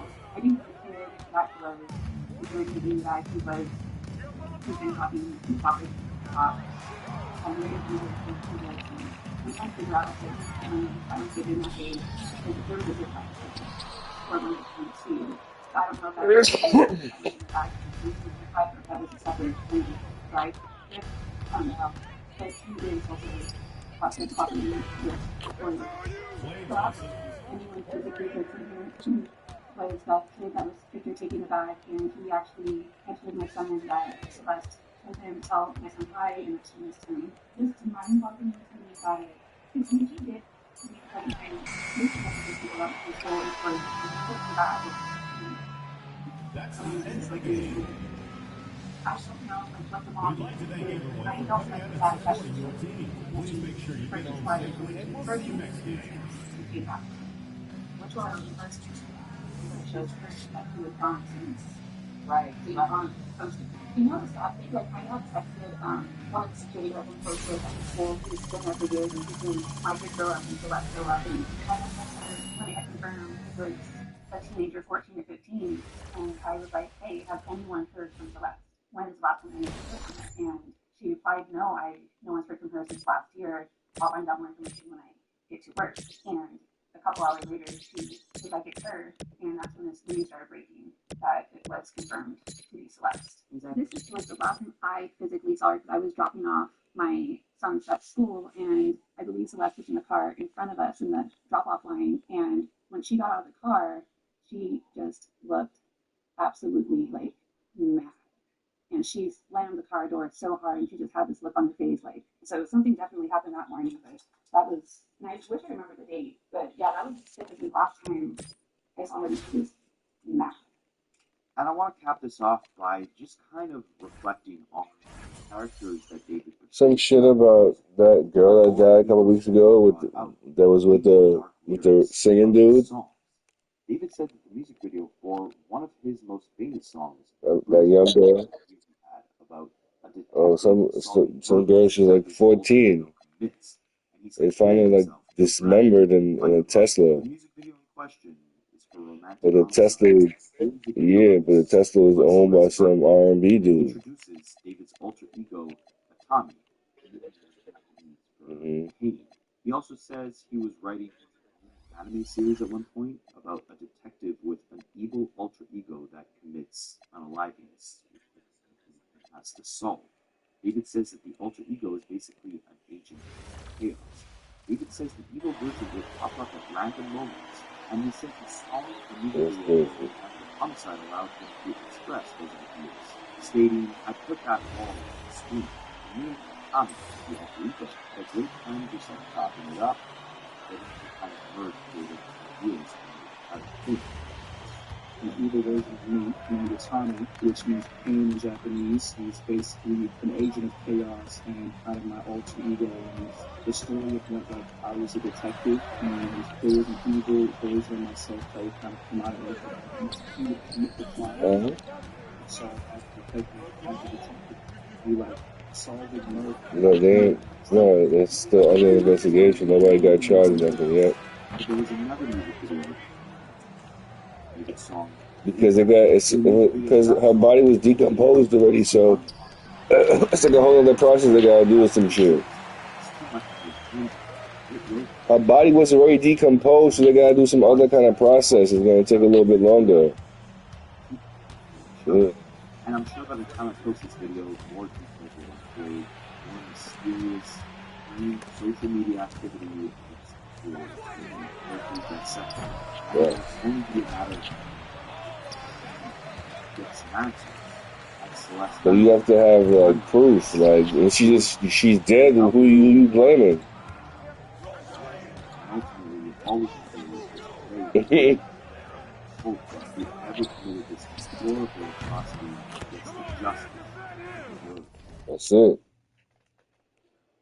Like you said, you just gotta hope they get the justice.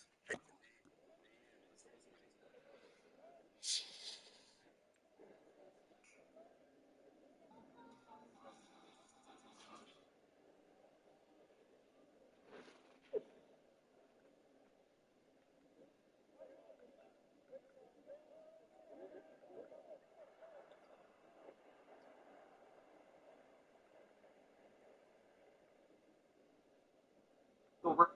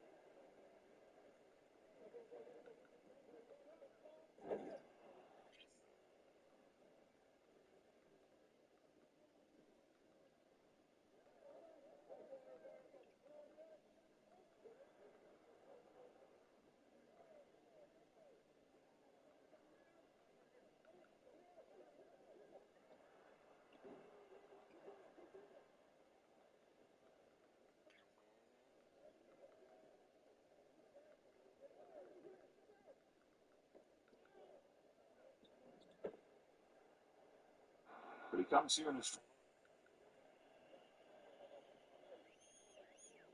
The W. What's popping, y'all? Might be cooked, man. The W might be cooked. What? So for those who don't know what's going on, In the trunk of the Tesla.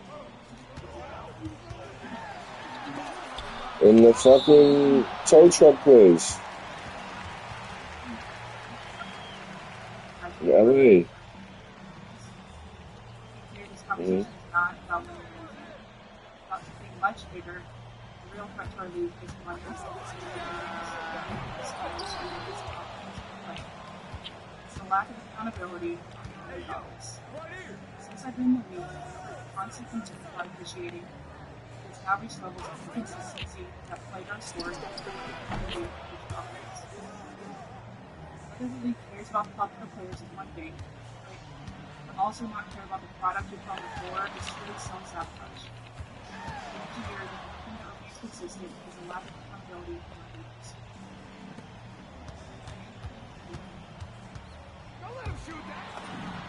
We've had the buzzword that they rolled out as talking points for the TPA as to why we can't give the players what we're worth. That word is sustainability. And what's truly unsustainable is keeping a good product on the floor while allowing fish. And see it every night. Coaches both losing without every night was being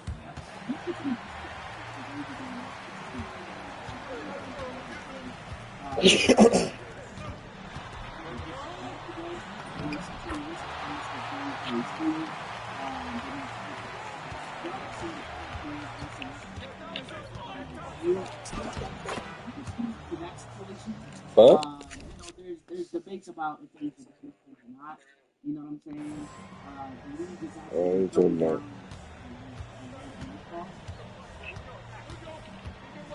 So this is the play right here. This is a situation. This is a very close game in the Clippers game. Throws him on the play, lays it up. Phoenix goes up by 6. Pretty much game over, right? But then their coach just crashes the fuck out. Look at this. Look at this one. Crashes the fuck out. She is on the court. Following the ref. Following the ref. They gotta hold her back, chat. They gotta hold her back. They gotta hold her back. Like, it is absolutely insane what the hell's going on. She's still going. She gets ejected. This is the other angle of her, like, essentially being escorted off the court. And she cussed out a fan talking about fuck you and fuck you too, right?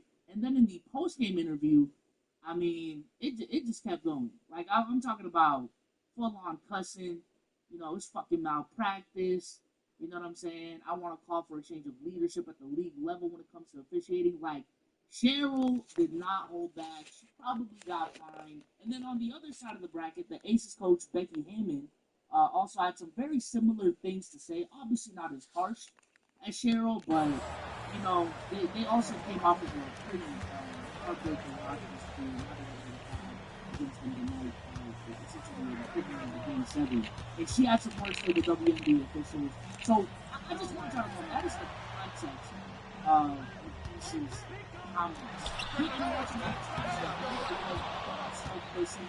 Yeah, I'm swearing in my own app because I am promoting my own app today. I've been teasing this for like a month. The app is finally out in the app. I wanted to make a no-taking app for me. I created myself to create it. And I also have the community vision who I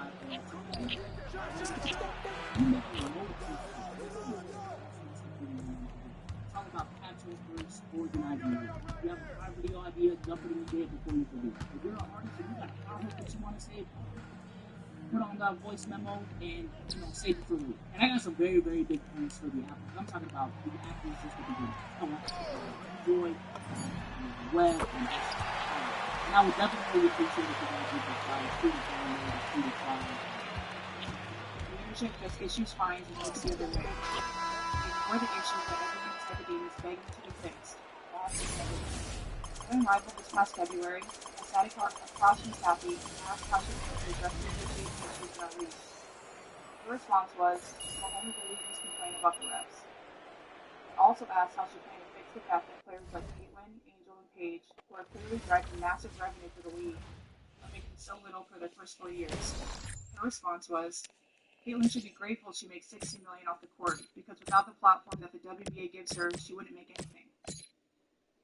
In that same conversation, she told me players should be on their knees thanking their lucky stars for the media rights deal that I got them. Ooh, and that's the bar right there. That's the line right there that is very, very, very troublesome to me. Everything before that, her even saying only losers complain about referees, I'm going to be honest with you. I don't really have a problem with that. Because low-key, I kind of agree. I kind of agree. You know what I'm saying? Like, coaches and players, they never complain when the call is in their favor. Right? They never complain when the call is... It could be the wrong call. If the call is in your favor, you don't shut the fuck up, right? But if the call isn't, that's when you start complaining. I don't have a problem with that. That second part, though, that second part was very, very troublesome. Let's run that back. That was a lot right there. That was a lot. Making so little for their first 4 years. Her response was, Caitlin should be grateful she makes $16 million off the court, because without the platform that the WNBA gives her, she wouldn't make anything. In the same conversation, she told me players should be on their knees thanking their lucky stars for the media rights deal that I got them. So, statement number one, Caitlin wouldn't be making money without the court. Statement number one, without the platform that the WNBA gives her. Statement number two, the players should be on their knees because of the media rights deal that we got them. Mind you, she said this to Nafisa.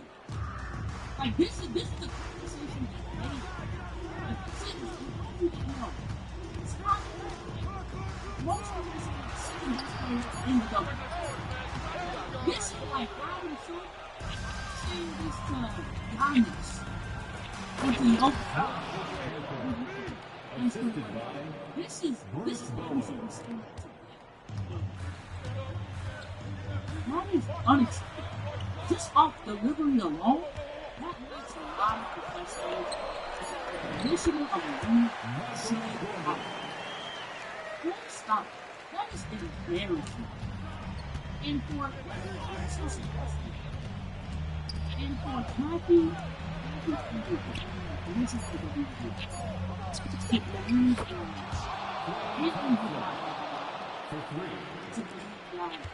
the players over the world in this new media rights is absolutely insane. What that tells me, that tells me that she believes the value. And in that this is truly like the WNBA is but then the WNBA was gifted a 1996, 1984, 2003 NBA draft going into media rights. A draft class including Facebook, followed by in 2 years, hopefully, Judy publication. That is what the WNBA. And the reason why I say that it's gifted, the reason why I say it's because this is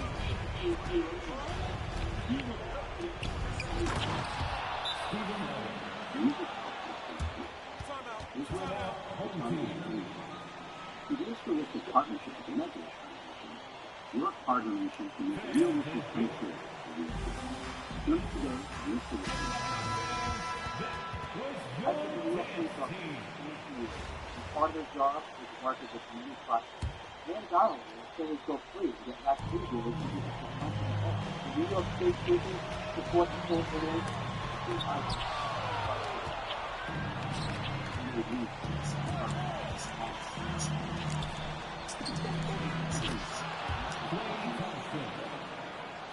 Subscribe to Prime Video. Save 25%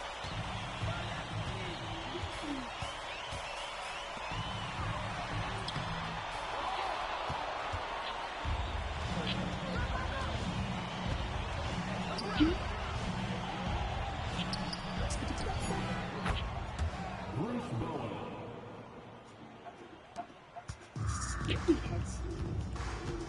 your world with rich flavor. Chicken wings, muffins and candy wrapped in your face. Chicken wings.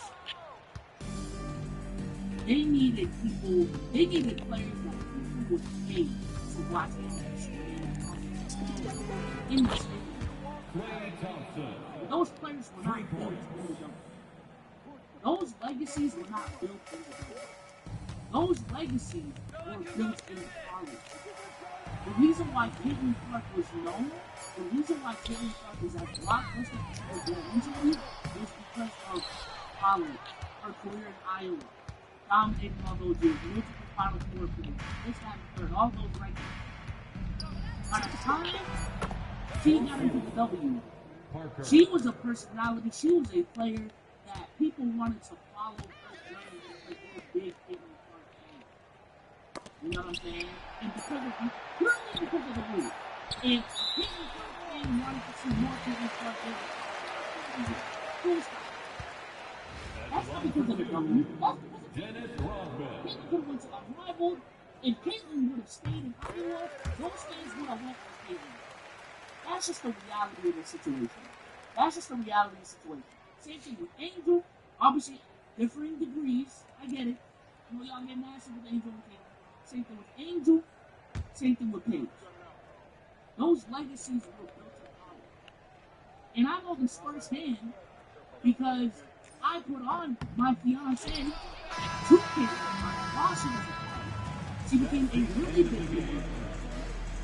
And by the time Caitlin was high school, to keep up with her, she was forced to W. And now she's a really big W. Like not just a still a very big Fever fan. But she is a true WNBA fan now. She watches, games from different teams. She knows players from other teams. You know what I'm saying? She's getting into the history of the lore of the game.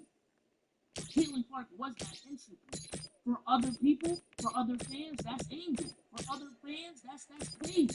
The reality is the W was horrible at building stars. You can't even say the same about the NBA. I'm gonna be honest. Parent company, but the WNBA is horrible at making stars. Most, even when they were gifted Caitlin, Angel, Paige, there's still some criticism in terms of how they're handling their marketing as it stands right now. As it stands right now. And for them to say that not only would Caitlin not make money without the W, but the players should be on their knees because of the media rights deal? What? This is a partnership. This is a partnership. You know what I'm saying? Like, if we're putting this in creator terms, the W is the creators of the game. They go through each other. They go through each other. I don't know. That's how partnerships work. That's how business works. And you have to have a level of humility. You have to have a level of maturity to understand that you are not successful, especially in the future, and you yourself are not successful without the people that are working with you. And for the commissioner of the league to be successful, I know that that's a fire race. That's a fire race. This is absolutely. That's crazy. Several leagues that has shown they think championship coaches and college players in the sports league. It's fine, it's professional sports. I will not stand quietly by and allow the standards to be applied to them.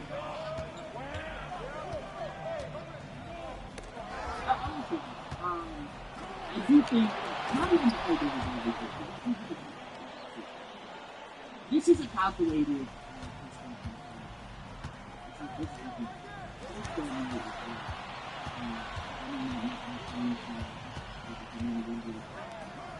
the W is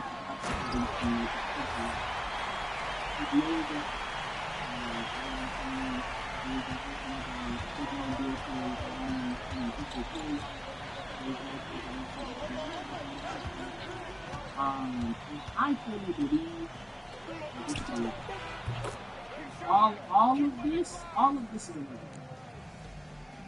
And I think Lapisa is playing. Like I'm from even starting in rivalry, because I believe this is a founder of the from even starting in rivalry to this conference right here, all of this stuff happening, really go to the negotiating table. Number one, you have a completely independent in a sports league, basketball league, and succeeding. Showing you the value. Not a full stop. This is a player ran league. Right? So showing that, it's not the platform of the W. It's not the league, turning the numbers. It's the play. It's the play. Right? That's one. And two, we're going into negotiations with people. I mean, hey man, you go ahead and defend it.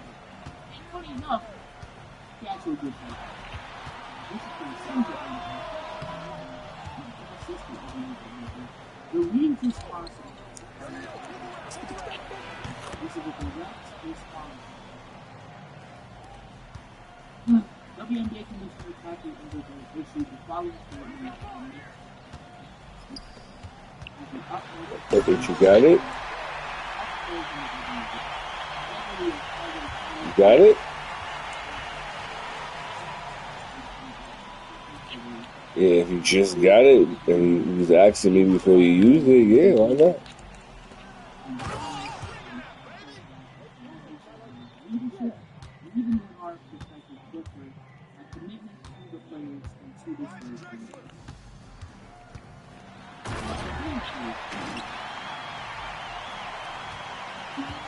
This icon here,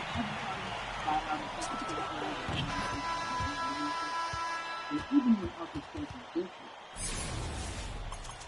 And you can say, but it sounds like you don't have to. And I was trying to that's weak.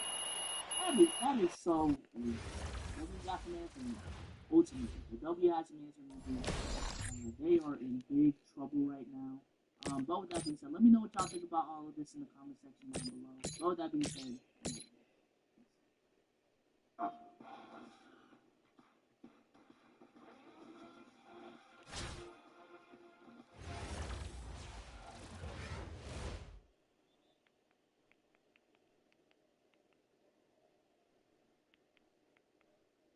Welcome everyone to 2K Sports. The stage is set. The fans are buzzing. And two teams ready to go. I'm Kevin Harlan. With me tonight, Greg Anthony and Coach Stan Van Gundy. So with Durant sitting on the bench, here's the group that Billy Donovan has on the floor. We've got Johnson. Steven Adams is out there with Nas Reed. Then it's Bowen. And it's Parker in at the 1. They got Jackson. And it's Gamble in at the 3. The small forward. Intercepted. What's the only place on earth that is governed by international knocks down the 3 ball. Definitely a guy you have to take seriously at the arc. Parker showing the range. Something is not adding up. I smell something that's over Here's Silas, and he uses the glass on the way. Baselines, governments, territories, he just plain broke it down. Yeah, you don't see guys weak-legged like that very often. We'll be seeing that play for weeks to come. Nice there, getting the reverse. Love that. And the fans got a lot of show there. Guys, that one definitely had a little something extra on it. Here's Gamble. Pass to Childs.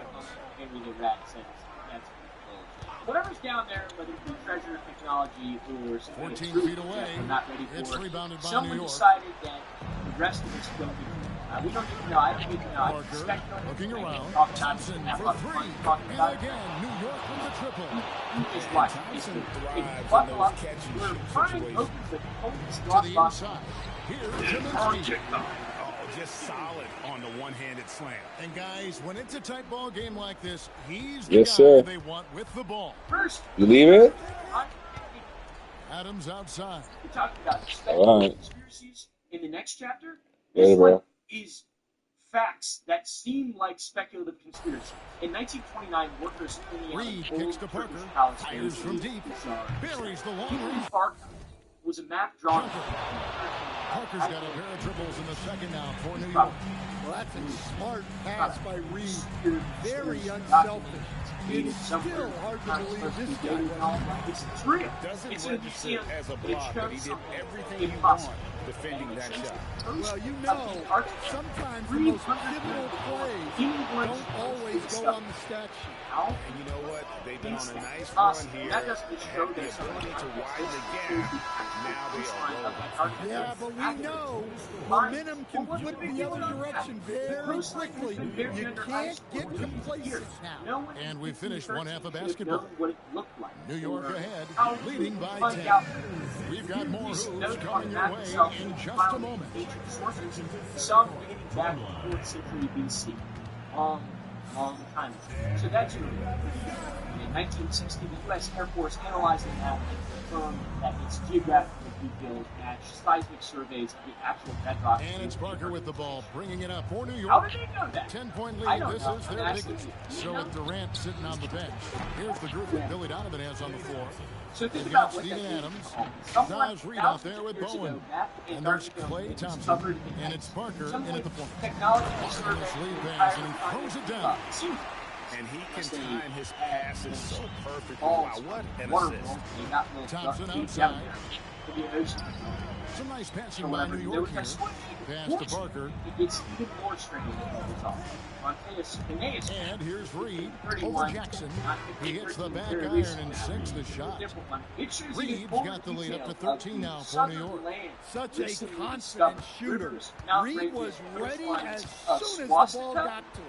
Here's Jaminski, and he slams it one-handed. And guys, he's not an easy man to stop when he's got the win in his sights. Never has been, never will be. He is a determined finisher. Now, Letzler's a three. Good. Taking no chances. They go on one last run to seal the deal. Yeah, this run has poured a bucket of water on any ember of a potential comeback. But they do seem to be more like precise geographical surveys of landscapes than they do straight up nonsense like it's a 14-point game. Anyways, how about Lake Vostok? And he gets it to go. Have miles of ice alone the size Parker of with it. It is province. Thompson outside. This lake has been cut off. The three goes down. Yeah, they can count this one in the win column. It has been a tremendous effort. Yeah, look. Sometimes you just break your opponent's spirit, and I think this has been one of those 20 times. years drilling a hole to reach it. They finally broke through in 2012, and what they found is very likely science. Reed with the rebound. How we understand life. And it's Parker with the ball, bringing it up for New York. They lead by the biggest margin of the game, 15 points. And that's not a conspiracy. It was at one point created like the Holy Grail. Yeah. The water oh, the jumper goes. Vostok contains bacteria that evolved. So no problem for New York as they get the win. This one was over well before the final buzzer. The fans were waiting for something to get excited about, Greg, but they never got it. They sure didn't. I mean, they just rolled to this win. They made it look really easy. What an efficient performance at both ends. And that's going to do it tonight, folks, for our broadcast. For my friends Greg Anthony and Stan Van Gundy, this is Kevin Harlan. Thanks for being with us tonight on 2K Sports. And as we part ways, we present our player of the game. Sunlight transform metals and age crystals, trying to understand and find that will instantly kill any surface life from us weak surface dwellers. Now, this beyond the secrets of Antarctica has pretty staggering implications. For example, if life can exist in Lake Vostok's impossible environment, life can probably exist in other impossible environments like on other planets. Bing! Ring ding ding! Lake Vostok is just one of over 140 subglacial lakes that have been discovered beneath Antarctica. We have no idea what is in the others, and we can't access most of them. You can't get a drill bit that long. Believe me, I've asked. There could be entire ecosystems down there that have evolved separately from everything we know on Earth in the surface world, surface dwellers. Now, how about the blood falls? These are real photos. What the fuck is going on? Oh, don't worry about these. These are just blood waterfalls emerging from glaciers. It's just a normal thing, guys. In Antarctica's McMurdo Dry Valleys, which, if McMurdo rings a bell, you've probably seen The Thing, my favorite movie of all time, and my favorite example of cosmic horror. In this dry valley, something bleeds from the ice. The blood falls, as they're called, look like crimson waterfalls of blood. They're pouring from a glacier called the Taylor Glacier, and the red liquid stains the white ice red. And for over a century, nobody knew why. They were just like, it's probably hell down there. But it isn't hell. It's somehow actually more strange than that. It is ancient seawater that's been trapped beneath the glacier for 5 million years, just leaking out of it, and it's red. And it isn't just old salt water. It's got living things in it. Now, the red color is iron oxide, but the iron oxide isn't occurring from the oxidation of iron in the normal process. It's being produced by bacteria. Those bacteria I mentioned that have strange interactions with metal. They eat the metal. They feed on the metal, and then they produce iron oxide. How? Why? What in the heck? Oh, these little rascals have also been sealed in complete darkness for millions of years with no sunlight, no oxygen, and no connection to the surface. But somehow they've just survived down there and created their own ecosystem where they can transform iron into sulfur compounds and use that for energy. The process by which they're doing this, scientists are still trying to understand. To be fair, they're really far away and hard to get to, so it makes sense that it's so different. So yeah, that's unbelievable. These things use sulfur and iron to live, and they don't use the sun like everything else that lives. They're chemosynthetic extremophiles, what they're actually called in those words. I promise you won't get it.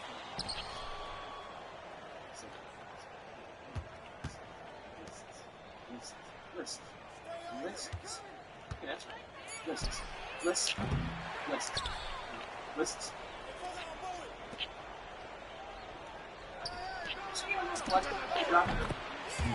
Have also detected massive geothermal activity beneath the Antarctic desert. Well, published research shows that heat flux through the South Pole measured twice the expected value. And that might not sound that dramatic, but it does represent millions of watts of unexplained energy generation. They live in extremophiles, synthetic elements, on sulfur and iron. Something is producing mass amounts of heat beneath the ice, creating vast underground hot water systems and caverns that were only beginning. Ground-penetrating radar and geological surveys have revealed really beneath the Antarctic, which is a small air pocket, but that is large enough to be an entire city, not Finland. Space is carved out by sustained heat sources that shouldn't exist to our understanding of Antarctic geology. The state is not a natural.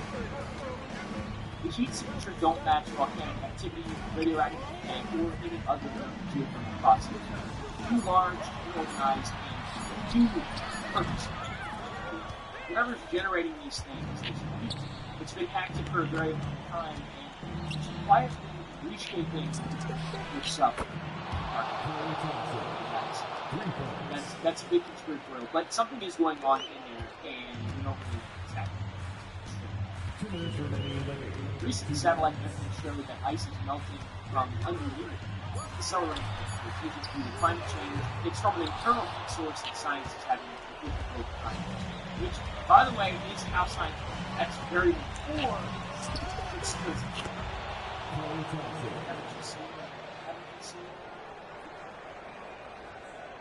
pretty odd things going on in my head.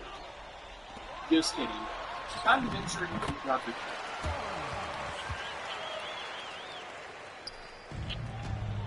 So the purpose of Act 1 is to do some very real hard times. It's more of that, but like a lot crazy. Between 1938 and 1939, Nazi Germany conducted massive executions in Antarctica.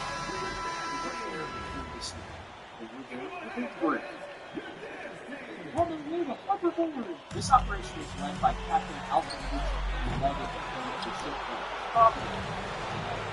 probably these fellows on this expedition systematically massacred 106,000 square kilometers of dark territory to find Protestant Christians, dropping thousands of metal Nazi markers bearing swastikas to claim the land for the Third Reich. Schwaben, New Schwaben, New Schwaben, Schwaben, Java Machu Saman, Kosovo Sinta.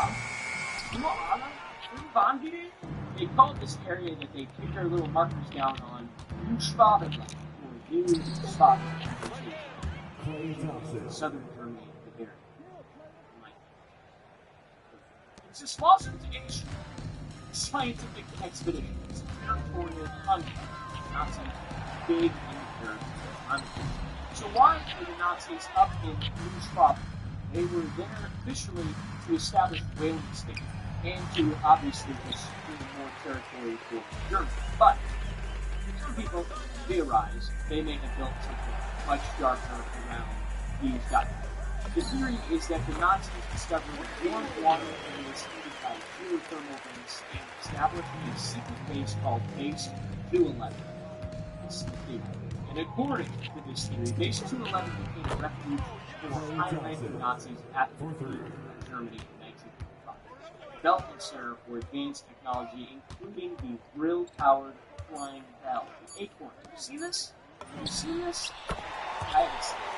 I've seen nothing. This is what people believe Base 211 is. Nazi hideaway. Not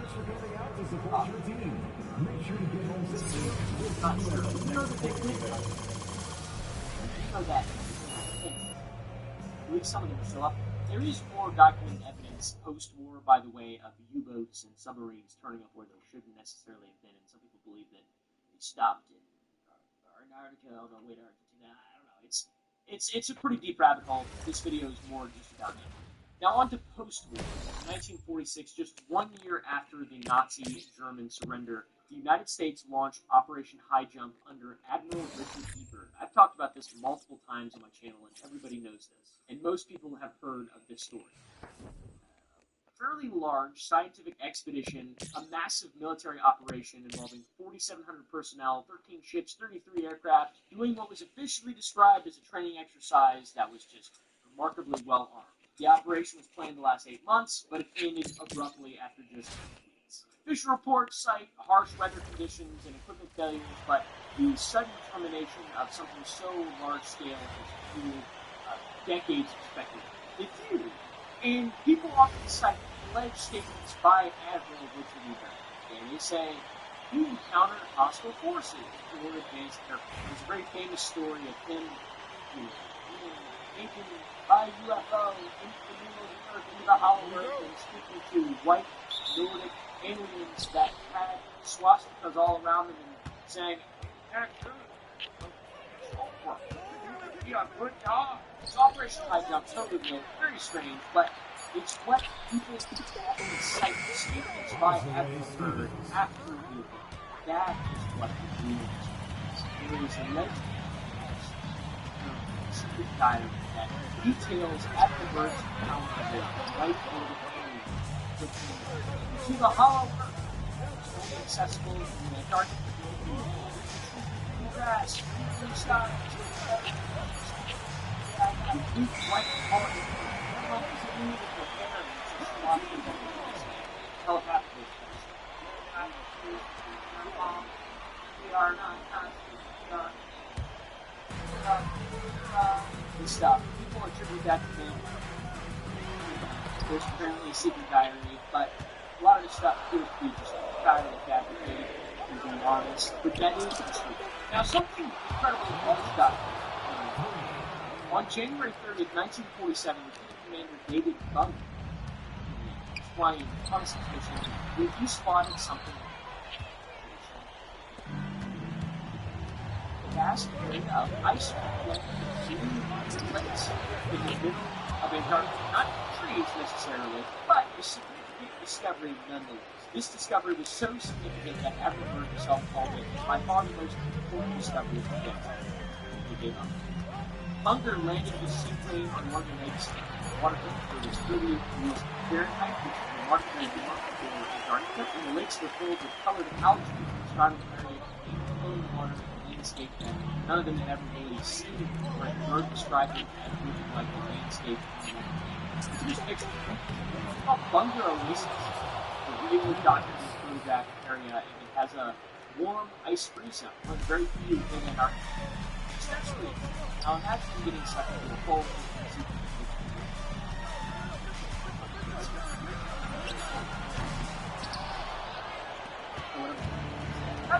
looks like here. Very strange. Modern satellite imagery is a true deal with pictures across futures of England have documented pyramids, geometric structures, formations 180 feet wide by 230 feet tall, with straight surfaces that look artificial. Very strange things to see and ice front. Plus, the formations seem to remain ice-free in spite of Antarctica. They're too regular and too geometric to be natural formations. And unfortunately, they're too isolated and inaccessible to be investigated, especially not by something also disturbing is when people try to verify the validity of these information online, often find that videos have been removed just across the board. Information has been removed from public access, which is digitally obscured. Antarctica has become a bit of a hotspot for UFOs.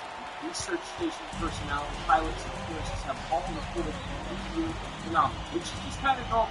This shaped objects emerging from the ice, lights moving at cosmic speeds, structured objects caught on security cameras, things like that. Bizarre, unexplainable. In the world of the Antarctic pyramids and Antarctic UFOs collide. In 2018, a Google Earth user discovered there appeared to be a massive increase in the Antarctic ice. And when people tried to verify the location, they found that the coordinates had been removed from public access, and images of it had been digitally released. But luckily, I have been able to miss it. Thank you. And aside from that, scientists have also detected strange radio signals emanating from beneath the ice. An experiment called the Antarctic Pulse Transit Antenna experiment reported unusual radio bursts coming from under the ice that don't match no natural phenomena.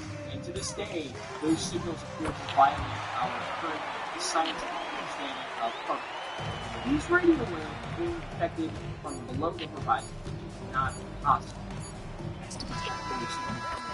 I don't know a lot about particle physics, to be honest, but it's just bizarre. What's happening? Why don't we talk?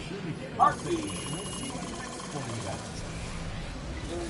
geometry, radio theory connects to the Nazi theory as well. Some geniuses, theorists, proposed that the advanced technology that was allegedly developed at Base 211 during World War II was actually reverse engineered from extraterrestrial crafts. And these geniuses suggest that Antarctica serves as a kind of neutral zone where world governments could interact with alien civilizations hidden completely from the public view and beneath the ice.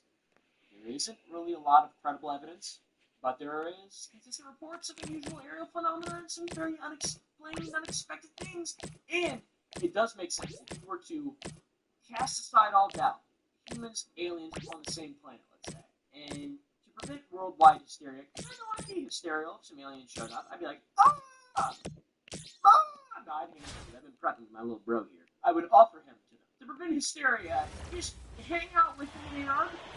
Just hang out with him in Antarctica. Just don't even worry about hanging out with him like at Trump Tower or whatever. You know, like Mar-a-Lago. Maybe. I don't know. Hang out with him where nobody can see. And there will be no problem. But no one will see. The public will not know. And we'll all be. There's also the Hollow Earth, which I need to make an entire video about this because there's a lot of really interesting sub-stories hidden around the Hollow Earth that are, I mean, they're interesting. Let's be real. They're very interesting. Hollow Earth, I already talked about that. It's scientifically explainable. But the most enduring theory in regard to Antarctica is probably the Hollow Earth. A theory that suggests our planet is a habitable inner world accessible through openings at the pole. On the south, for active birds, depository drafting. There are several pieces of series of chemistry stuff. One unusual world phenomenon in Antarctica and magnetic anomalies that cause navigation tools to malfunction, satellite imagery that shows missing data around the world. We're hiding it! Move it! Oh, what is this?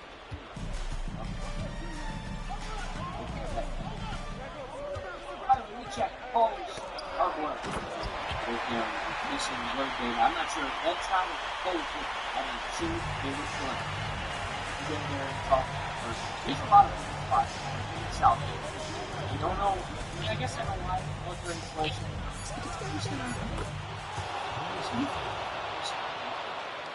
There's like 15 military bases in the United States.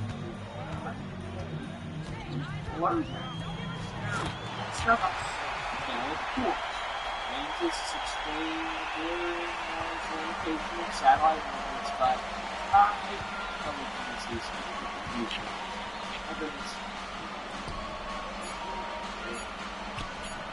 How worth is it really Hindu, Buddhist, Gartha, human cultures for a very long time had Antarctica, with its unexplored depths, violent ice, provides the perfect means for this hidden world. So the Nazis went to Antarctica, Operation Tiger really happened. Satellite imagery shows missing data on the visual parts of Antarctica. There is things that by particles not understanding them in terms of hearing radio waves. Ding, ding, ding, ding, ding. Lots of weird stuff. There's also the ice walking, which I think is very good. That is like, there's some, I could probably, I don't know.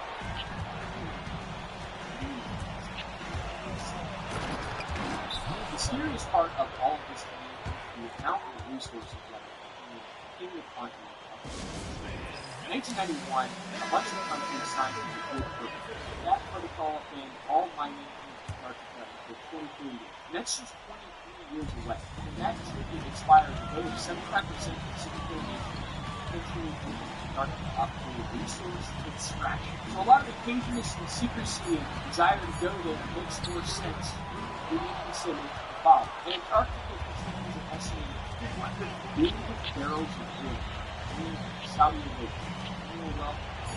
Gold, platinum, rare earth elements, lithium, alien bacteria that can turn iron into sulfur and iron oxide, plus oil reserves there work our existing deposits here. Antarctica holds 70% of the world's fresh water locked in. It's an unbelievably valuable source of resource. It's potentially priceless. So there's the preventatory measure of the Madrid Protocol, and on top of that, current extraction costs make it economically unviable to utilize Antarctica for resource. Why is there a massive military crisis? Why are there nations positioning themselves for 2048 to get resources for army exist? Why do people care so much about Antarctica, aside from it being a desolate place?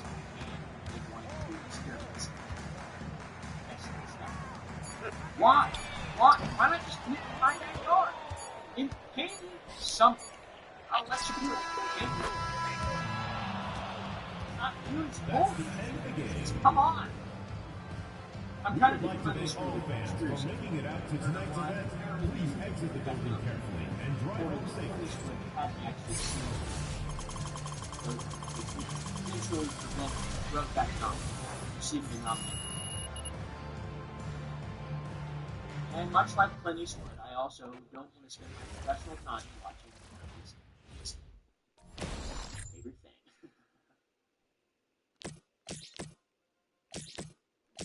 By the way, it is possible to go to Antarctica if you want to. If you're not a military guy or a researcher of some kind, you can go as a tourist. There are ways to get there. You're looking at tens of thousands of dollars minimum, but the cost to get in isn't the real barrier. It's the actual permits to get in. Every commercial operator must work through IAATO, the International Association of Antarctica Tour Operators. And through that, only 100 people are allowed ashore at any time from cruise ships. And every landing site must be pre-approved and every activity must be monitored. So you're allowed to explore Antarctica about as much as you're allowed to explore something like that. You're taking a carefully choreographed tour of exactly what you are allowed to see. Now, you can charter your own expedition with permits from your home country, environmental impact assessments, proof of insurance that most companies will provide, and search and rescue guarantees that are unbelievably expensive. Antarctica is a system that is designed to keep average people out. It seems for reasons that are suspicious and confusing. Not exactly environmental.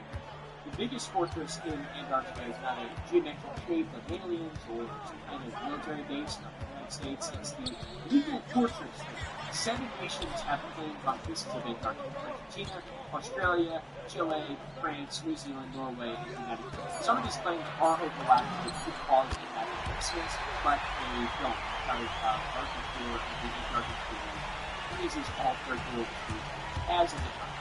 Notice that I didn't mention America had a claim, or Nazi Germany had a claim, or the Russians, even though they're all the, well, the Nazis aren't, they're gone. It's because nobody can officially own Antarctica. There are 7 nations who claim it first, who kind of get to act like they do own it when it comes to controlling their sectors. It's a legal maze. It's very confusing. So let's say you want to investigate something in the British Antarctica.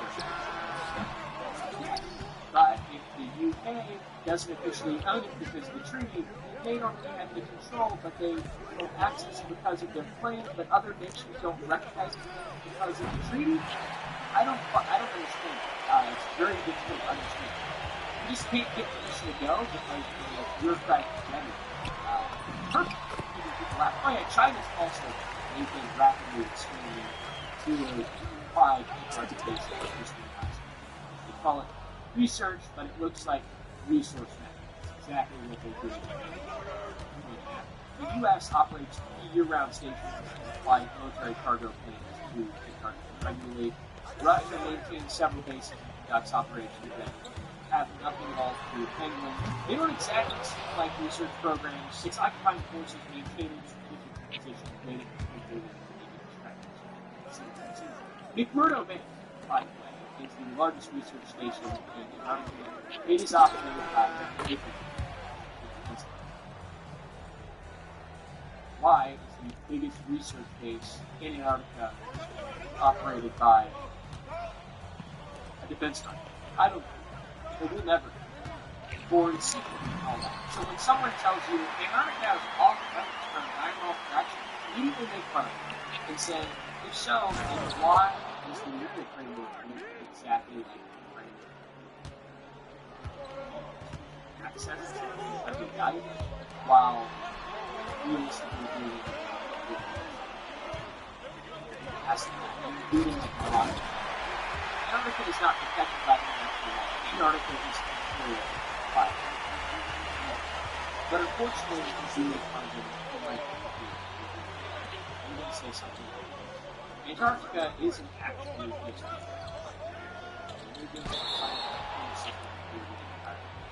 Antarctica contains, like the guy in the video earlier mentioned, 70% of the world's freshwater lies.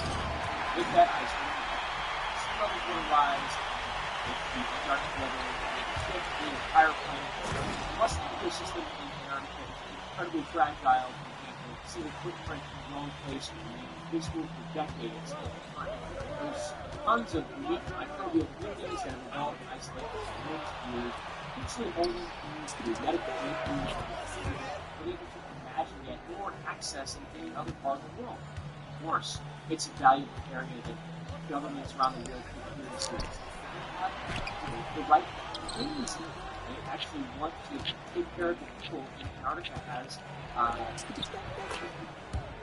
some breakthrough. You might say that too. Oh, hit him with one of those. And you go like this.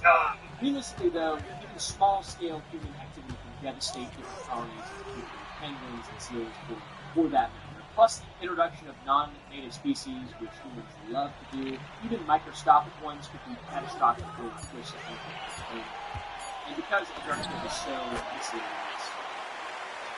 that is very limited. Taking into consideration that Antarctica is arguably the most hostile environment for human survival, I don't even know about arguably. I think it is.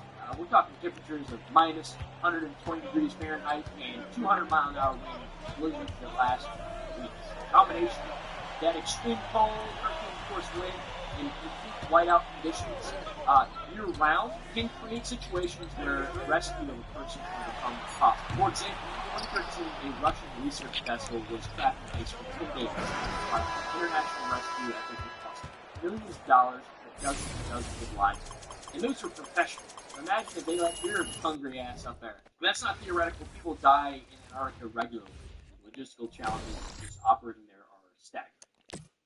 So, there's plenty of realistic reasons aside from all the fun. So anyways, think what you will about Antarctica. There is definitely valid reasons to not go there. And there are some more suspicious reasons in mythology and lore that surrounds it that's very interesting. And it is inarguable that Antarctica is incredibly valuable. And the continent contains billions of barrels of oil, mineral deposits, and 70% of the world's fresh water. All incredibly important things. And important things make governments lie and do weird shit. So anyways, see you guys in the next video. Go to sour.gg, buy some candy, our brand new Rocket Pop flavor with Tropical Storm, which is our most sour flavor ever. It's now available with 2 other flavors of Little Guys. Go to sour.gg, buy today, and go to the Gump Club to watch this video. Feeling sins. You used to know us as Christian Hansen and Novozires. Now we are Novonessis. Novonessis means a new beginning, and we are here to better our world with biology. Across more than 30 different industries, our biosolutions are used by more than 1 billion people every day. At Novonessis, we know there is a biosolution for almost everything. Welcome to New York. We're all just here trying to make it. Let's be real, honey. Not everybody made it. Cryptocurrency is my CBI work. I want a clothing line. In the style, I have no words. I have a lot of goals. Don't tell her if you're my dad. Tell her that you're an investor. I'm opening a new club in New York City. Who's financially backing this? I manifested a rich boyfriend. That's really adult.